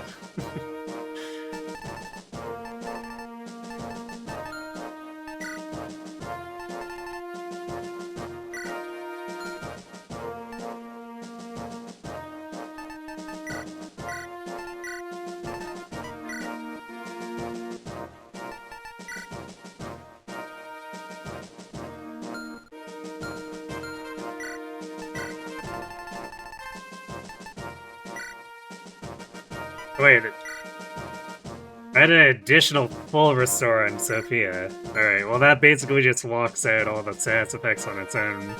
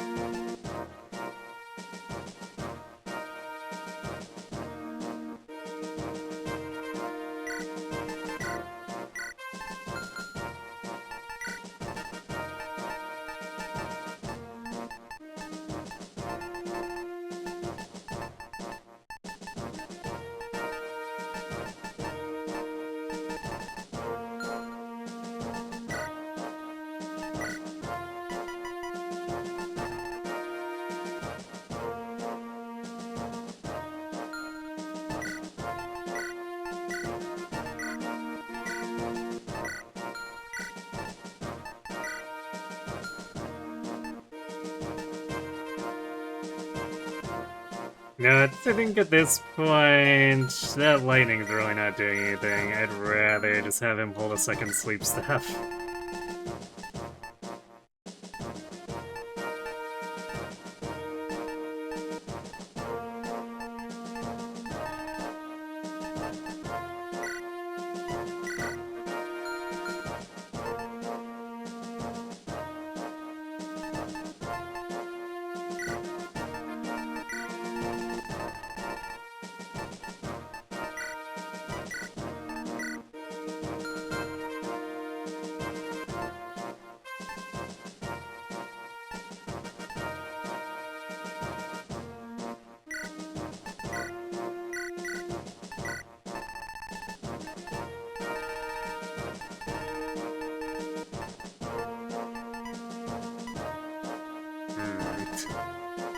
A little short on swords for her to use here.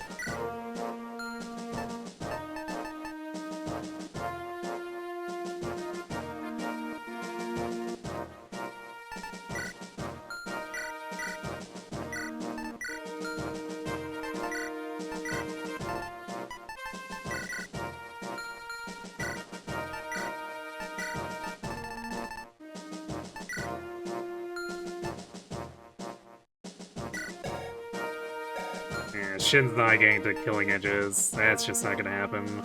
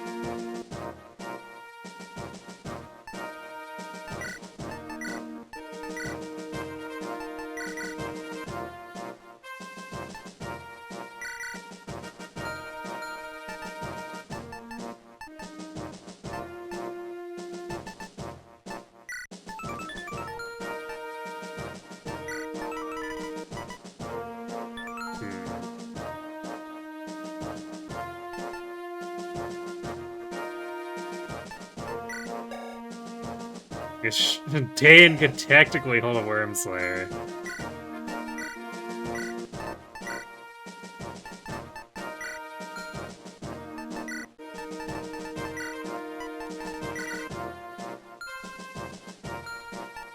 I don't know how good he'll be with it, but he can technically hold it.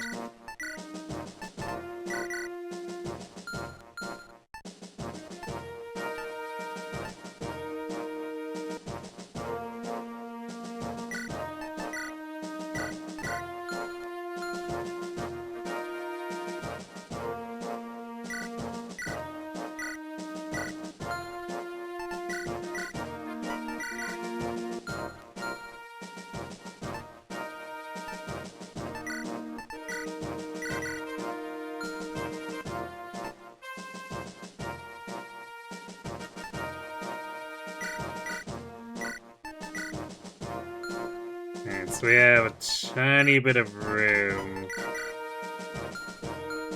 to grab either stat boosters or cell balls here. We probably don't need to buy that many cell balls, so what we're probably doing is just selling like the white gem.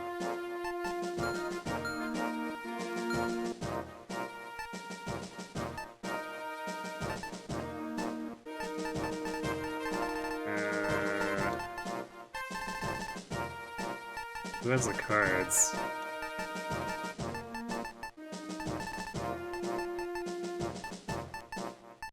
Ah, right, Melody had it.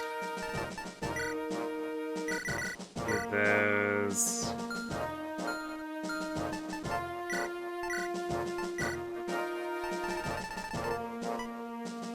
So I guess we could sell the NOS, technically.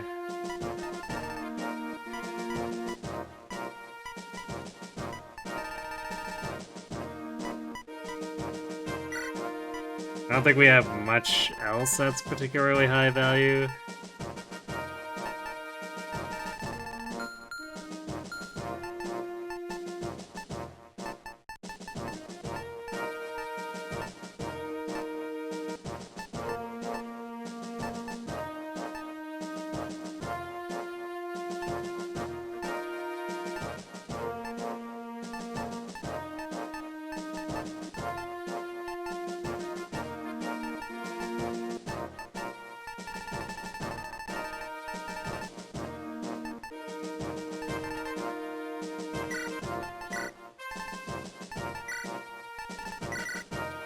So I think we still...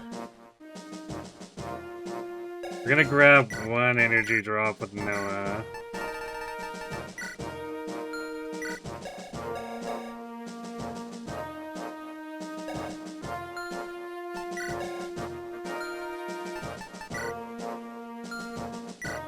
I might give the other one to Sue.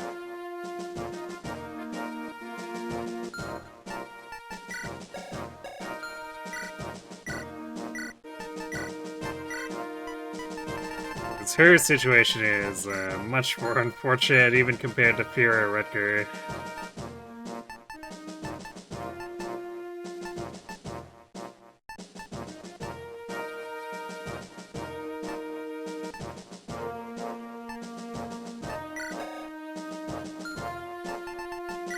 I probably grab the other Draco shields and get them like ult and Noah.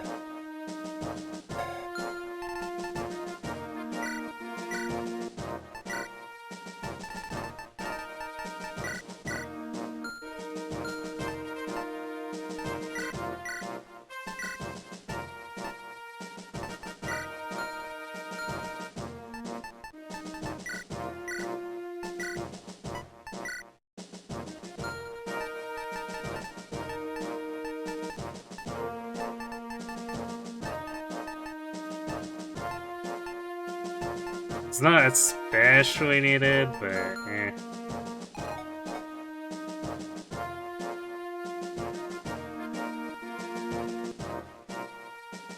You think I need more one-use killing edges? Maybe. Yeah, speaking of which, I should probably... Well, do I need to get them out of my inventory?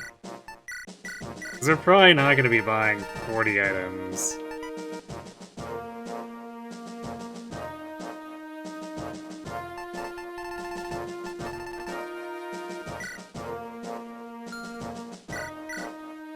guess I could also just like discard these one at a time, but that's like 3 times as much menuing per item.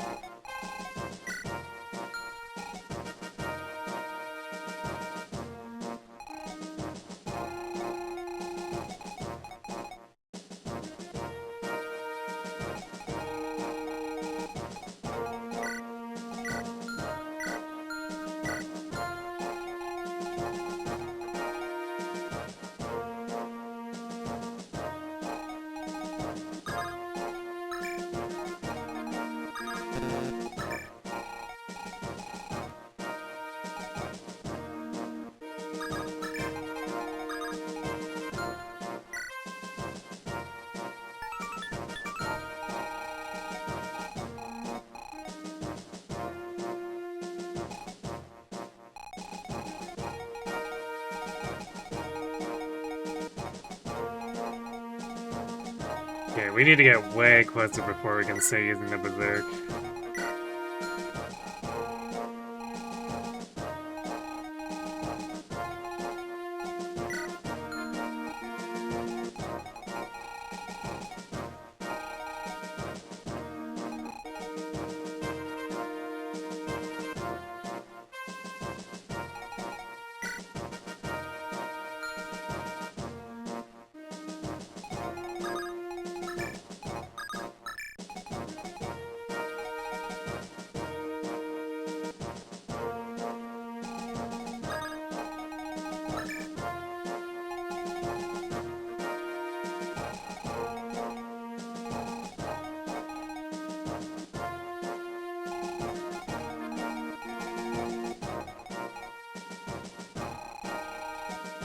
How far is their Berserk gonna reach?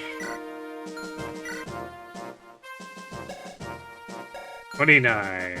That's like down across the lake this way.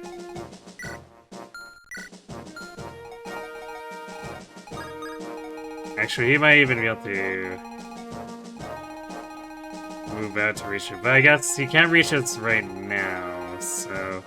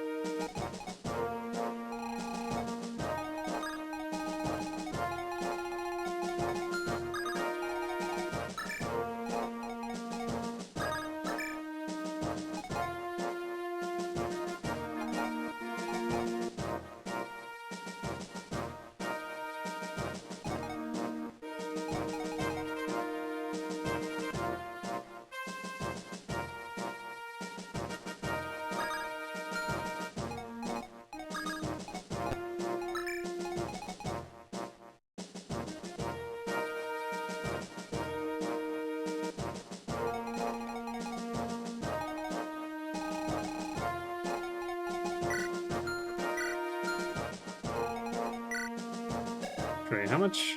Nah, 50. There's no way she one-shots. Well, they even at her, like, having better magic than usual. It's not that much better. I don't know if she could do shit. It's capped on magic.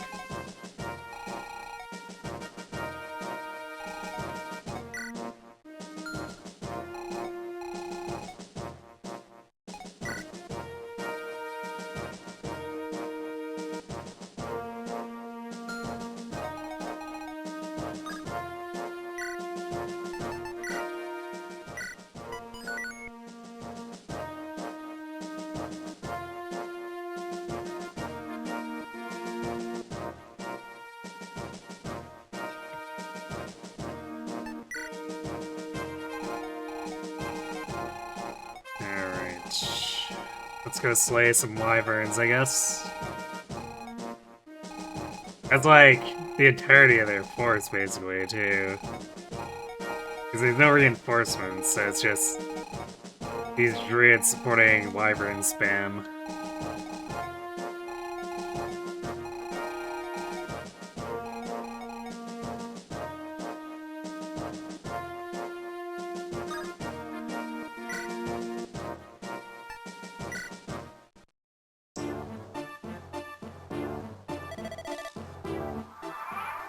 Wait, does I think Brennia has some no, she has bolting, not stat staves.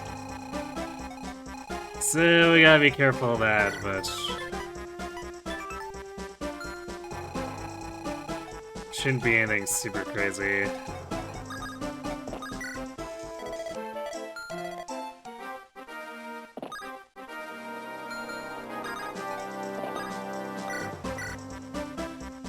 Oh wait, she does though. Oh, I guess because the ballista weighs so much? Unfortunately, she doesn't kill without a crit. And I didn't buy any spirit dust, so...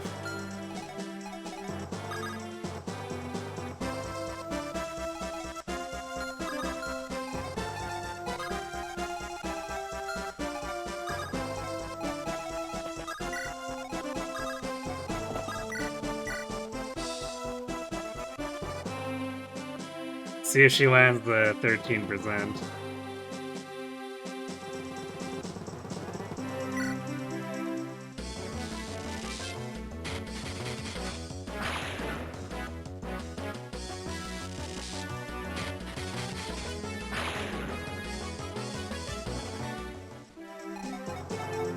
Normally it'd be relatively trivial to do this, because then we just use Elephant for the dance and get a third bolting in, but we can't say. They're gonna have a chance to heal up.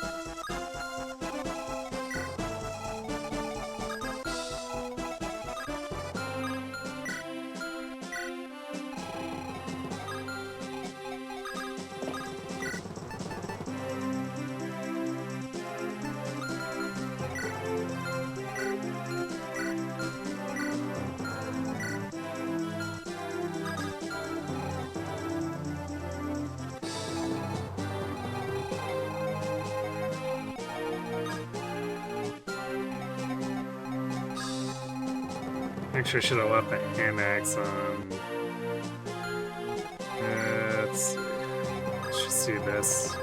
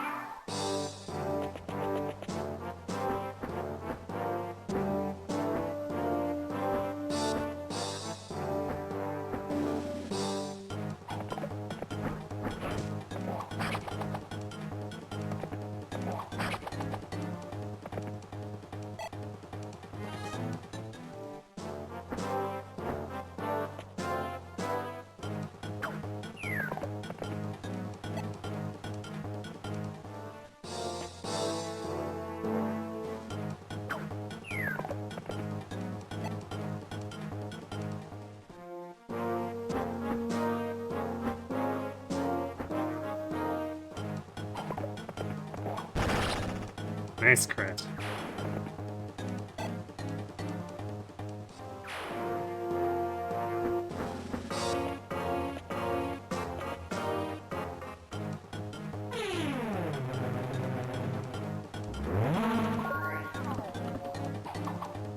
Another nice crit.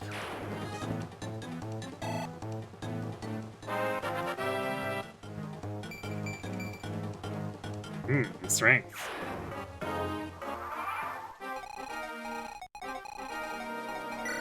Also, this guy didn't get healed. Sucks to be him.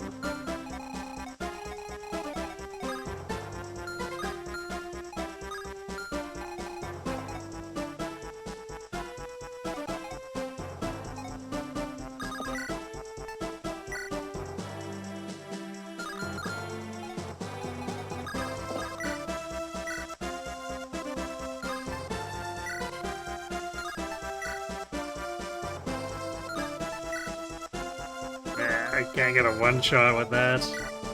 That's a cap strength shin, too.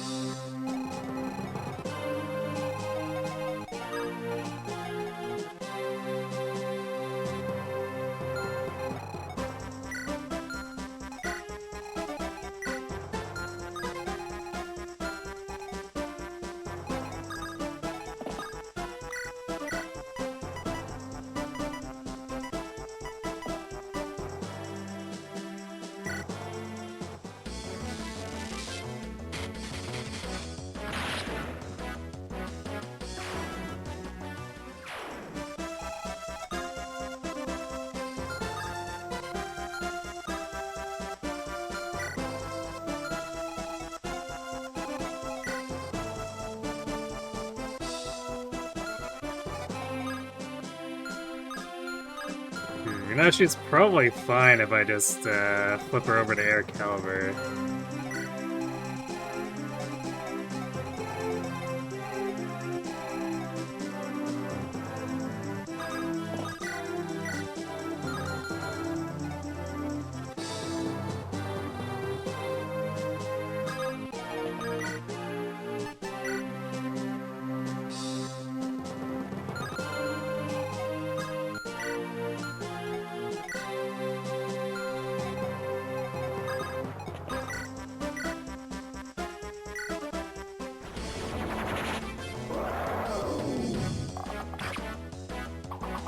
Nice.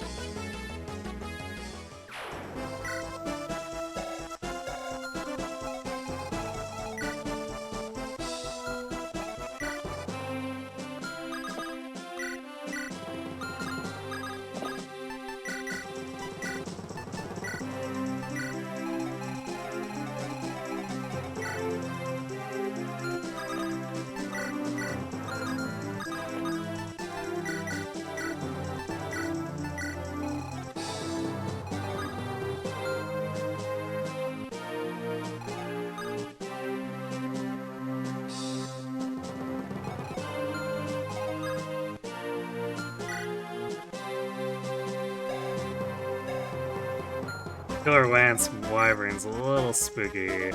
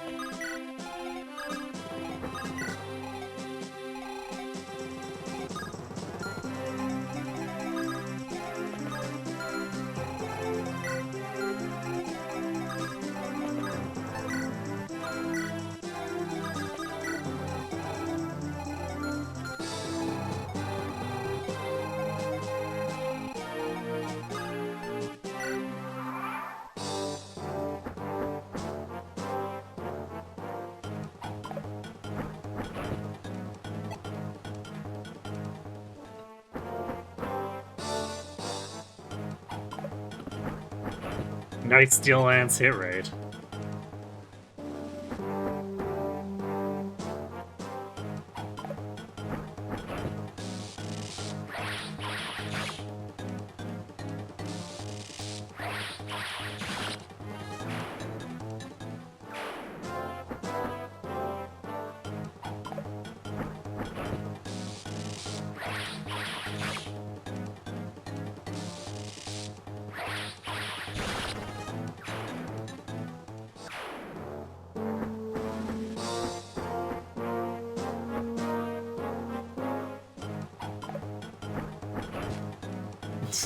Real smooth. Went in on the Worm Slayer with an axe revert.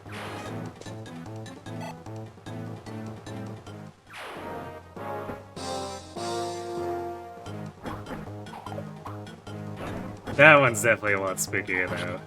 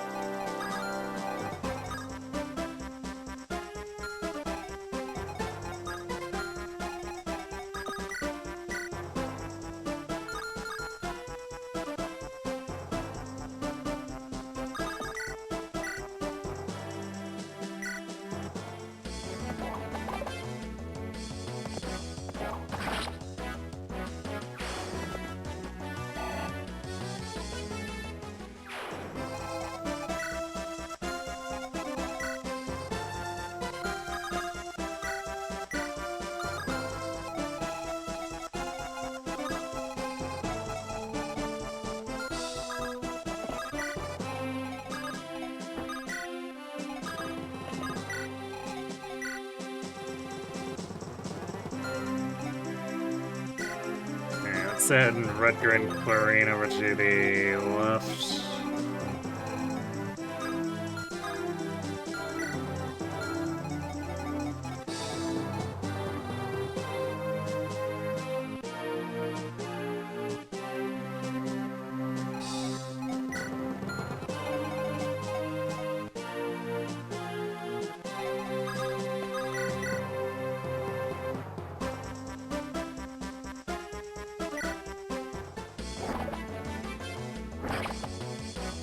Well, he tried.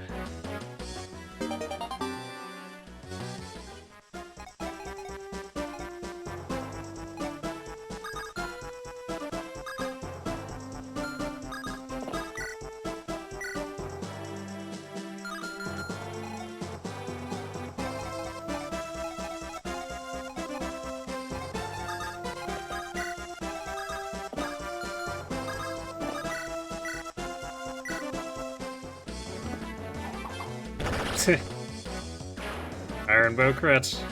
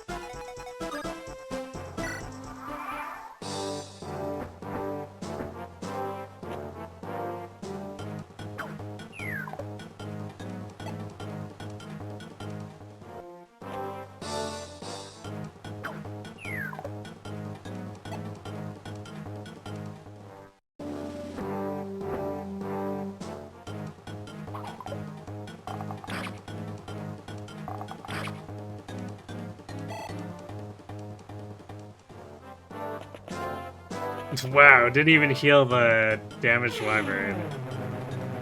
Got some real big brain plays going on here.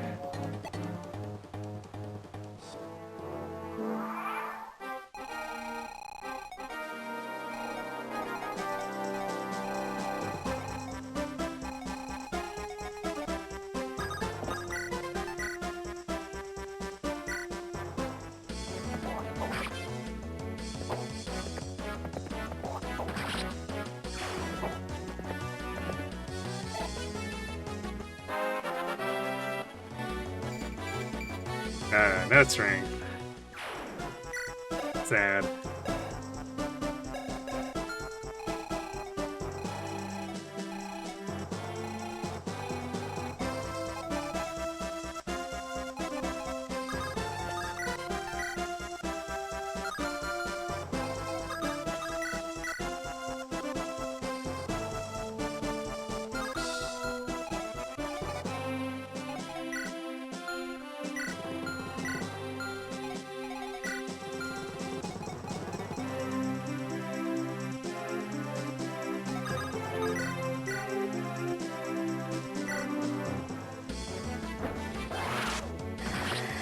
Chicken food.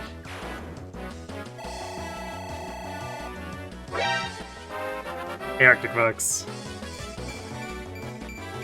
Ooh, nice level.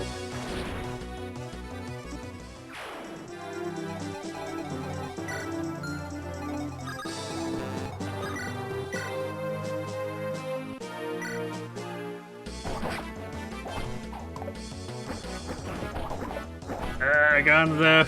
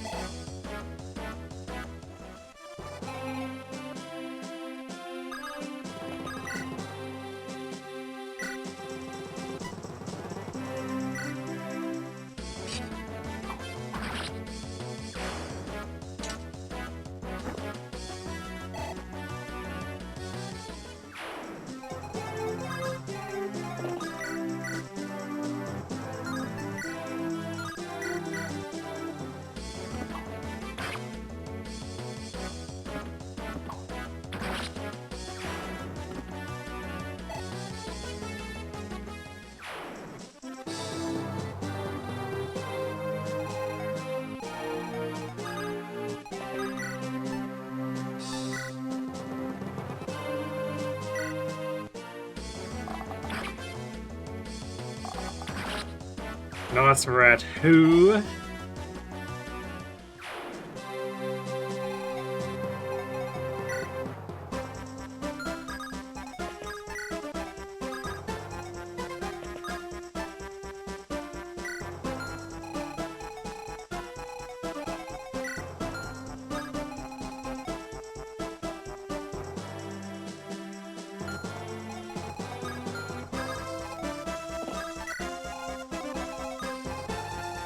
We're gonna steal these for me, because it's not exactly the safest for Dorothy to be under those.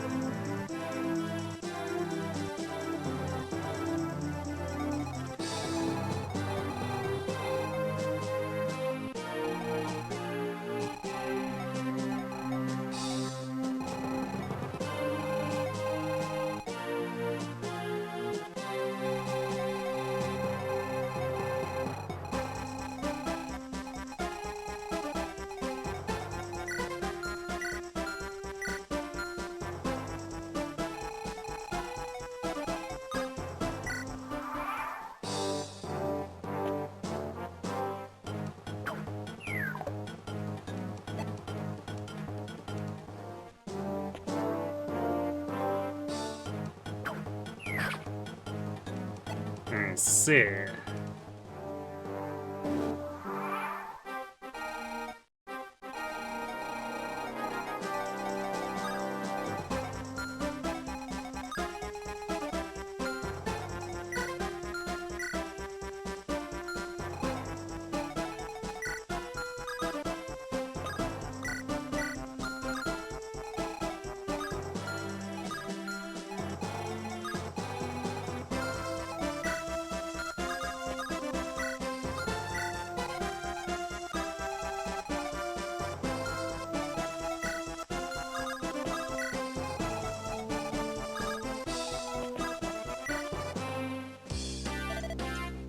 And Carol's here too, I guess.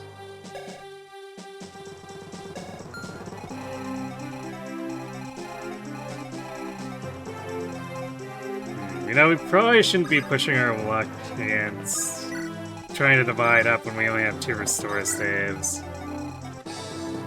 So we're going to move everyone in to join up the right side. But we'll run these long ballista out so they don't interfere with our push up top.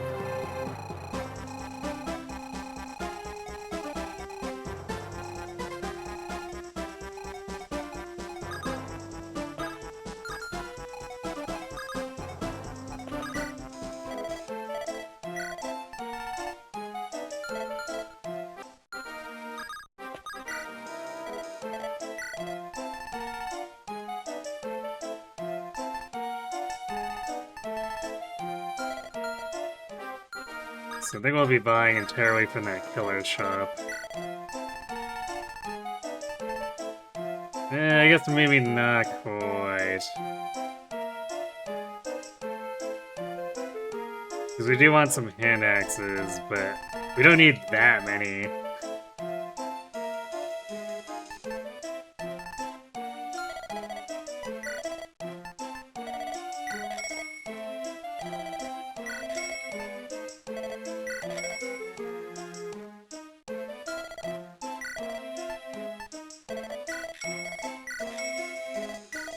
3 should be more than enough for the rest of the game for Noah, so I'll do that, and the rest is just gonna be all killer weaponry. Probably largely killer bows and a handful of killing edges and maybe like 1 or 2 killer axes.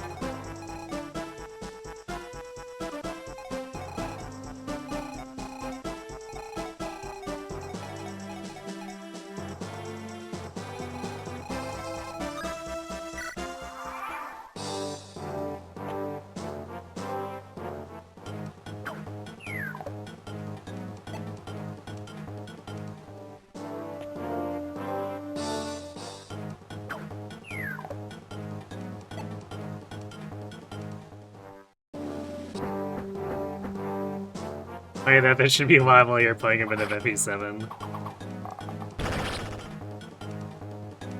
Good job, Walt.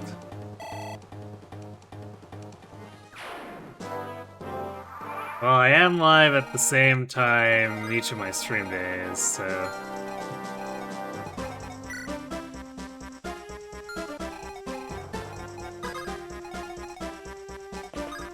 Who wants a point-blank physic?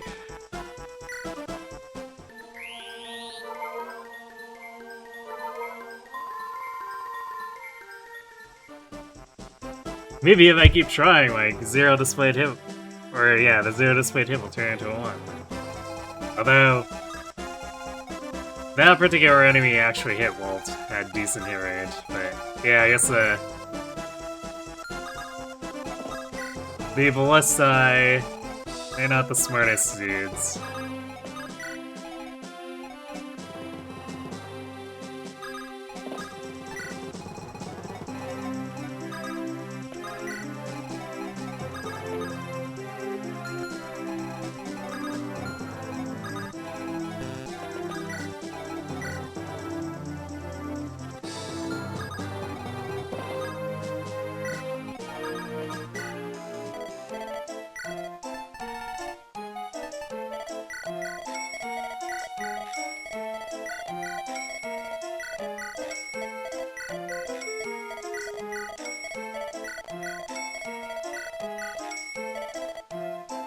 Yeah, I guess longbow?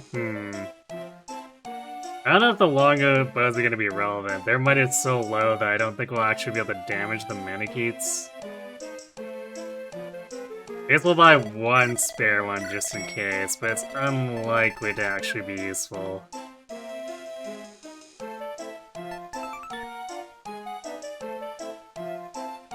Oh, you know what? The light brands might actually be really funny.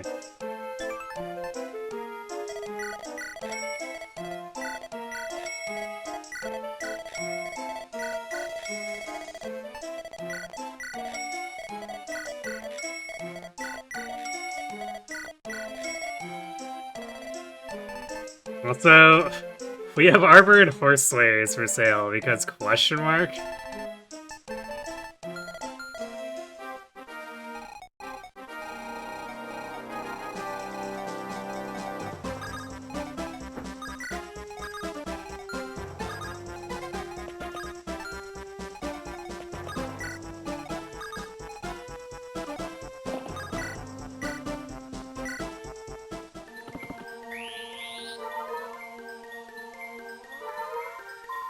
Yeah, we can buy light brands at the end of the game. Like, the game's basically over. But it will legit allow us to do some stuff, I suppose. Not anything super interesting, but it'll be funny.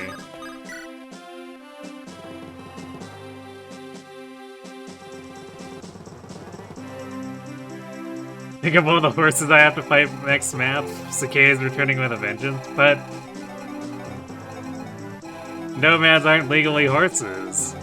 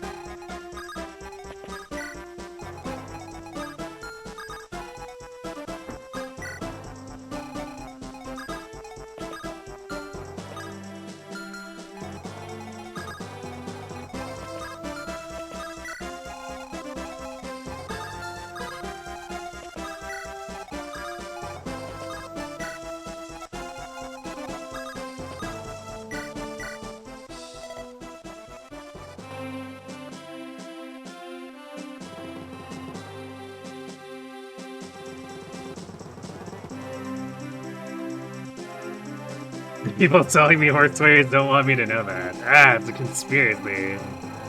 Damn it, Anna.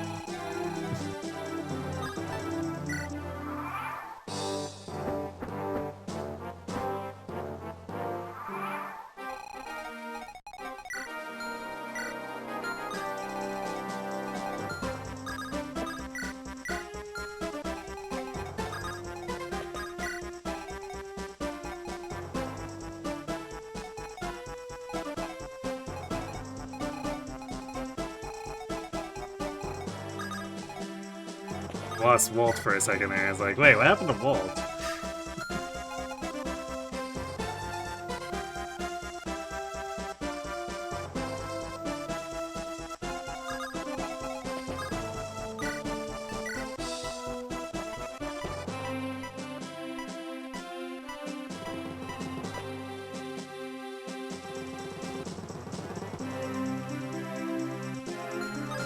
So let's see if I can hit this Wyvern Lord with it and have him run around, use killer lancing these guys.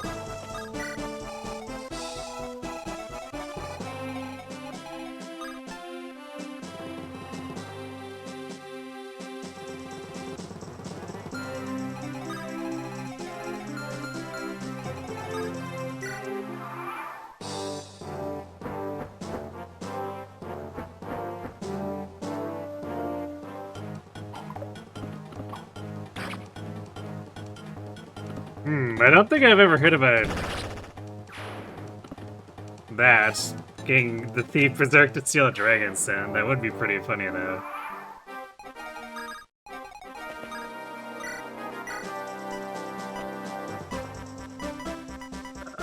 Not quite. Need to be closer by a tile. They might actually start moving in at that point.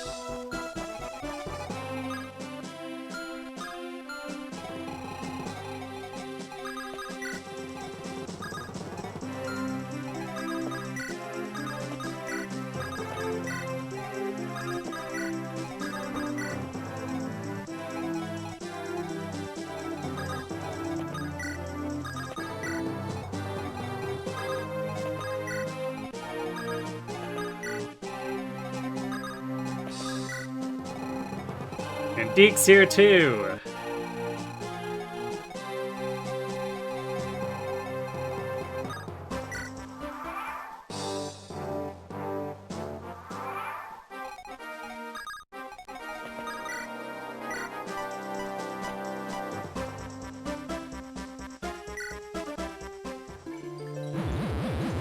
Hee hee.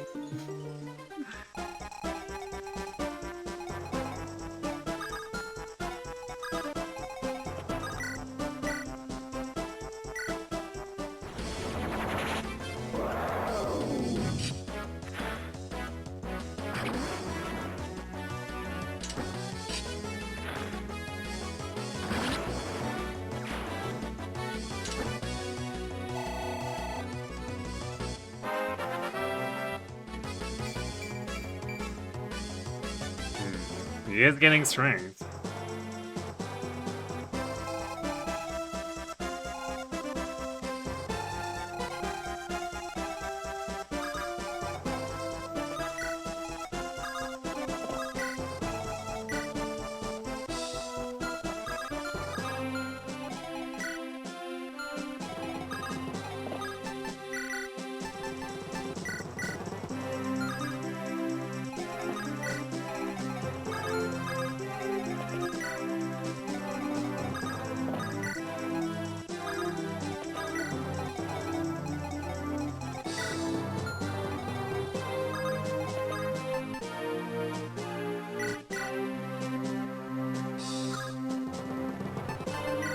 Oh, you know, I don't think I've ever done the Carol Fear conversation, so...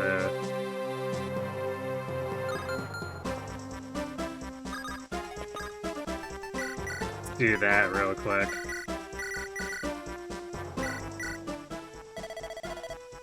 Uncle Carol! Ah, Fear. Fancy meeting you here. What are you doing in a place like this? I live here. After all my travels around the world, I decided to settle here. Uncle, I must tell you something. Mother, Your father told me. I'm sorry I couldn't be with you. I'm sure it must have been difficult.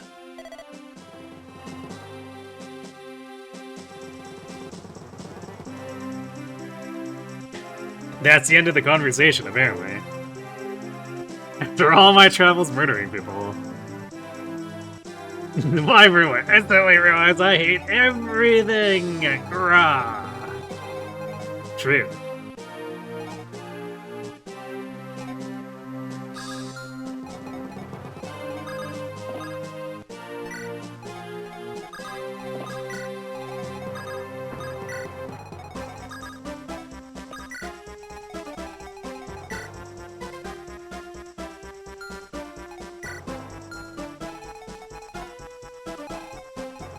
Yeah, I guess at some point I also need to grab those Dracos and have Noah use them. So I could have been doing that now.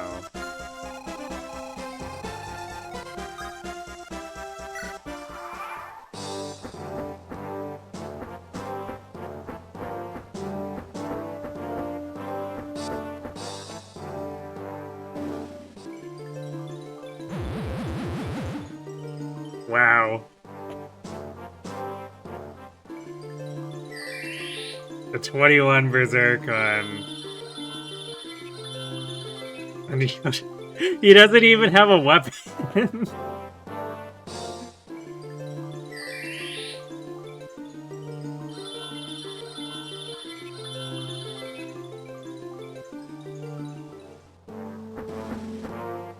No, that's the wrong target. I want you to kill the status staves.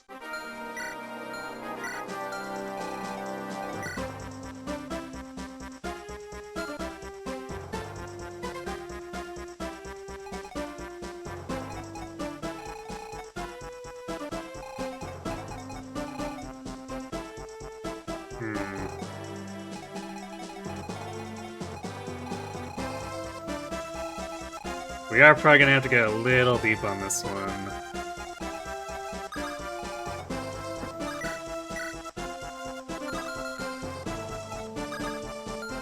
Because even though, like, Yoder doesn't have a weapon, we can't have one of our restore saves disabled.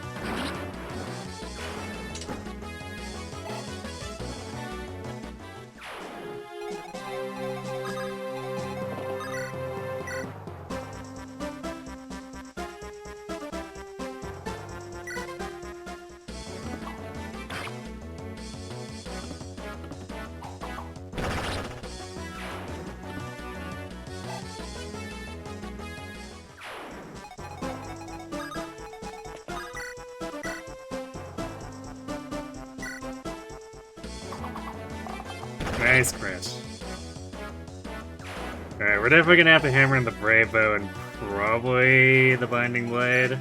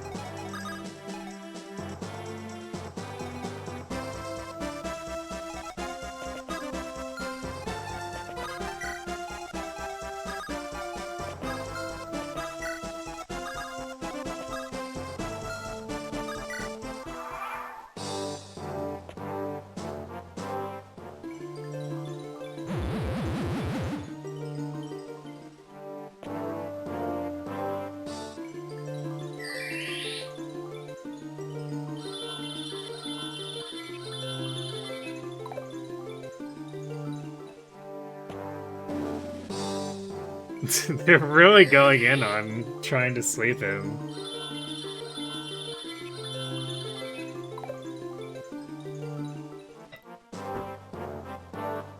Nice! Bye-bye enemy sleep staff.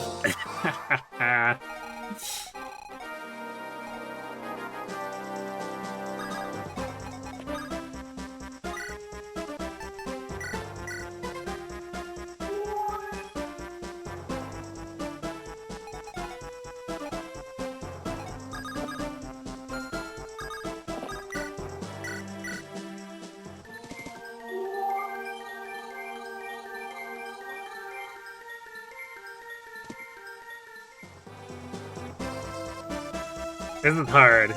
Yeah, Binding Blade's not effective against regular wyverns for whatever reason.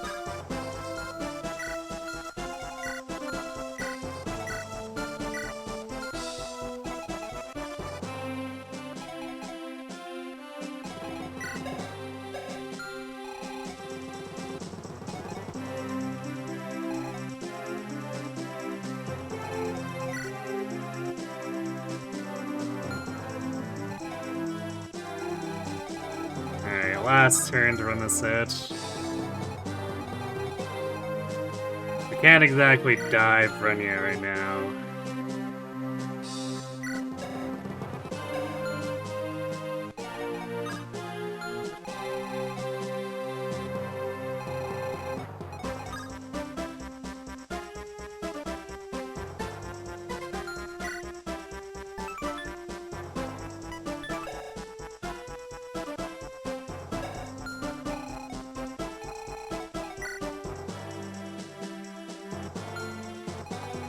We'll see how many of these more of these druids get cleared out by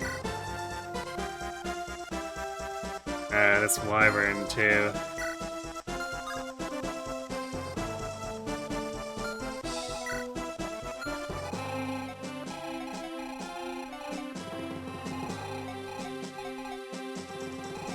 I might just berserk it again after it runs out.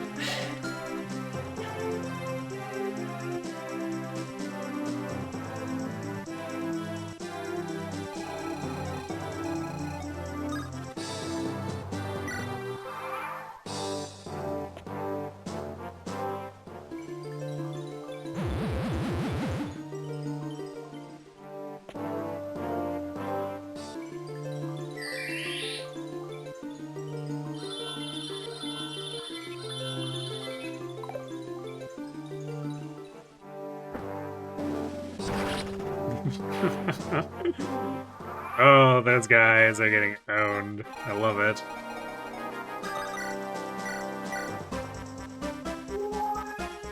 Hey, there's no more stash saves. 'Cause, well, even if they still had charges, the two sleep dudes are dead. And then the berserk guy broke his staff.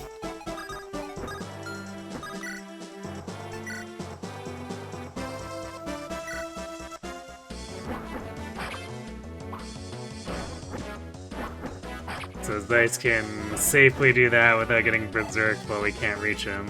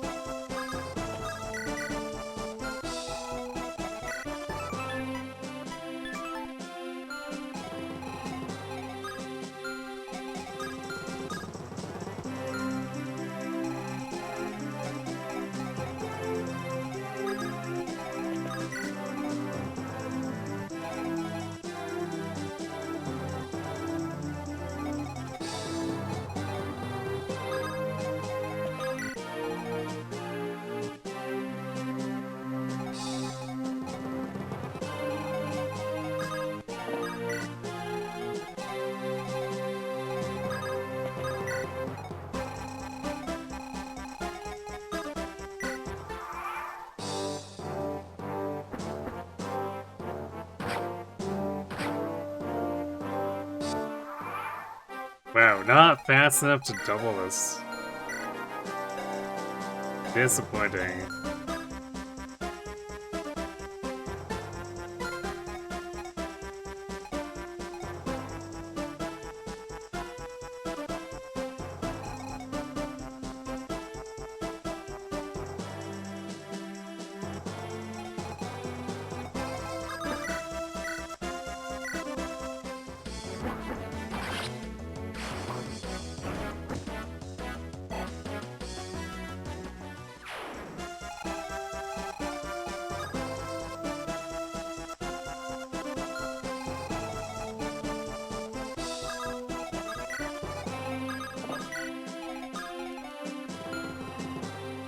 Alright, Gonzo's still asleep. Just one more turn though.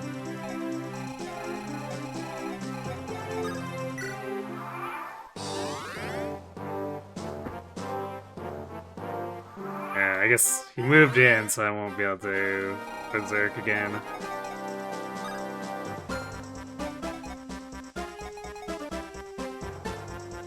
Although I could berserk the sniper.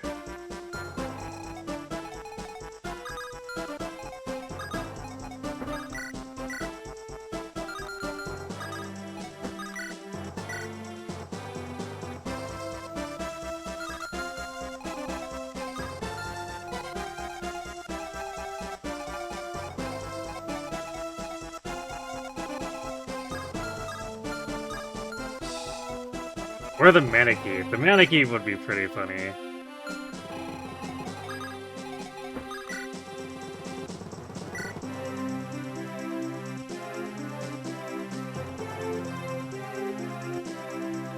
Yeah, we can do this because even if this guy counter crits, Zeiss doesn't die.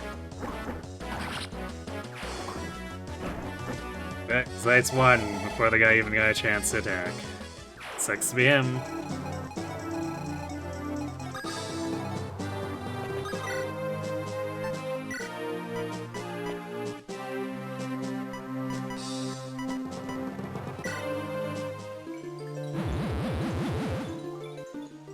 Hee.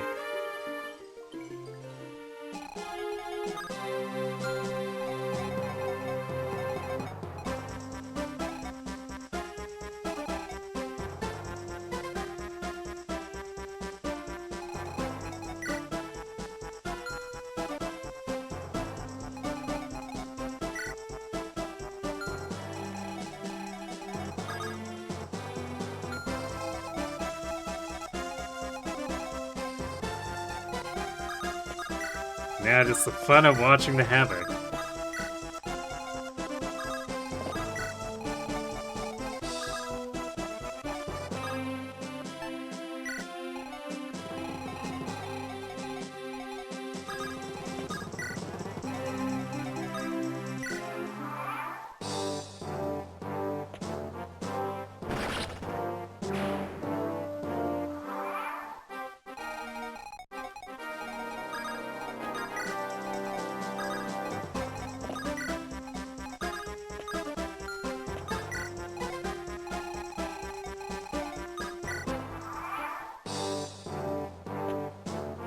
What?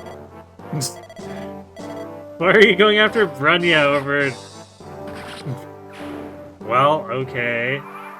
That's not what I was thinking. Because this guy was low, so I thought for sure the sniper would kill him.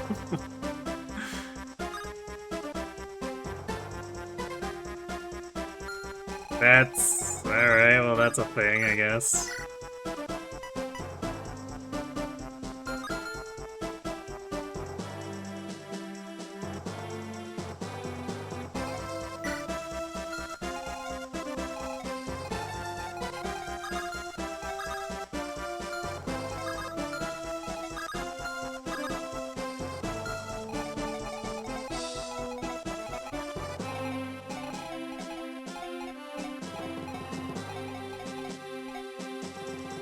So we can get a little closer.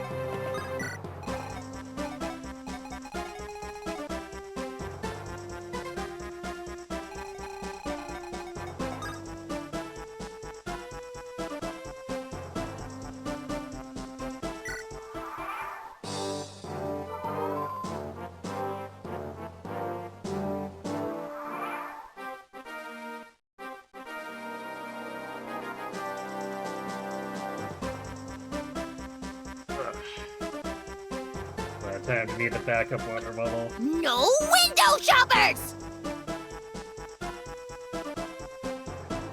Needs to be in the grim one.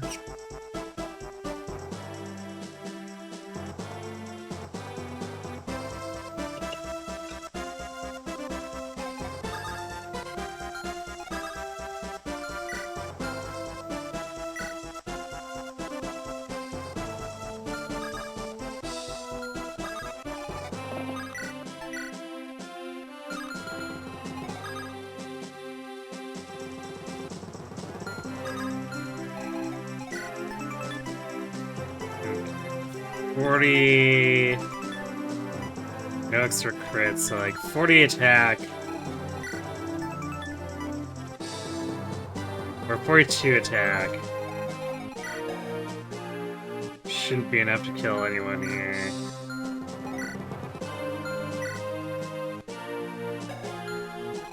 As long as they're undamaged.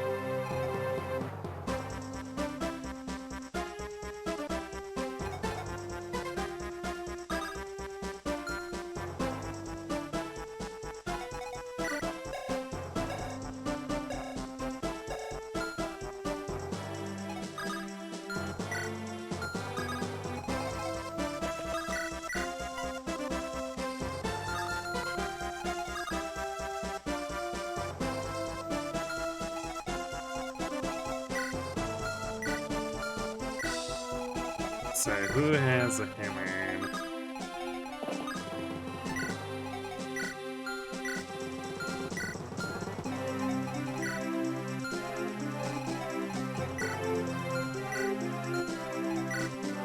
Alright, Dan was carrying it.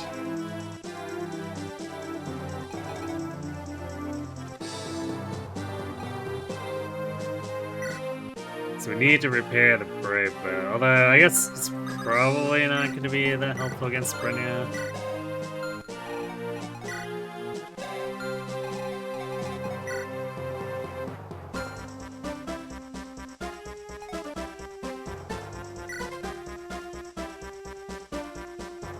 Because it definitely weighs Wolf down too much.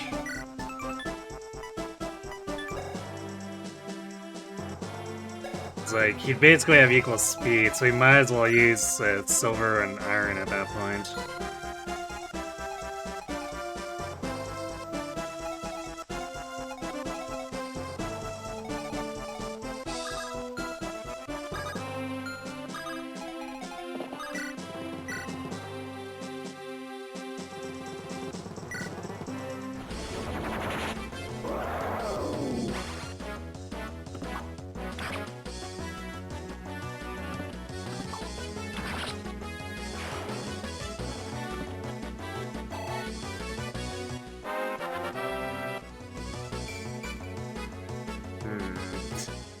not much of a level, but also he has almost 3 green stats, so...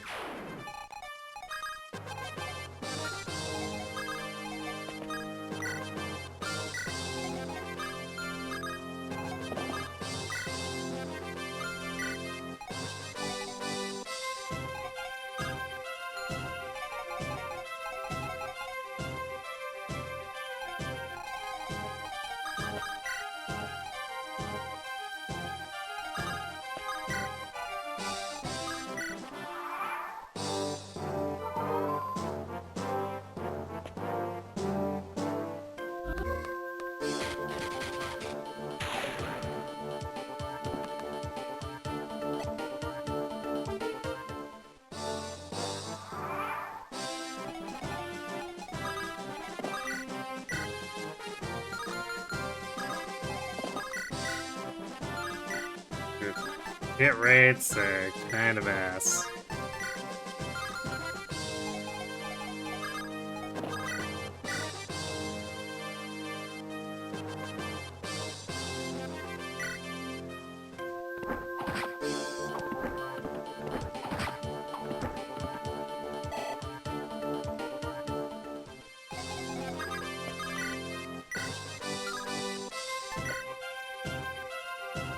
Maybe we do need the bolt. Or the Brave Bug is like, without...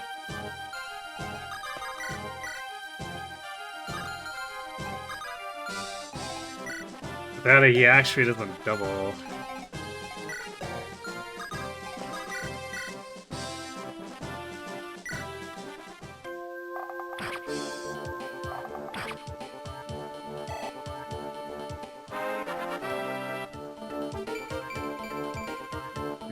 Well, more hit rate.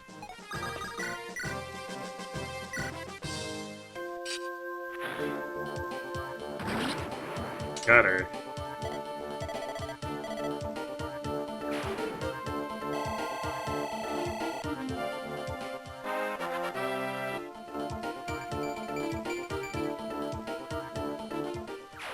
Wow, look at that! Roy's shaping up to have some decent stats here, just in time for the game to be completely over.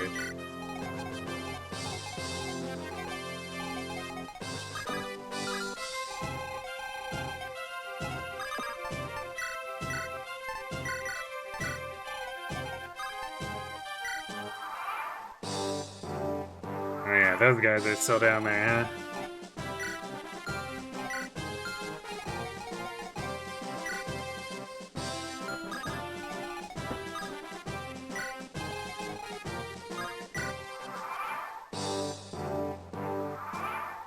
I guess there's also this Manacade.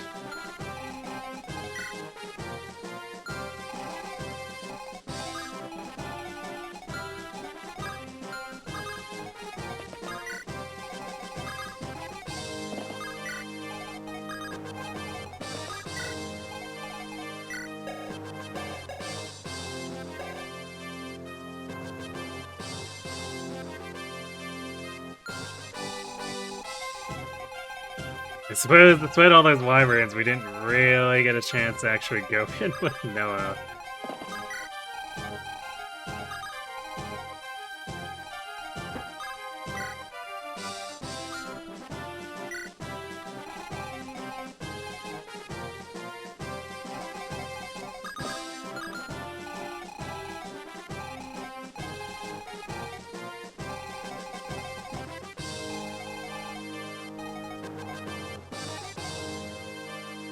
What I could do too is actually carry Walt or Dorothy over here, plop her in the killer, and start shooting at them. I almost want to do that.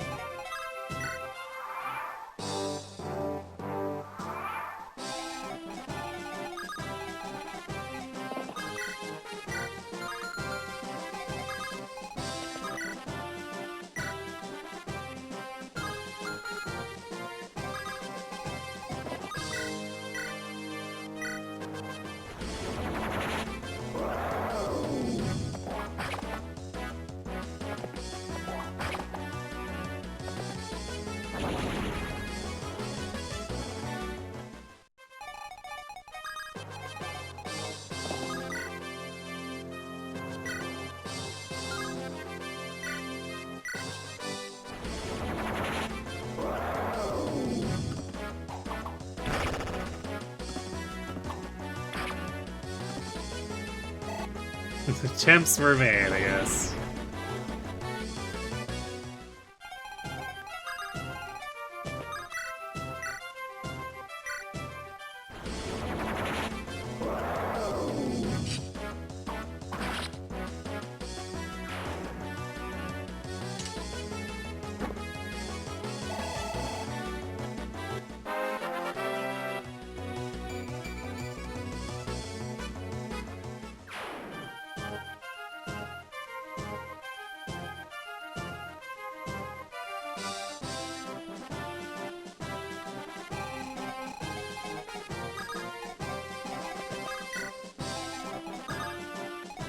Alright, we're totally gonna do this because it's funny. Yeah, I don't think Fortune's Weave will do that.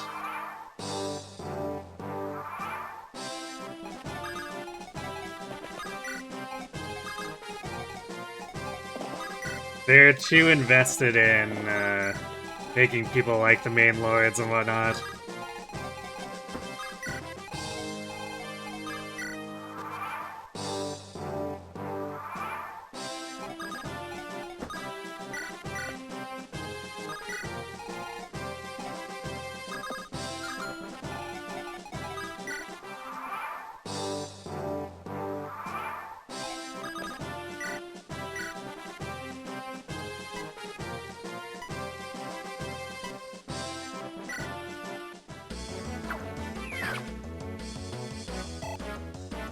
Well, it gets basically nothing, but it's still funny.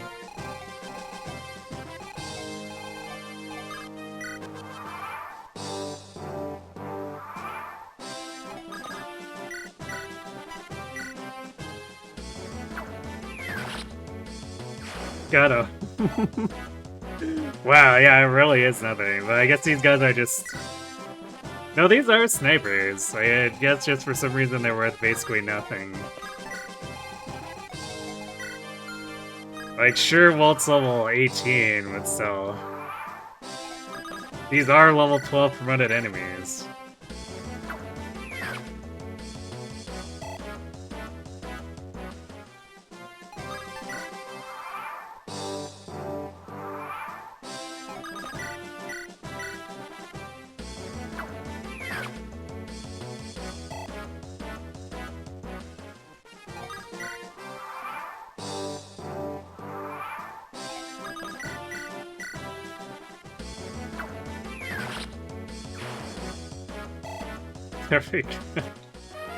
I think Walt got more for the lead-up chip attacks than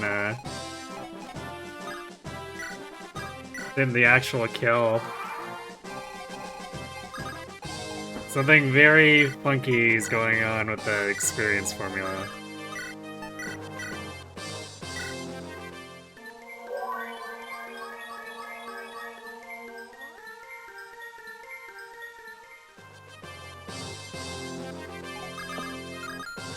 Oh. It's a support with Gonzo.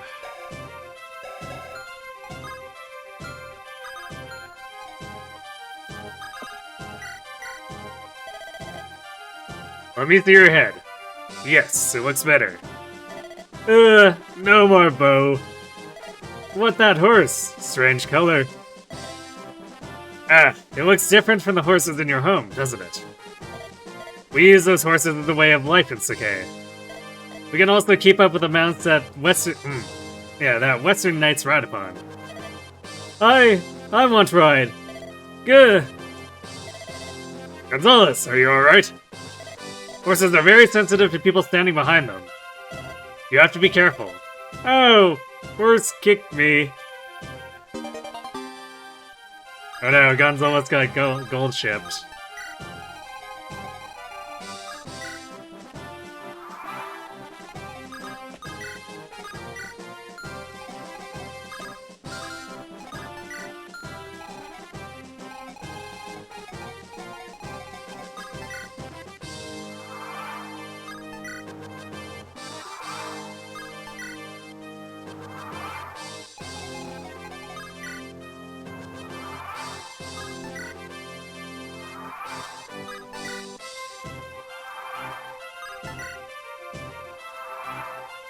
We don't have to worry about assays or anything in the next map. The damage output will be pretty heavy, so I might... Even if we do get the support, I might still bring Yoder anyway. So that we have enough healing to keep forward momentum, especially if we have no Elfin.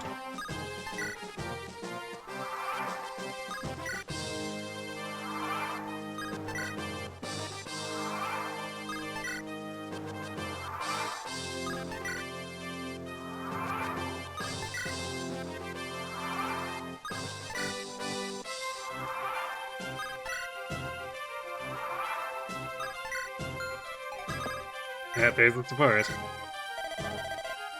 7 affinities. Their effects only appear through bonds with others. When your heart is linked with someone else's, you gain 5 crit. That is when the elements reveal their true power. Yes, precisely. Saint Hill means said to cherish our relationships. I wonder if our hearts have linked somehow. I am sure of it. Though, who knows what that effect may have.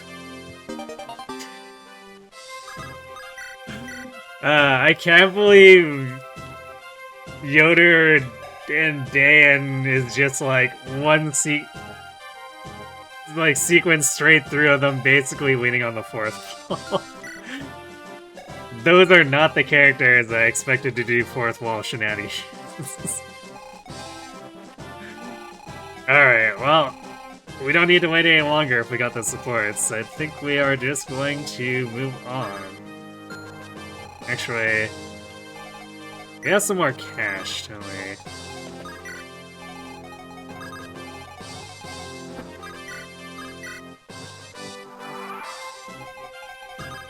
So I believe... Oops, damn it, that's wrong.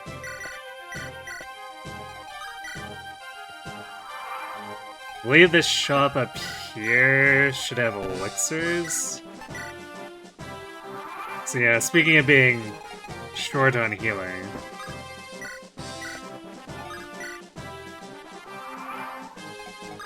Maybe we can grab a few more and just have them equipped on everyone. Or wait, this is just a regular... Never mind. Was it the other shop that has them then?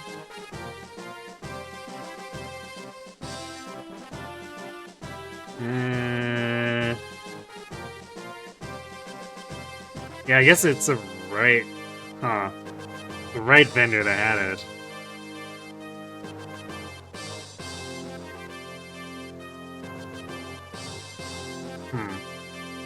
Alright, I guess in that case we'll head back real quick.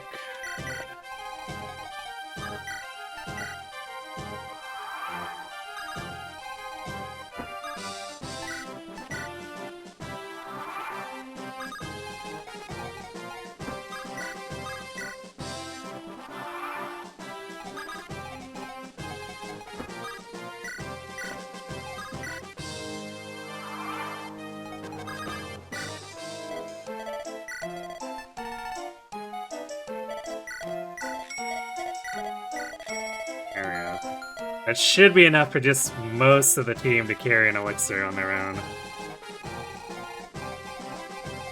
Okay. That's the map done. Now for a really long walk. Especially without Elfin.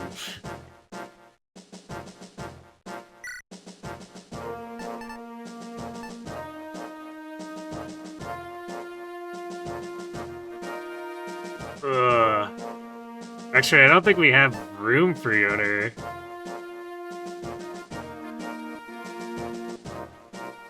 Since Faye's required and then 5 slots are taken up by the Sacaeans.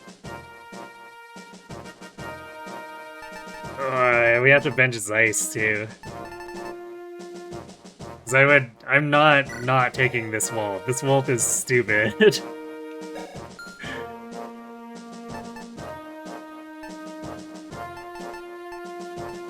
Oh, I forgot to use the stat bases too. That's a whoops. Not that it's a big deal, but.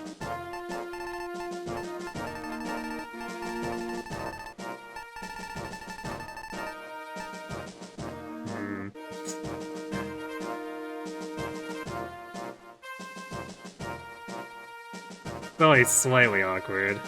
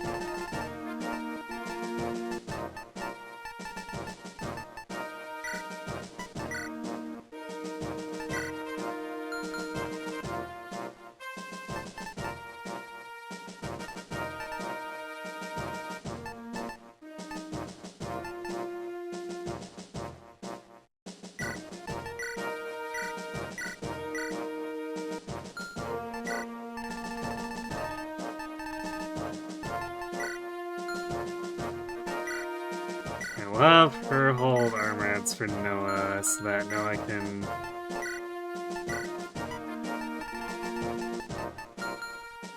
continue running that hand axe.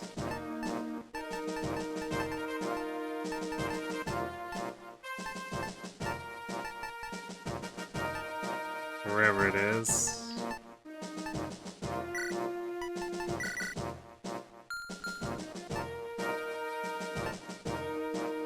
That way, maybe he can sneak to S for funny Armad's use on Jan at the end or something.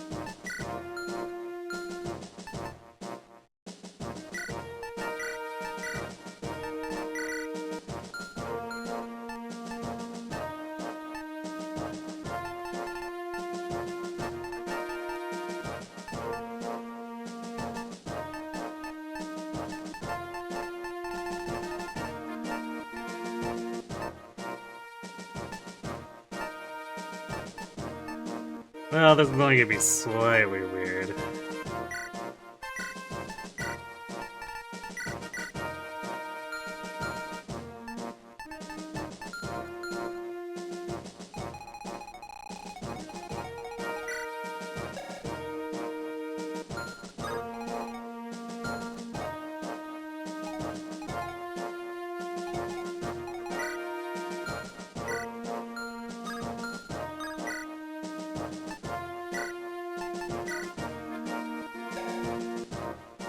I guess at this point, there shouldn't really be any fear of Corey needing to face tank.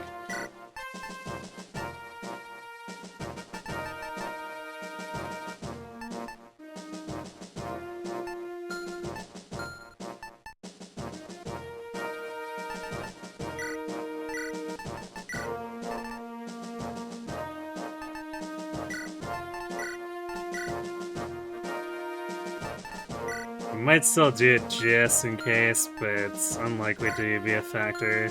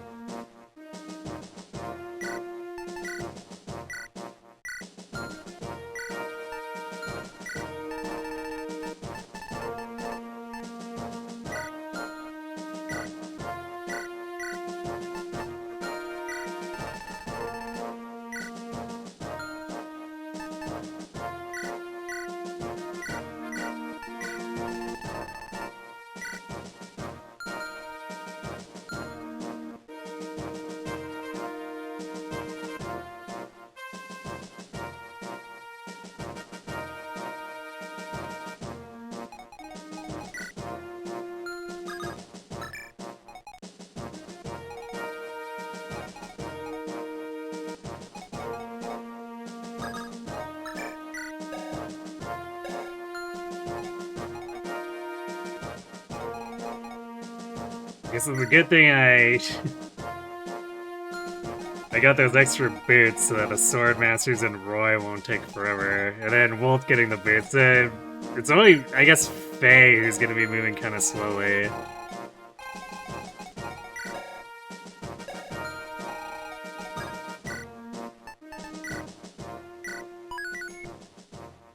Okay, we do have ads coming up pretty quick here, so I'm gonna let those run, and then we'll do this last leg and close out the game, basically. So, we're back.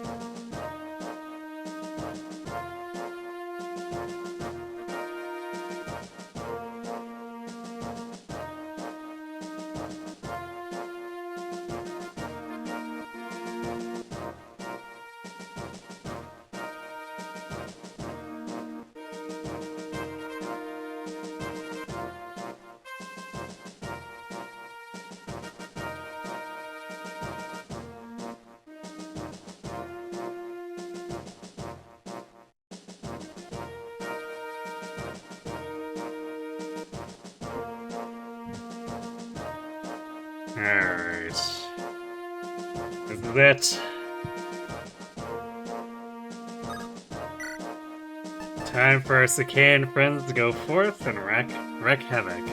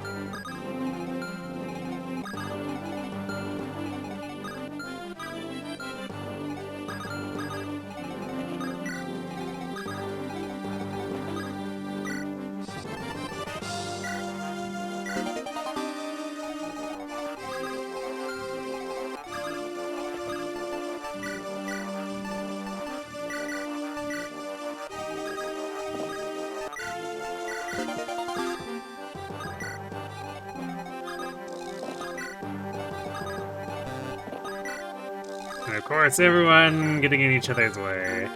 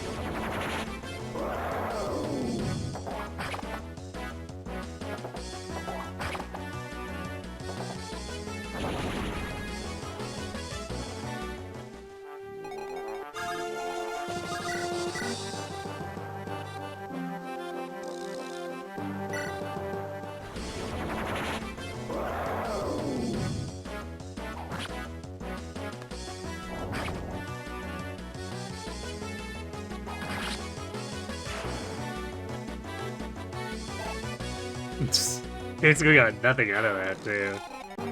You'll love to see it.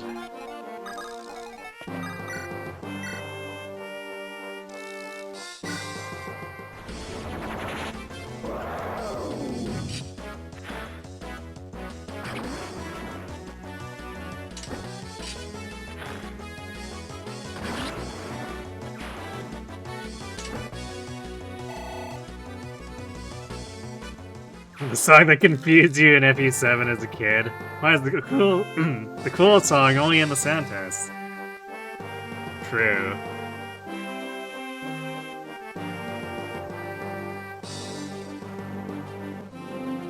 Yeah, Sacae Squad. I mean, Volt and Clarine are here to help. And Faye's technically not.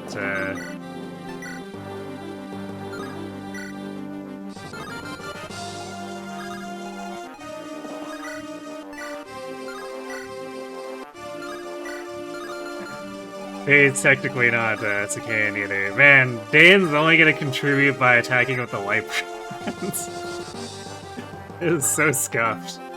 This might be the same case for Sue, too. Oh, she at least says what's the damage.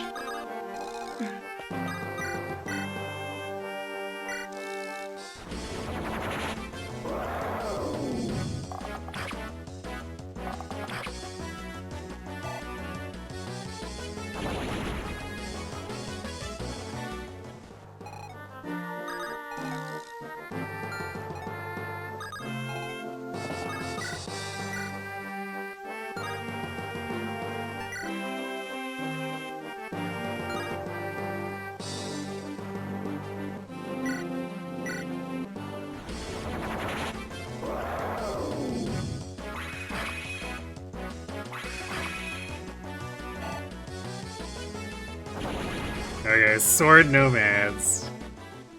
The ultimate new tech.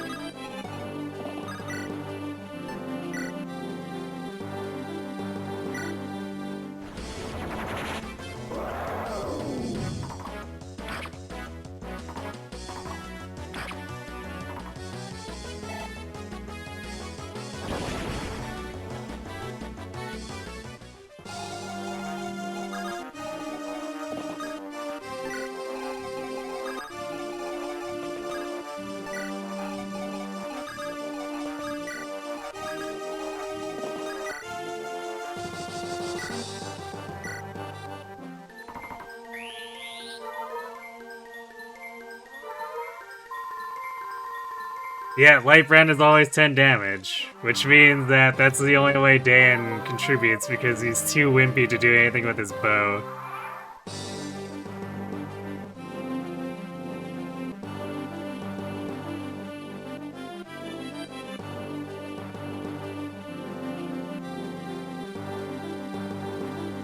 I don't think there are many people who are a fan of the endgame. It's,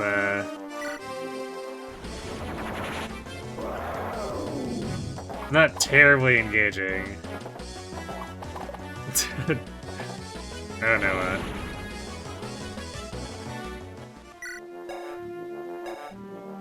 we're so close to our mods.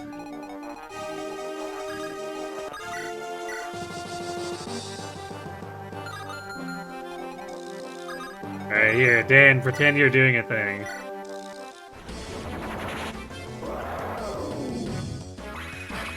Oh, he actually hit! Crazy. Dan OP. Yes.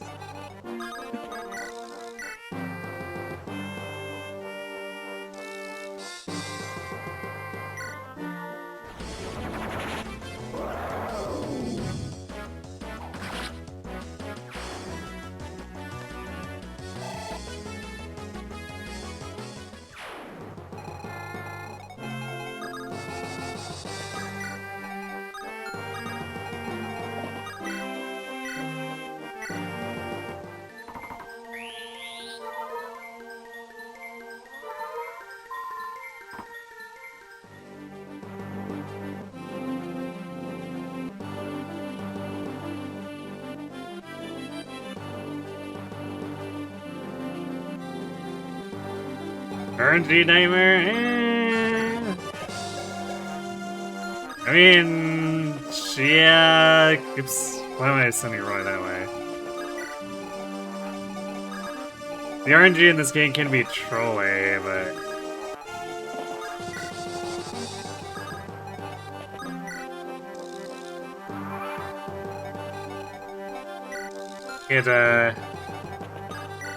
it trolls the enemy almost as much once they start wielding steel.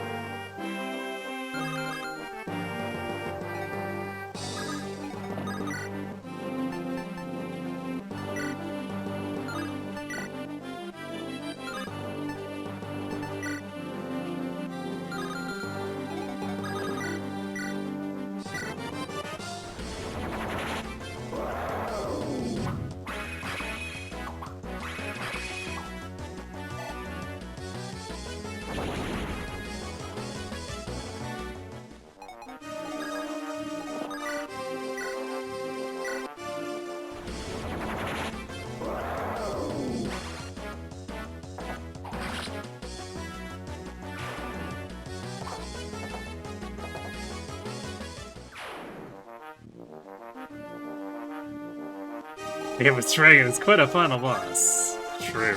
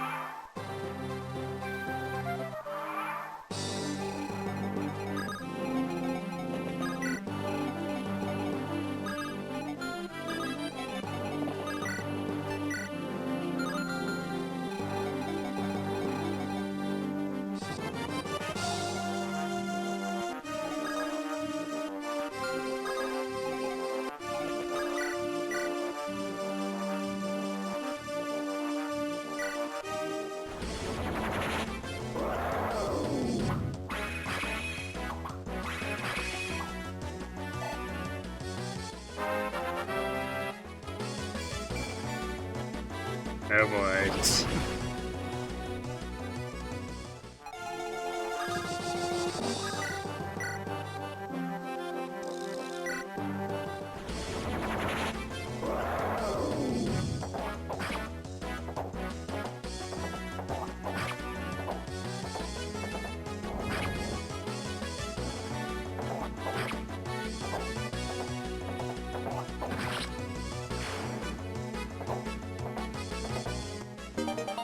Aha! There we go! We have our mods. Through the power of Brave Axe.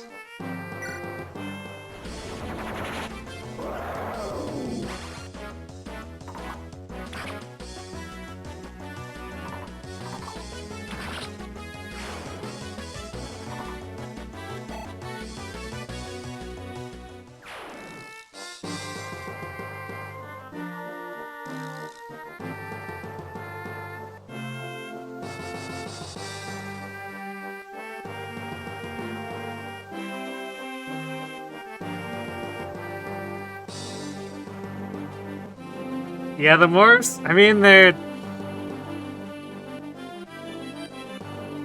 they do end up getting, like, basically treated like zombies.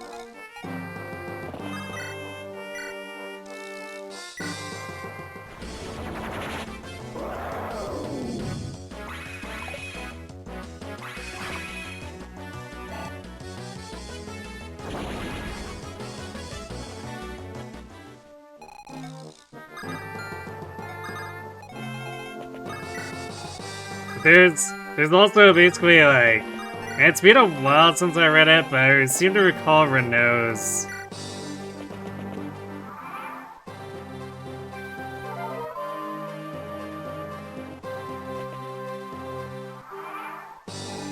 supports and like conversation with Nurgle to imply that Renault doesn't think the morphs are like any kind of actual resurrection.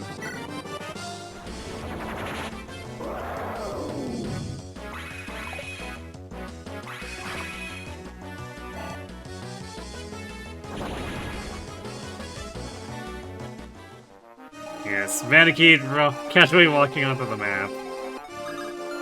How did it get behind us, considering the rest of our army should be just hanging out? They're not very good at their jobs.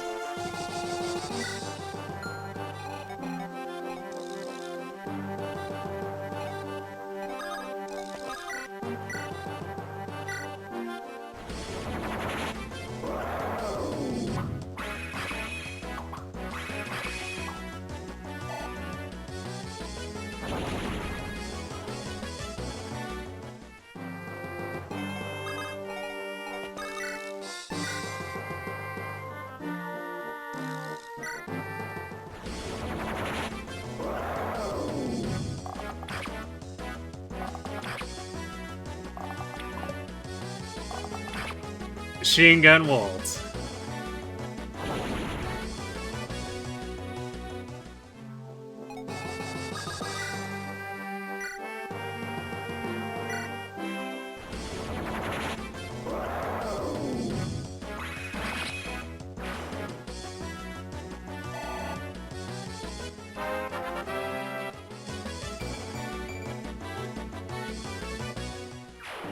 This is really funny for being able to go to the light brand for all my bow users who don't have a real strength stat.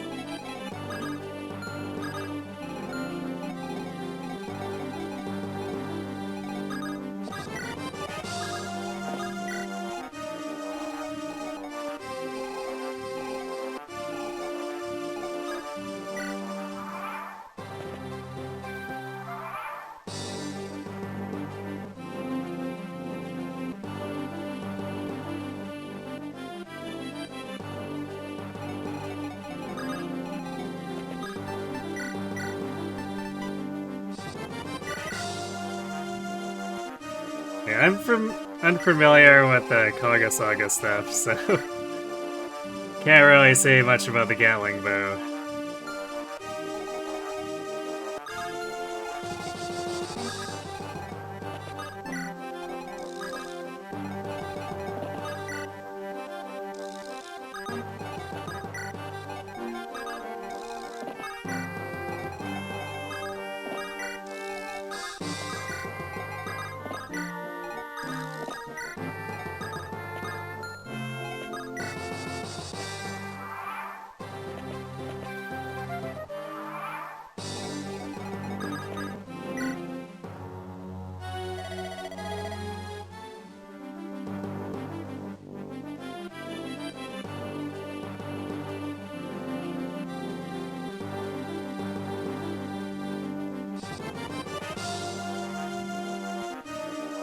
Yeah, Echoes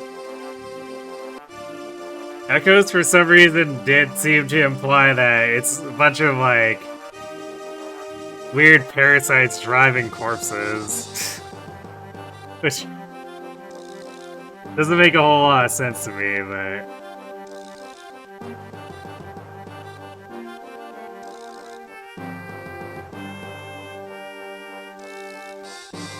He used to really like Jan for some reason. He used to being the one dragon in the game with personality. True.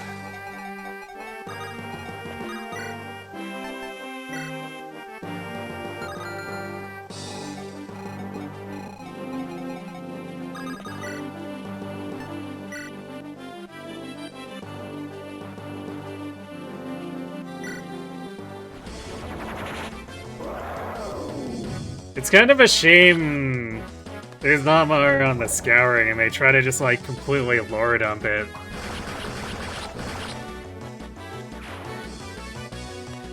At the end of the game. It's like... I think I might actually care about that stuff a bit more than the ongoing war in this game.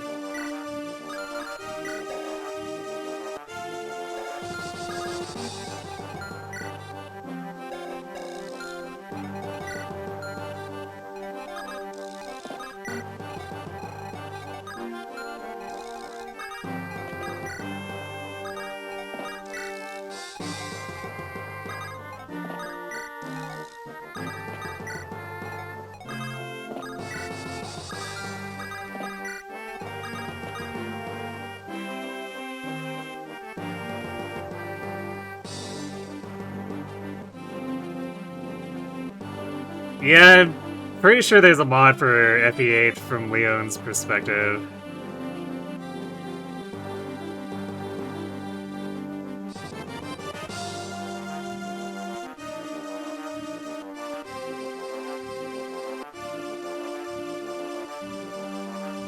Yeah, exactly.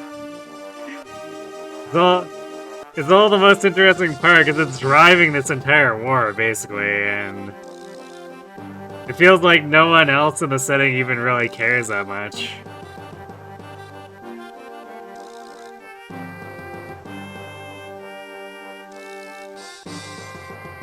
And actually, the crazy thing too is that you know what's a great place to actually give that information away? Arcadia. You know, the place that's basically an ancient library.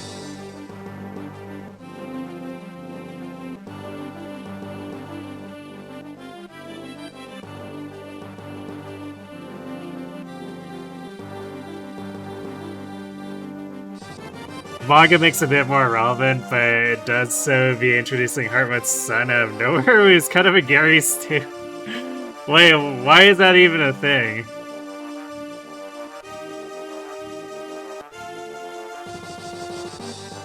Like, why would they even need that?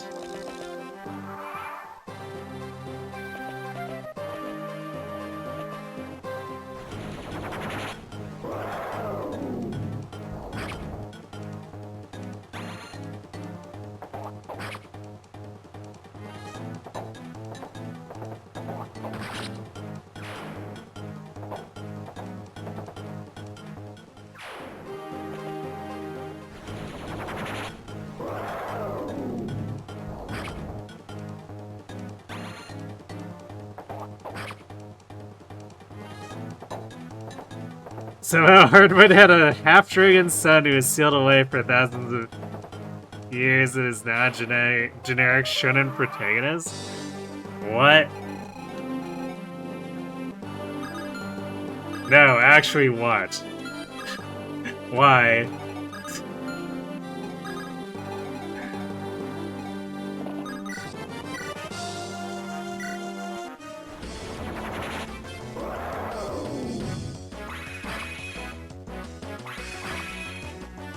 Yay, official fanfiction.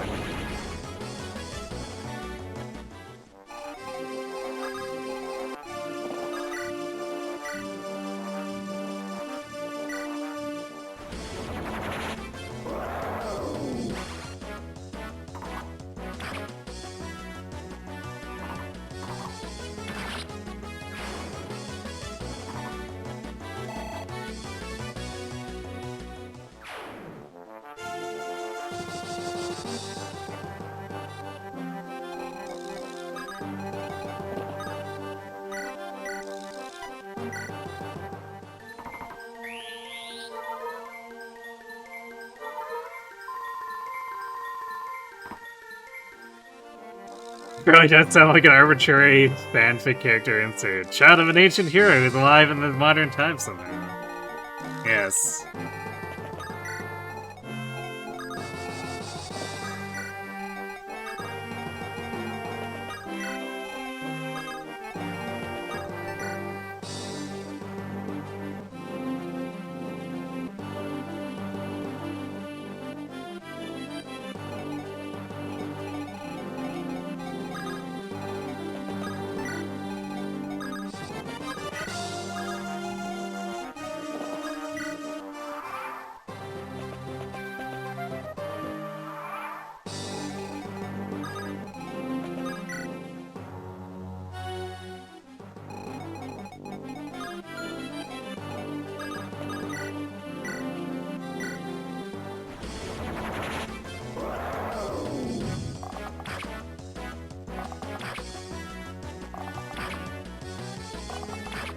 Pew pew goes the vault.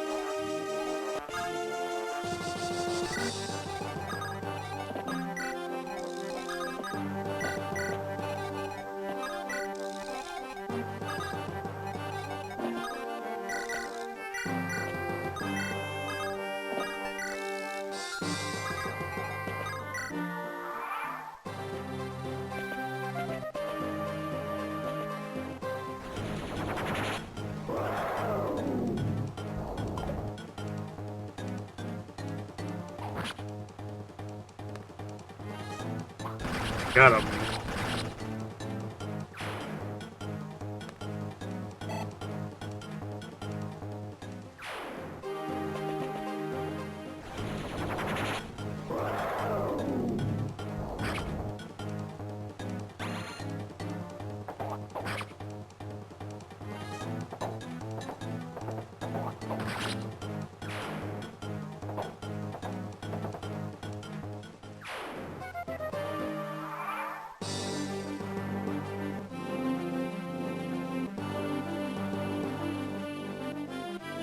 Yeah, I mean,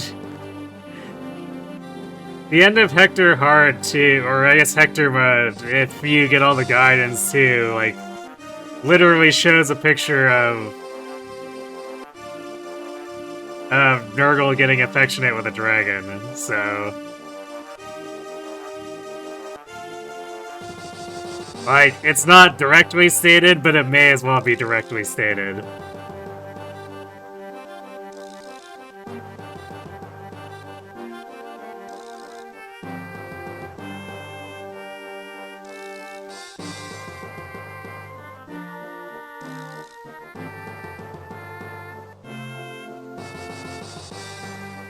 Yeah, I mean... It's definitely pushed as a,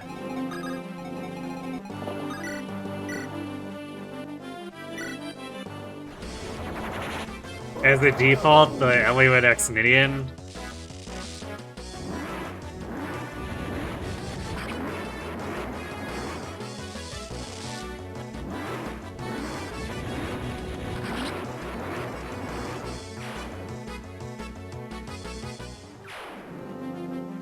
So it's almost kind of a, yeah, I may as well treat it as actually canon, but they also do try to leave it ambiguous. Just because I suppose they have those other endings.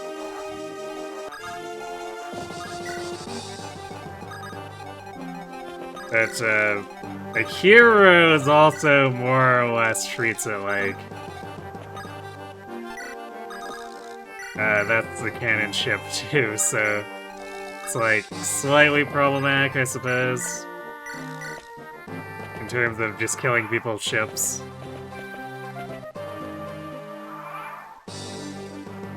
Yeah, there's this legendary tome in the hands of a teenage tsundere. I mean, why not?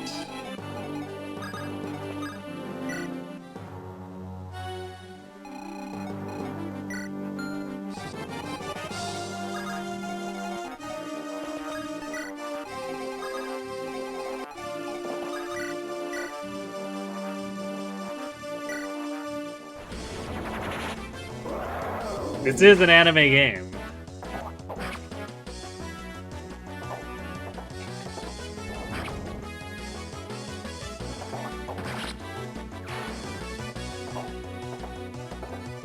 Actually, our entire team is almost basically teenagers wielding legendary weapons.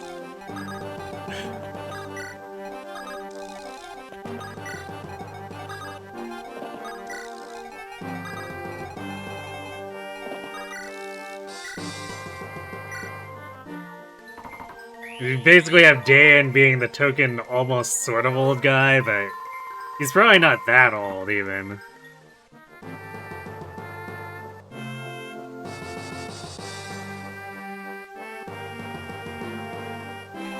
Spen's daughter. No, that's true.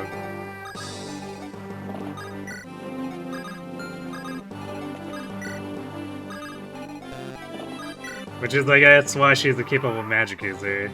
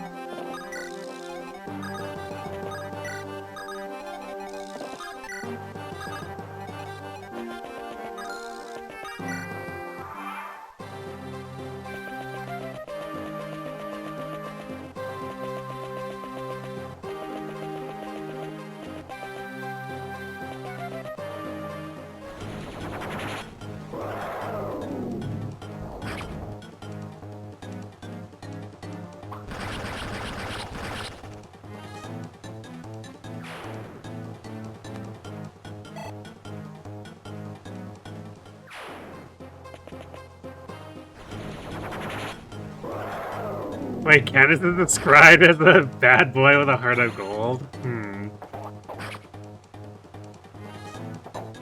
Yeah, I don't know if I can see that.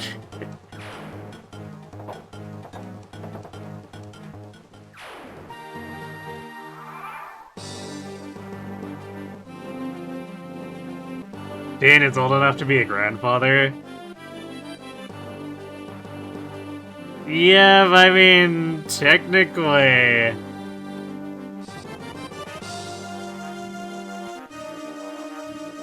Depending on the spacing of the generations, like 35 to 40 is old enough to be a grandfather.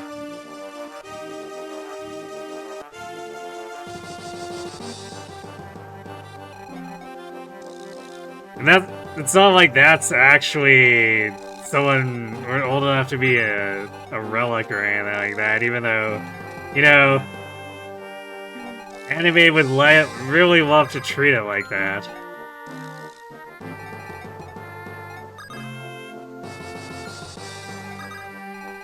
It's technically not that old.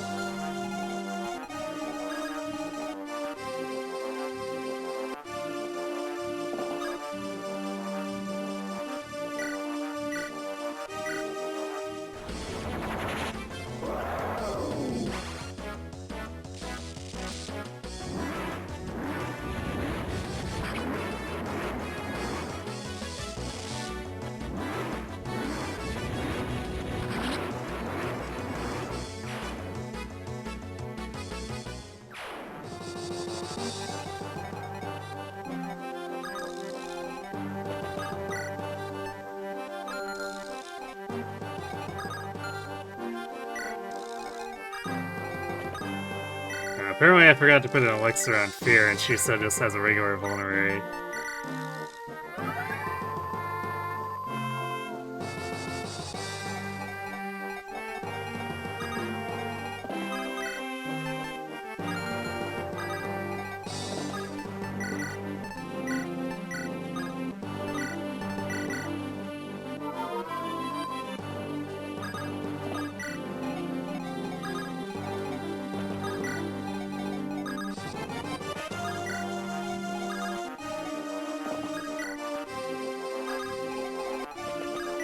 We need to get Rutger and Fane on some action at some point. I keep basically giving it to Noah and Fear.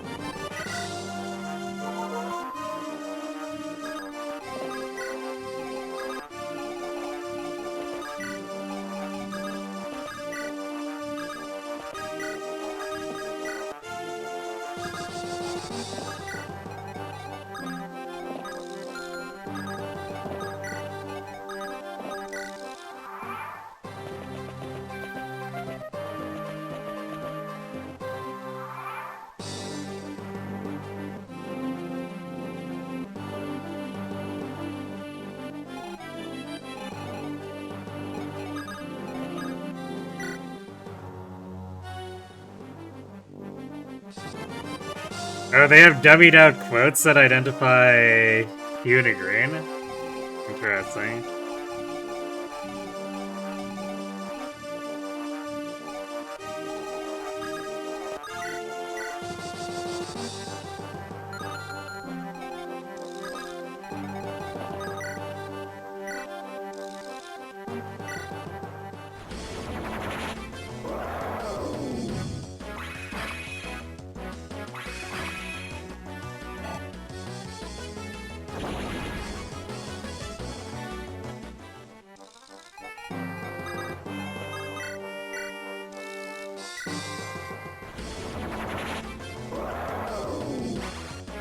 Yeah, I mean, sure it doesn't.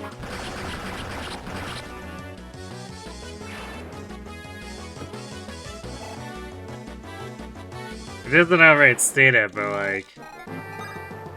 I'm not sure why else you would straight up name drop he like that then.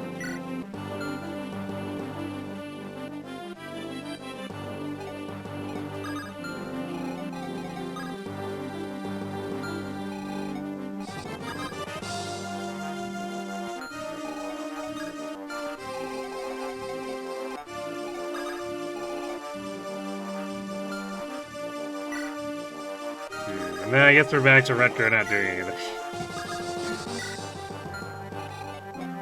Unless... Nah, because if I try to move Fear all the way in, she'll get attacked by both and then die.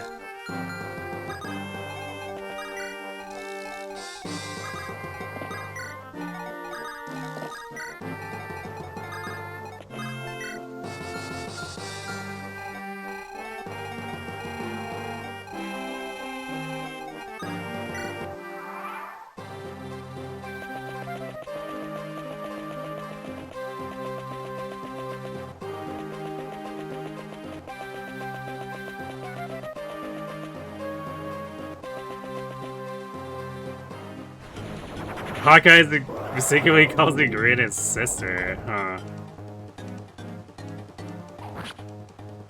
Well, that's... that's certainly a thing. It's just like how, was it, is it Morum? Is it Morum or Mordecai in Radiant Dawn's listing is said to be Ike's sister?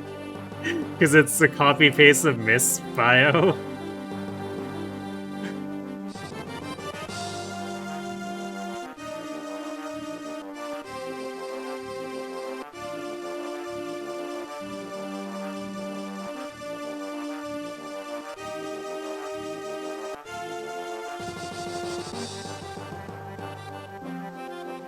Wait. 8 clears? 8 clears to get the quotes?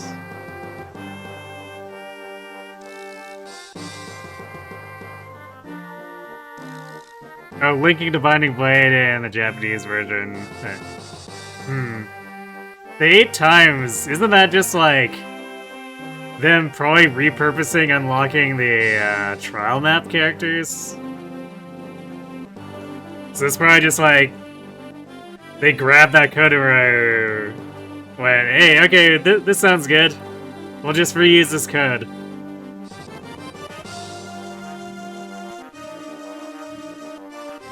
Yeah, but it's like, copy-pasting from FE6 trial map code. Because they had to do, or maybe they thought they had to do something and just went, sure, we'll reuse this FE6 code for the trial maps. Done. Bam.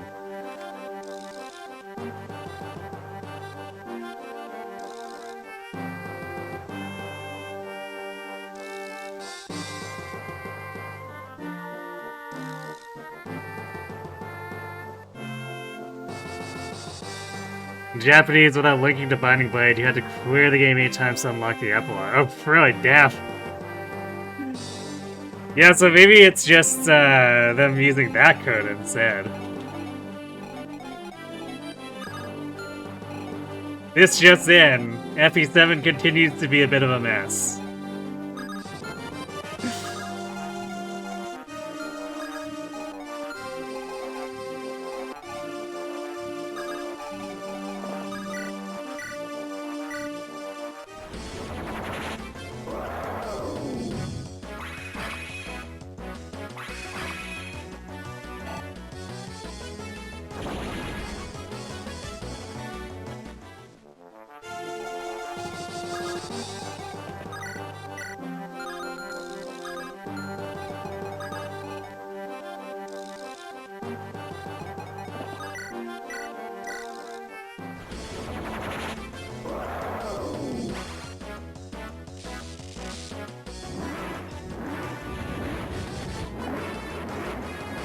Worry, no!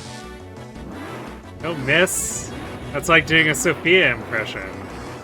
You don't want to be associated with that, dude.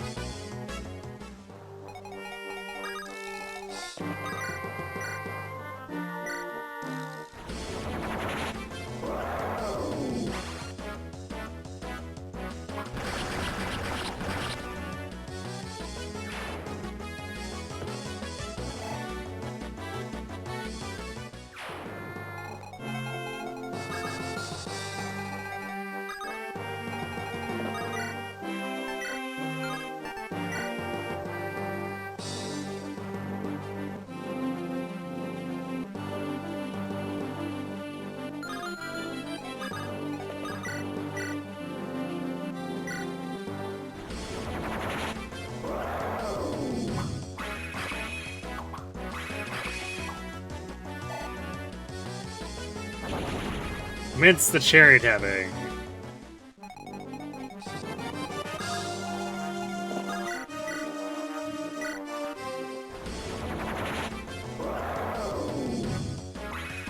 Check it out, Dan got a kill! He's so useful!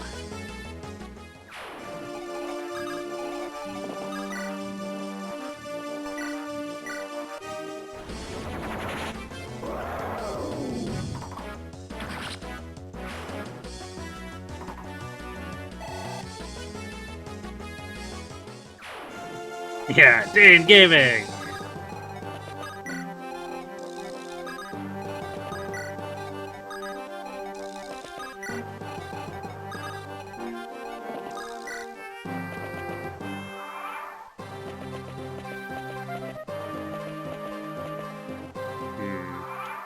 We have a small pack of fans following us around.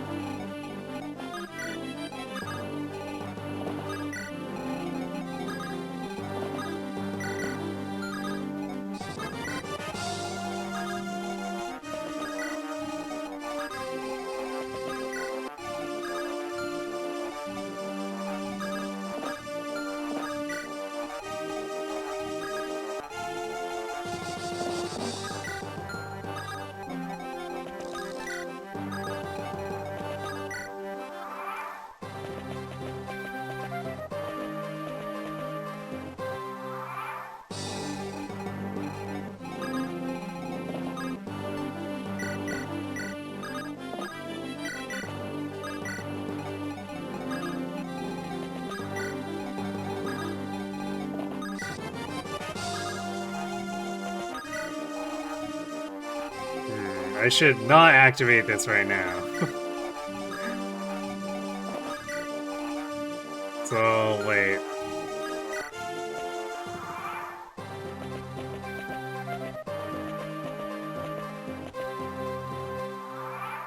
Roy Smash means wanting his autograph. There we go, perfect.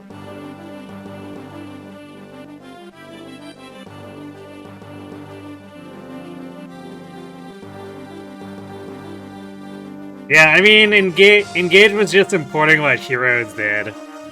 Which is, because there are way too many Sword Lords, they decided to make it so the strongest alts for Lyn and Lucino are basically bow users.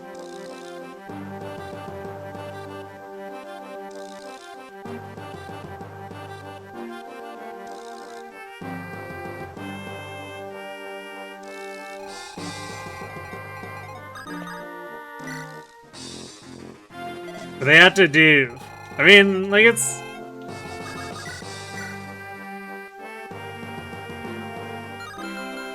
Damn. Faye doesn't even finish it, take it on her own here. Unless she crits.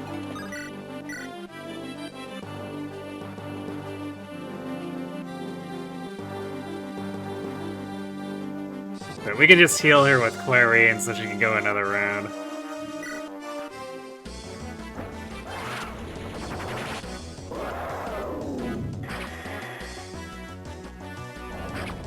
Yeah, Faye is necessary for, like, that ending scene. Can't have the Dune Redemption without, without the person she talks to.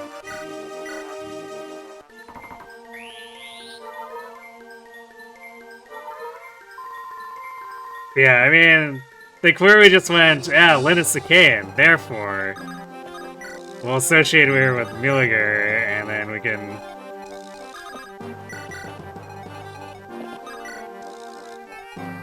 we can have that so that she doesn't end up just being another bad sword unit in our game, or gacha game.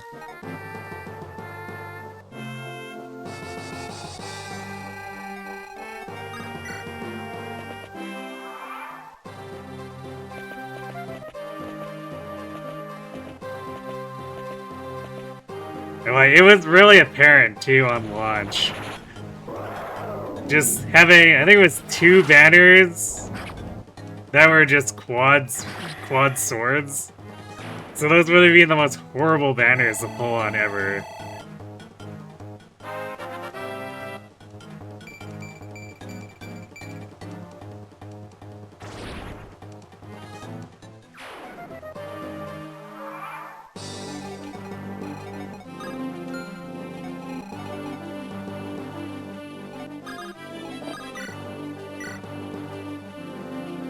Yeah, I'm not really sure if they ever really would have considered giving it to her anyway.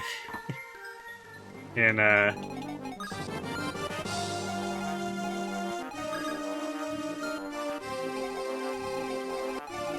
FE7, right?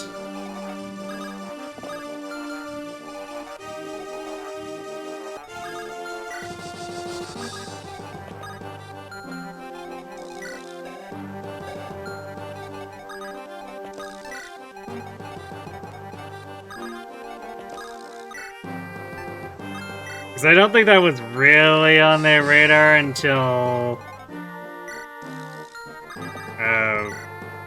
they had to figure something out for Heroes.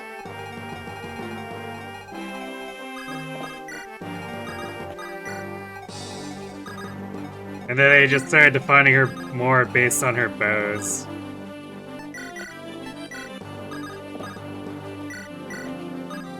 So naturally, Milliger becomes the obvious pick if they're gonna keep doing that.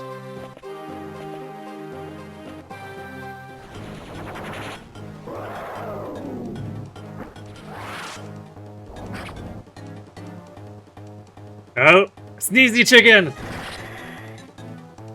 There it is!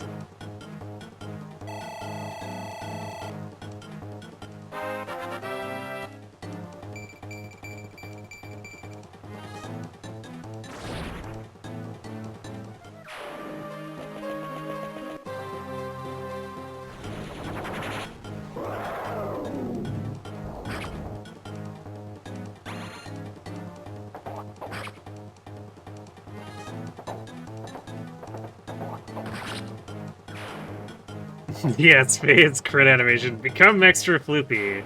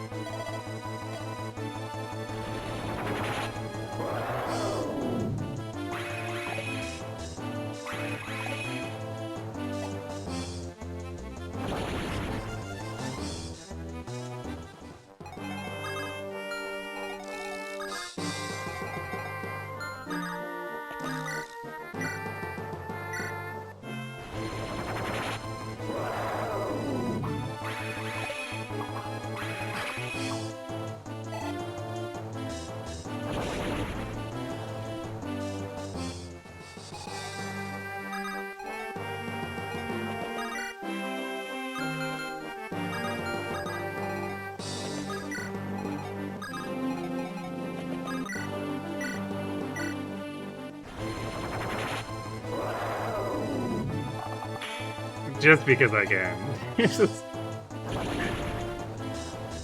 Actually, if we're not doubling with the longbow, we might not be fast enough to quad with the brave bow.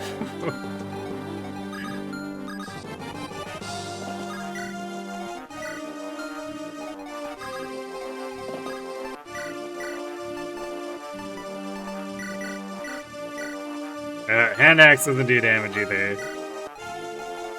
How much does Faye do?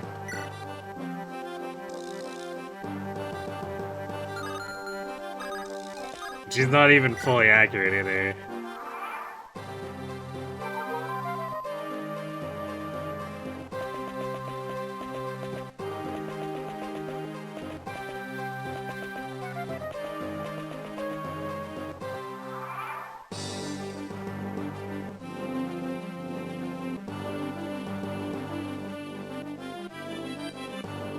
Oh yeah, there was definitely a fan translation before FE8. Because I used it to play this before FE8 ever released.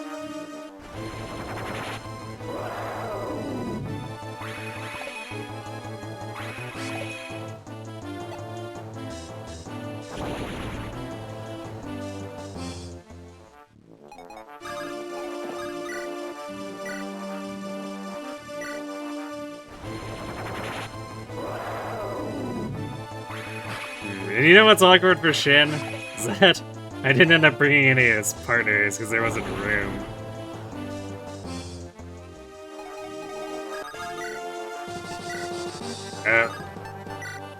Walt can't even deal damage.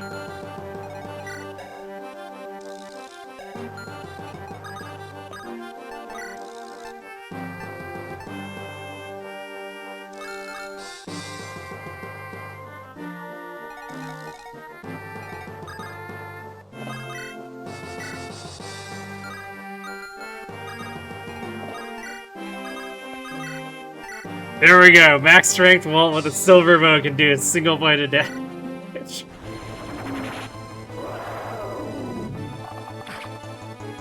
Unfortunate. I guess this is where the legacy of Walt the Gun needs to step aside for Shin.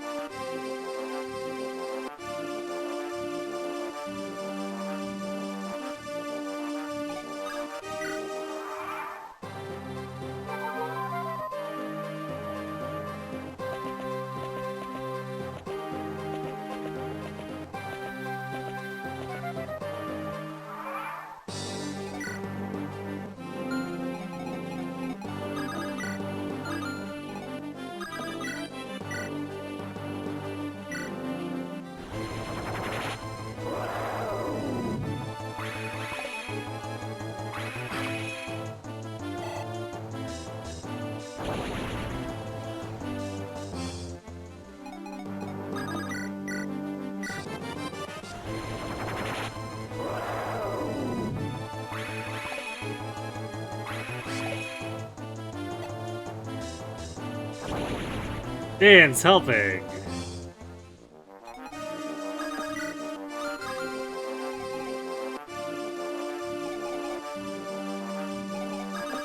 Alright.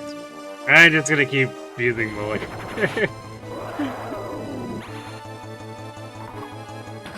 There we go.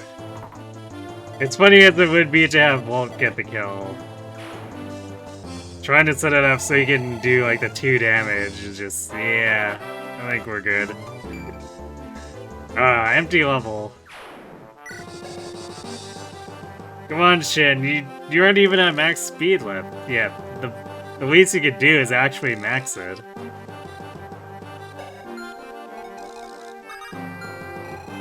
Alright, smash melee fans outrun. They can't catch us.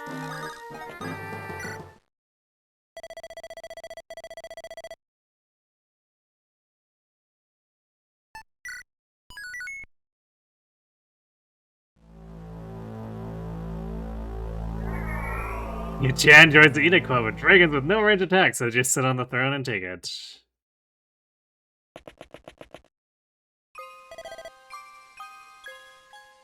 Okay, we do have ads sitting. I'm gonna go refill my water and then we'll close this out. So, we're back.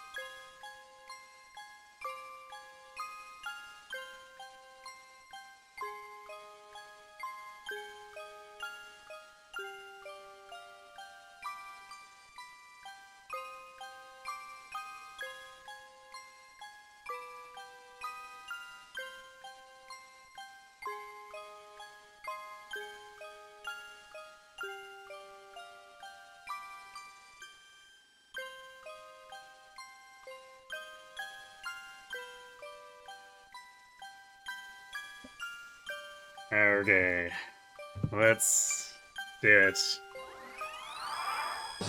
The mega anticlimax final boss.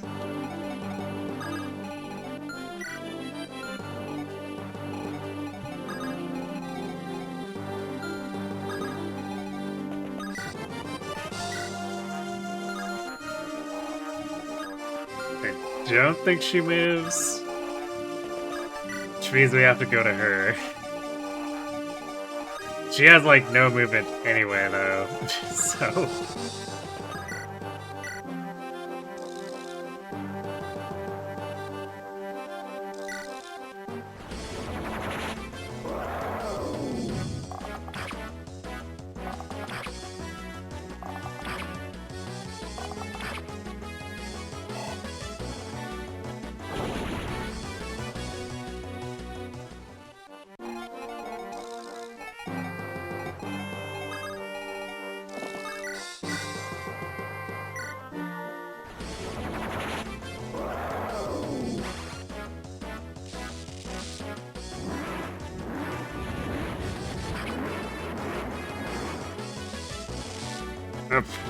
Ah, of course, the T-pose crit.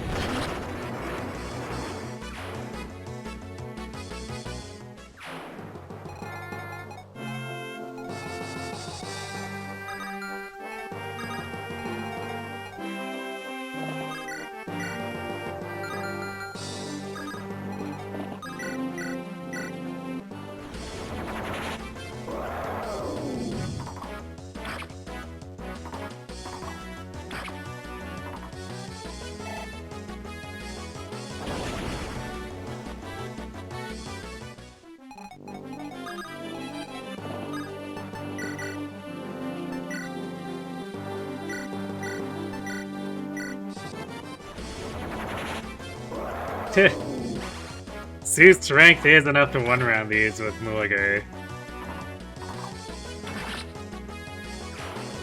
These weapons are just so strong that I guess you can be super noodle-armed. Hey, she got more strength.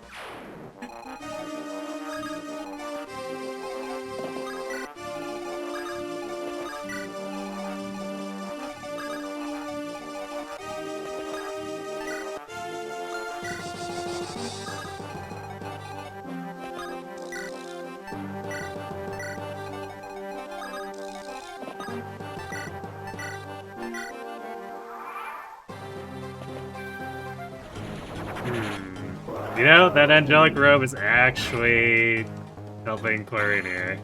She would have died otherwise.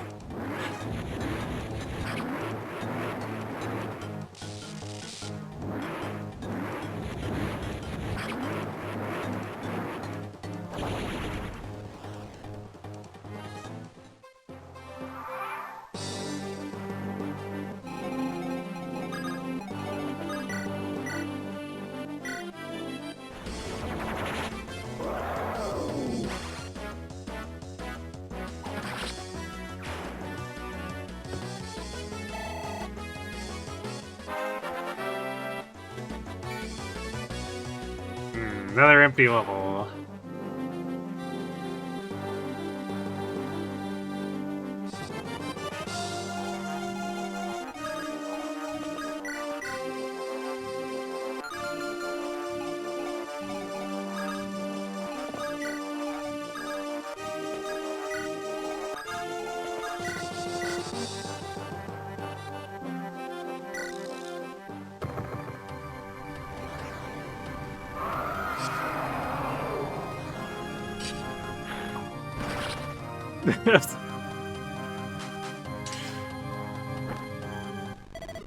Roy's just like, what if I ended this in a single blow?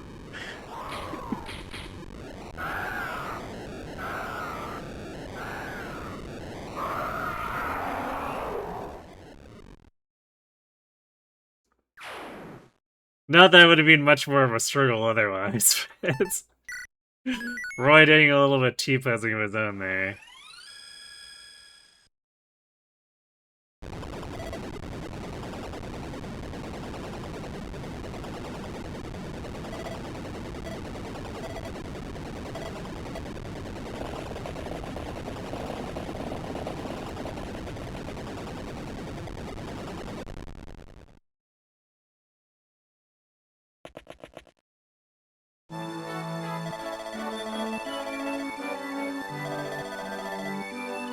I always forget, we can't skip this last section. So I guess I need to just hold down the button.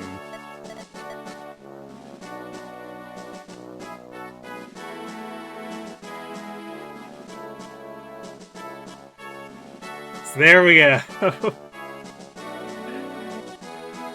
Using the Sacaeans as our core and going through Sacae. We did the game.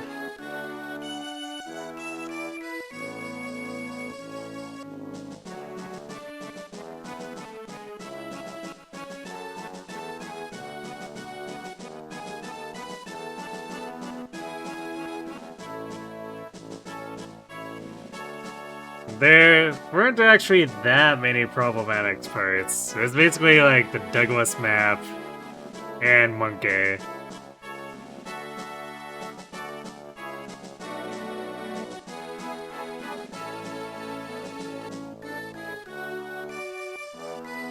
So we definitely had some problems with Noah's incessant missing, and then everything else attacking our units who couldn't counterattack, so it just compound things in those maps.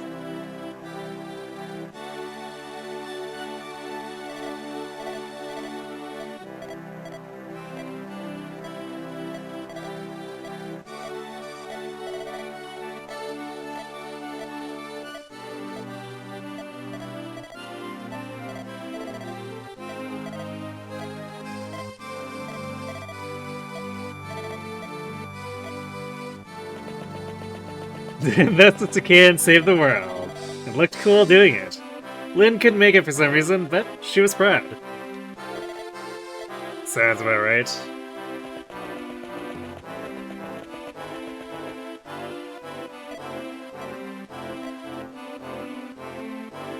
And Walt helped. Me, Walt can be an honorary Sacaean. Same with Clairine, of course. And Noah's incessant missing. The lesser known Xenoblade 3 DLC.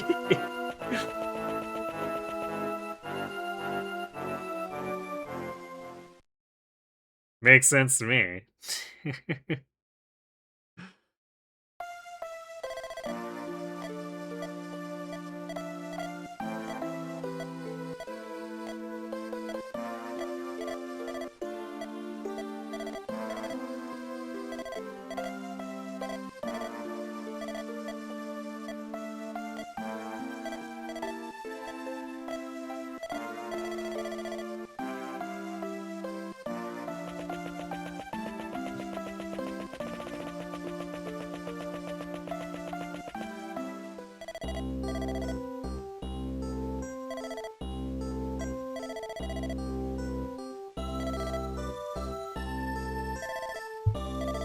As it turns out, the cure for having your soul destroyed is to make friends with a chicken.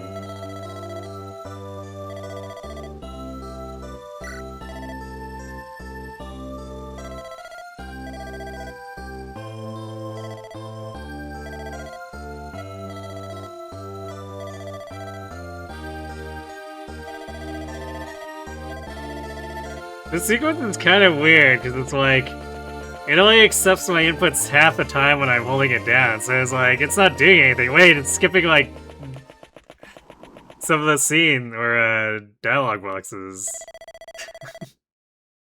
Until it isn't. It's just like, wait, what? Who programmed this?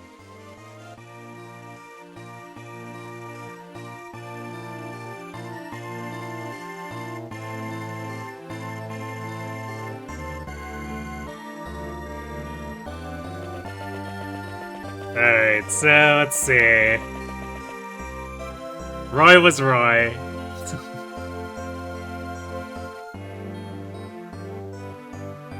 He had a few like actually decent levels early on, so he could tank for a bit. But after that, speed fell off.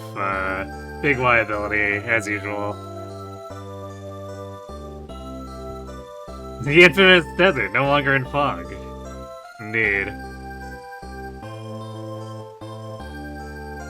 Warm breeze! Everyone else, oh god, Fog of War is back! True. Yeah, Roy was Roy out of 10.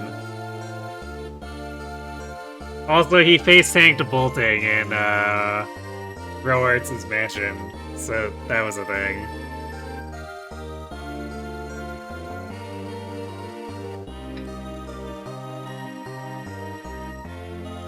I think the biggest surprise about this one was that Wolt ended up being a bit of a carry.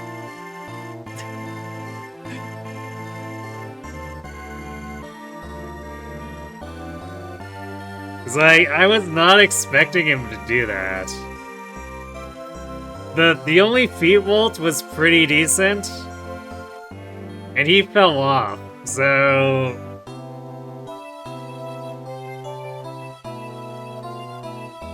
I was kind of just expecting maybe that at best, but this Wolt just kept growing strength and would not stop.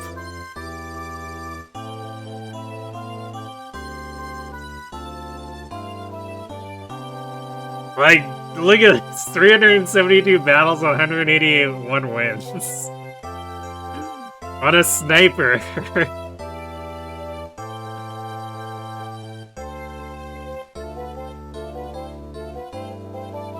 His main issue is that he had problems growing speed, but like, there was a point in the game where he was using a silver bow to one-shot things.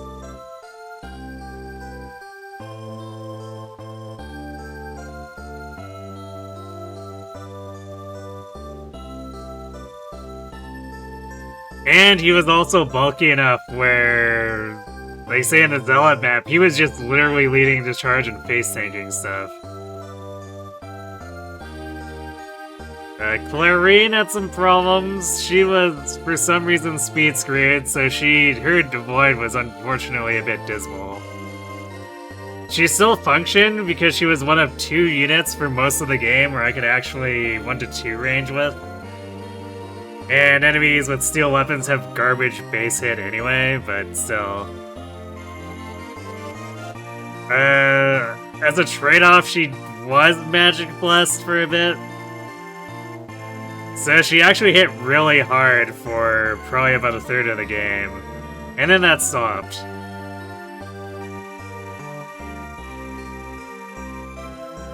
Rutger, well, he was the first Sacaean to join, and he still did pretty alright despite the fact that he never wanted to gain strength. Which caused problems with Monkey, where he needed a double silver sword crit to actually one-round him.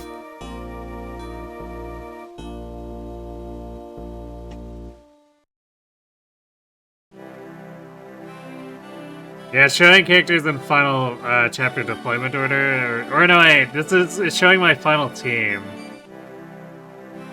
The ones that I took to the final battle. And Sue was pretty good for a bit just because she gained overkill speed, which let her double things that pretty much everyone else couldn't.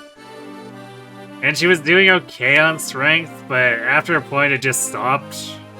And just, she wasn't able to kill stuff without the killer bow crits and later silver bow.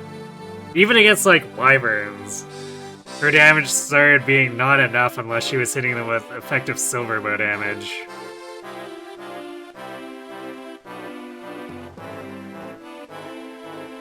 Is this the first game to actually have win count endings? I don't remember now what Thracia had.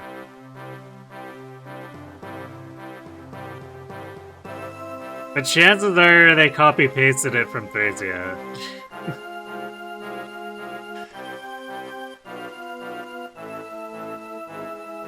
Then, yeah, Noah, I went over that he had incessant missing issues. And that typically got Fear targeted because she needed to be nearby to help him with his hit in the first place. They worked relatively well as a duo, but it was definitely problematic where Noah would constantly miss key hand axe or javelin throws. And then Fear's the Void wasn't quite high enough. So there were a number of times where she was in danger of actually dying because she got tagged 3 times in a row.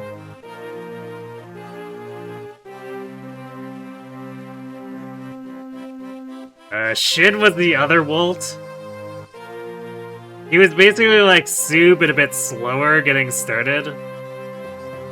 So he had issues doubling at the start, but he started getting strength like Wolt did. So eventually we just had Shin, who's also a Gatling gun, but also much faster. So we had 24 strength, Shin, who also had 29 speed, so, you know. Probably my best player phase damage dealer, all things considered. And then Dayan was here. He did things.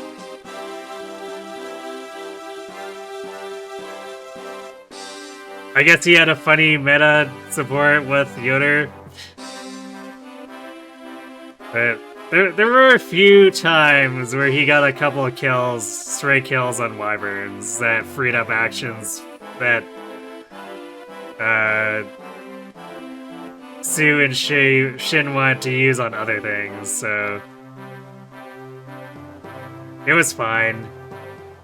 He legitimately helped in a handful of places, but couldn't even compare to Sue, who is very noodle-armed.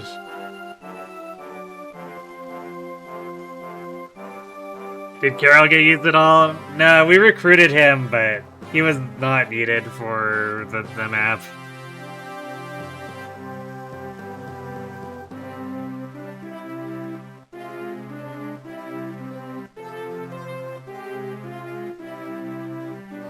This entire party probably became Dan's new clan, or this entire party, especially Walt Dan, probably legally adopted him. Maybe.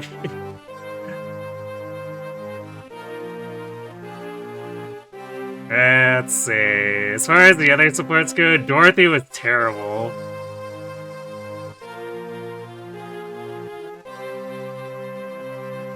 Unfortunately, because my first hard playthrough of this, I had a pretty decent Dorothy. So I was expecting a bit more of her, but she just gained nothing for stats for her first 9 levels.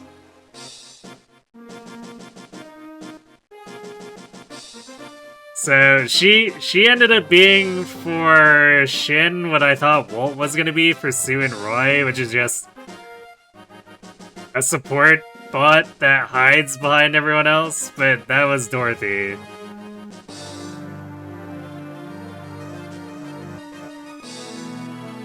Let's see, Zeiss I was fairly impressed with as just a general scrapper, although if I'm being real, all things considered, his hit rate was even worse than Noah's.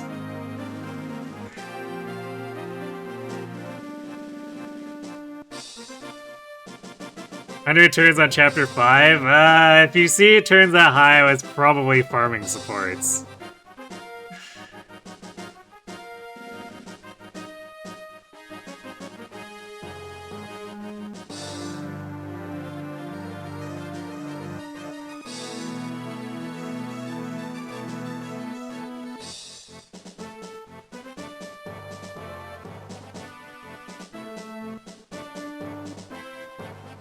But yeah, it's because... Actually, yeah, even with Shin support, Zeiss was not terribly good at hitting things. But after a point, he was so tanky that it kinda didn't matter, especially in Sacae, where he had over 20 defense and most enemies had 24 attack, tops. So, there were a lot of instances where Zeiss couldn't hit for crap, but it's not like the enemy could damage him anyway, so as long as he kept them distracted in a corner is whatever.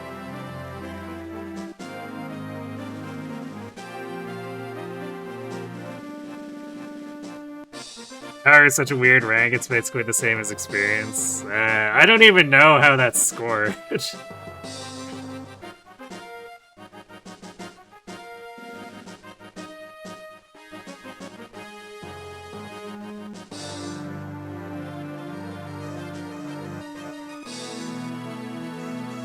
So yeah, it is kind of funny, just the fact that Zeiss had so much defense, it kind of allowed him to get away with what Noah couldn't. Although, if I were to have swapped Zeiss in where Noah was failing, he definitely would have failed too, just because it was usually times, or at least with the Douglas map, it was a bit of a time-sensitive thing where I was trying to push in and stop that thief from getting at the room, while also blocking Kath to stop her from getting at it.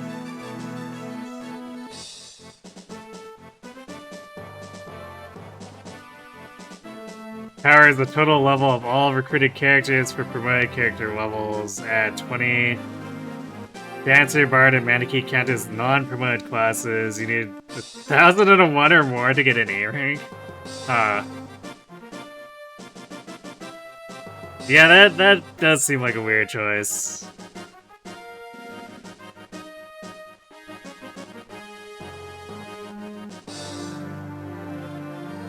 And it's funny, the experience of the power ranks are both totally are different too here because I don't know what they're doing with the criteria.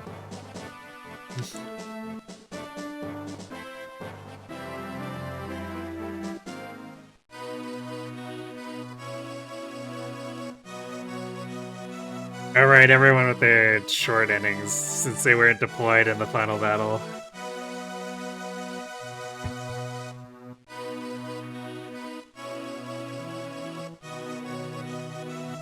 Speaking of terrible hit rates, Gonzalez.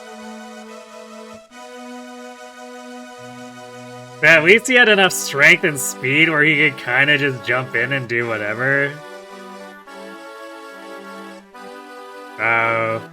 It allowed him to sort of meme value some of the Lance enemies. Legitimately, he also held off the entire top part by himself, or like that first squad at the top by himself of the Murdoch map. So he actually had a moment where he was legit contributing probably more than most of the other thrown-in Sacaean supports. I'd say he did more than Dan, if nothing else.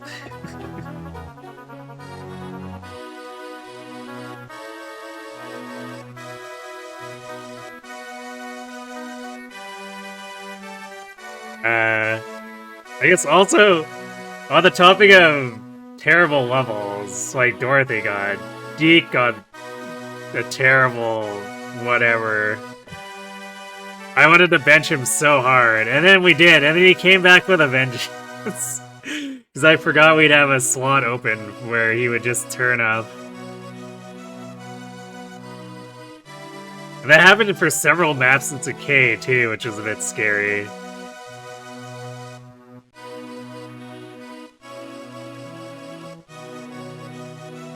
No, Astor was around in the Western Isles map, so he was attacked a bunch while Roy's team was holding the top by the village.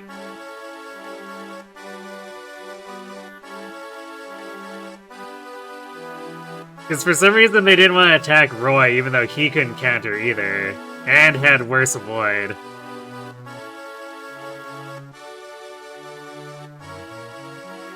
So Astor just kept getting hand axes thrown at him instead of Roy.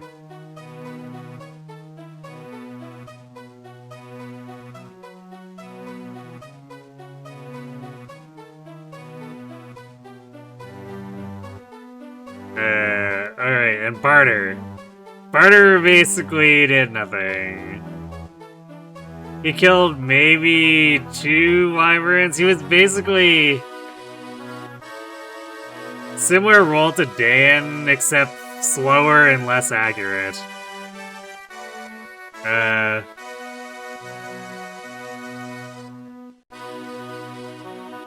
I'm trying to think if there are any moments where he seriously body blocked anything, but I don't think there was. So yeah, I think Barter contributed even less. I guess he gave us his Brave Axe, which Noah used to get Armad's rank. So there's that. But yeah, all things considered, Barter wasn't... I was not impressed by Barter at all.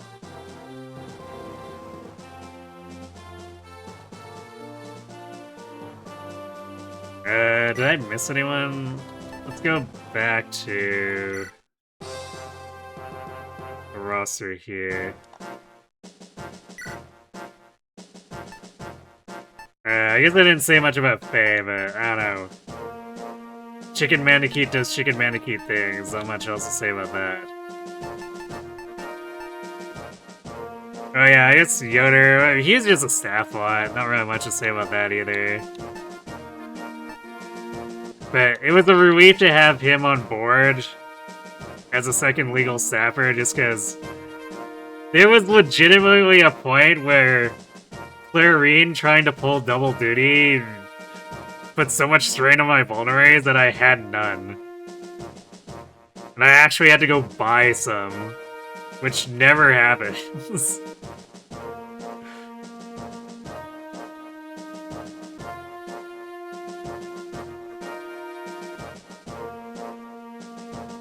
So yeah, between Neem and Yoder coming in, because like Neem had at least she had one force supply map, and then she got to hang around and help staff during the Murdoch map. So being able to run an extra staffer that didn't get pushed off by Deke, kind of helpful.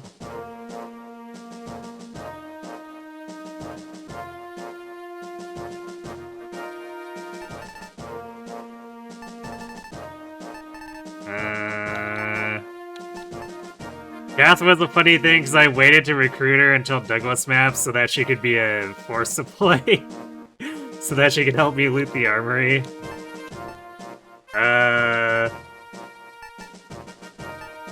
Cecilia did restore things? I think that was the extent of her contribution for her force supply.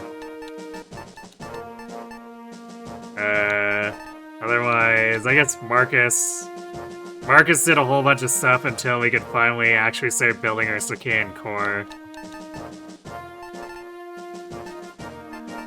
Saul did some healing until he got pushed out by the Sacaean core and their supports, but he was there helping to take stress off of Clarine until he couldn't.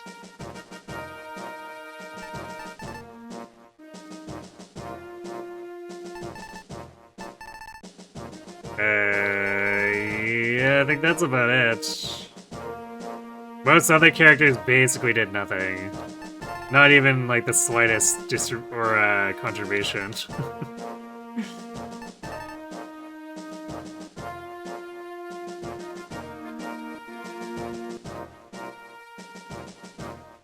Yeah, that is what Cecilia is good for, staff stuff.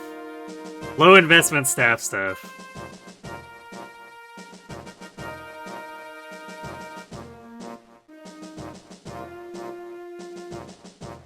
Oh, actually, enough. Yeah, I mentioned the Douglas map and the Monkey map as problem ones. Technically speaking, the shooting star guidon that followed Douglas's map was also kind of annoying because there's so much status saves there. And Clarine kept getting silenced, so I had to do a lot of shenanigans where I didn't even start climbing the tower until like turn 25. It was really dumb.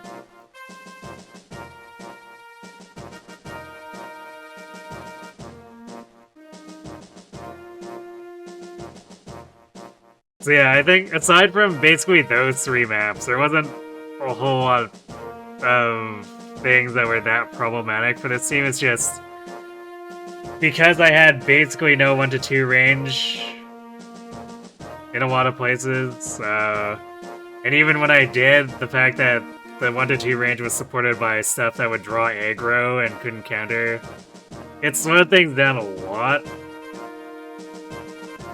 Probably by a couple dozen turns in a lot of places, but it was just sandbagging in a lot of maps, really, where the enemies would just get in the way and still not be terribly threatening.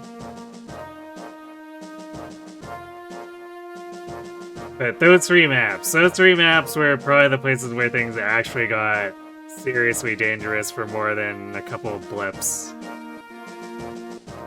Especially the Monkey map. Sitting in the middle trying desperately to hold out while we're surrounded by like 24 nomads and nomad troopers. And Fear and Rutger only having 30 listed hit against them with that many attacks. Very spooky.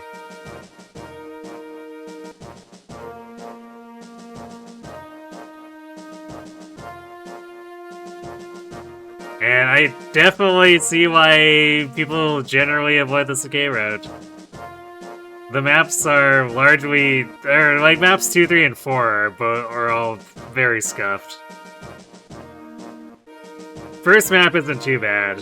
In fact, I'd argue that the first Fog of War map in that set is less annoying by significantly than the Alien version.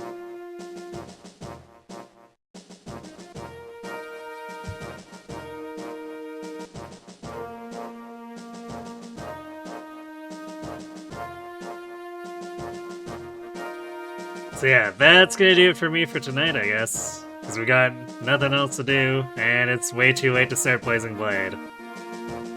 So I guess that means tomorrow we'll start the Blazing Blade version of Drunk on Sacae. It'll give us a little more variety. I think I'm gonna try to pick some of the lesser run units. So I think Kent is probably going to be off the table immediately. Florina's going to get some nepotism just because she's my favorite character, so she gets to continue to hang out with Lynn. Yes, and Endgame Carla. I mean, she has to go there. She's going to be required. It's going to be the same as with the Sacaean core here. It's going to be Lynn, Guy, Carol, and Carla, and Wrath are all going to be fully required. Basically force deployed in every map that they're available. Yeah, the Myrmidons are Sacaean, and they severely outnumber Wrath.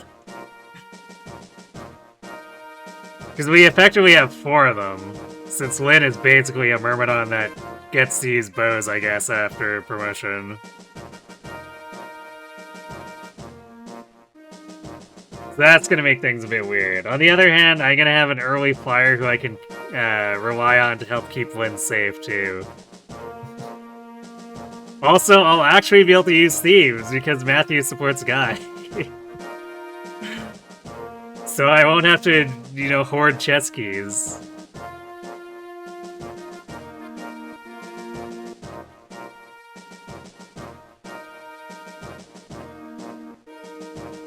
I think we'll still be stuck without a dancer for the most part, because I don't think Ninian and Nil support anyone from Sacae. So that'll be an interesting part there. But, Wrath will be interesting because almost no one uses him. I'm thinking of trying to slot in Wallace. Just because no one ever uses him, so what if we forced him? Nell supports no one, right?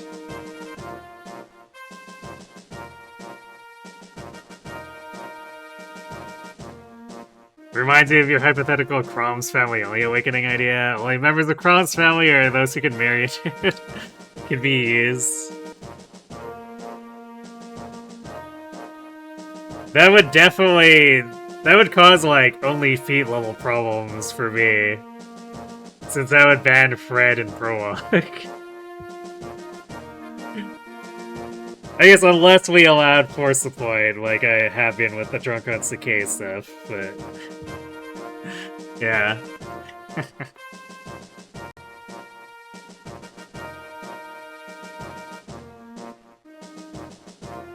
Are they Crom family members? There be.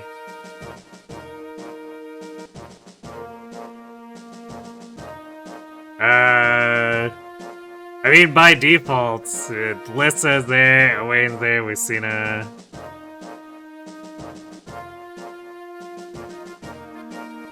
Oh, if you can marry, that simplifies things a lot then. If it's like simply declare that Fred will marry Lissa, then that like basically removes the only real wrinkle in the run.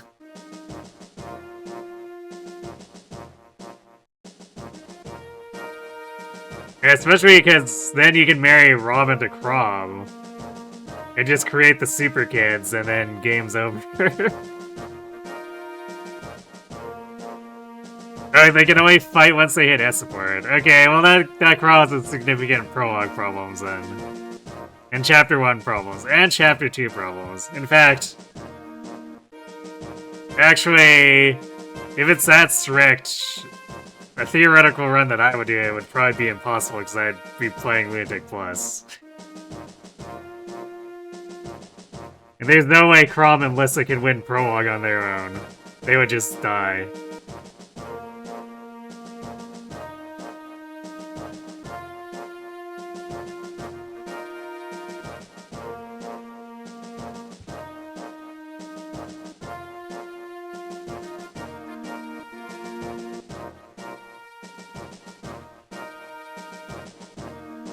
It would definitely be impossible. Actually, even vanilla Lunatic would probably be impossible. I don't think Chrom would be able to survive.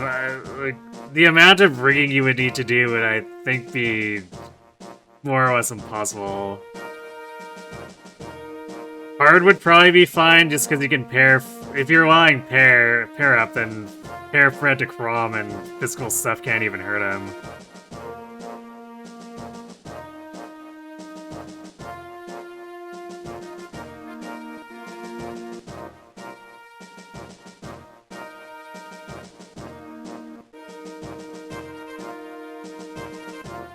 Do if Frederick Claus just get through the early game? Possibly, but...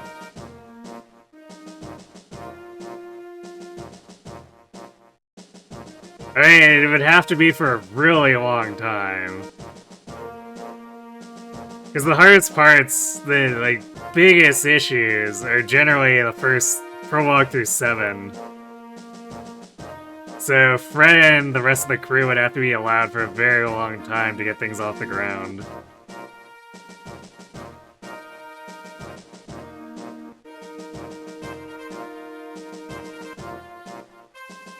Especially since Robin doesn't actually marry Chrom until... Hey, if you're rushing it, basically chapter 6?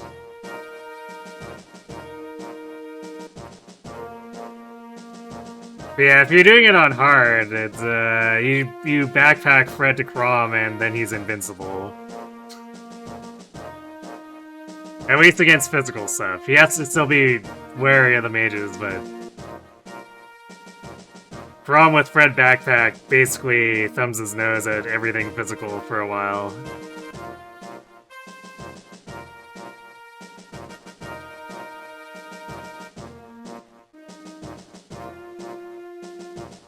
Alright though, I'm gonna go ahead and send you off to Solomon. Fred has to be unequipped so he doesn't dual strike. I mean, that's fine. All Chrom needs is the defense. Because who cares if Chrom doesn't one round if he doesn't take damage? He can just sit there and farm it out, fight the enemies until they fall over from falchion.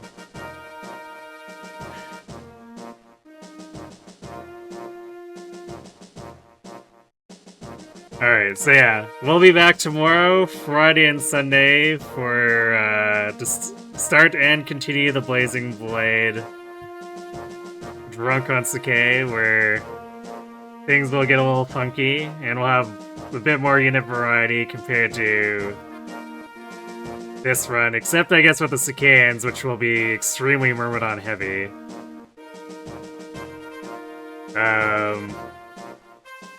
And I guess Barter becomes a mandatory, like, honorary Sacaean. Because we need him in order to get Karma at all.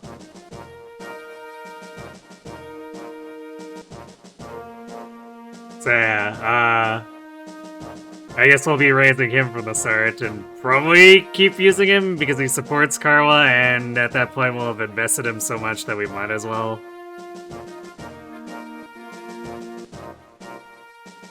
Then Wednesday, Thursday, we're going to return to Uma Musume, and I actually forgot that it snuck up on me. I thought it was gonna be a little further out, but the banner coming up is for the Grand Concert / Grand Live release, which means the scenario should be coming out alongside it. So I guess we will muddle around with the scenario on Wednesday, assuming no shenanigans from Cygames.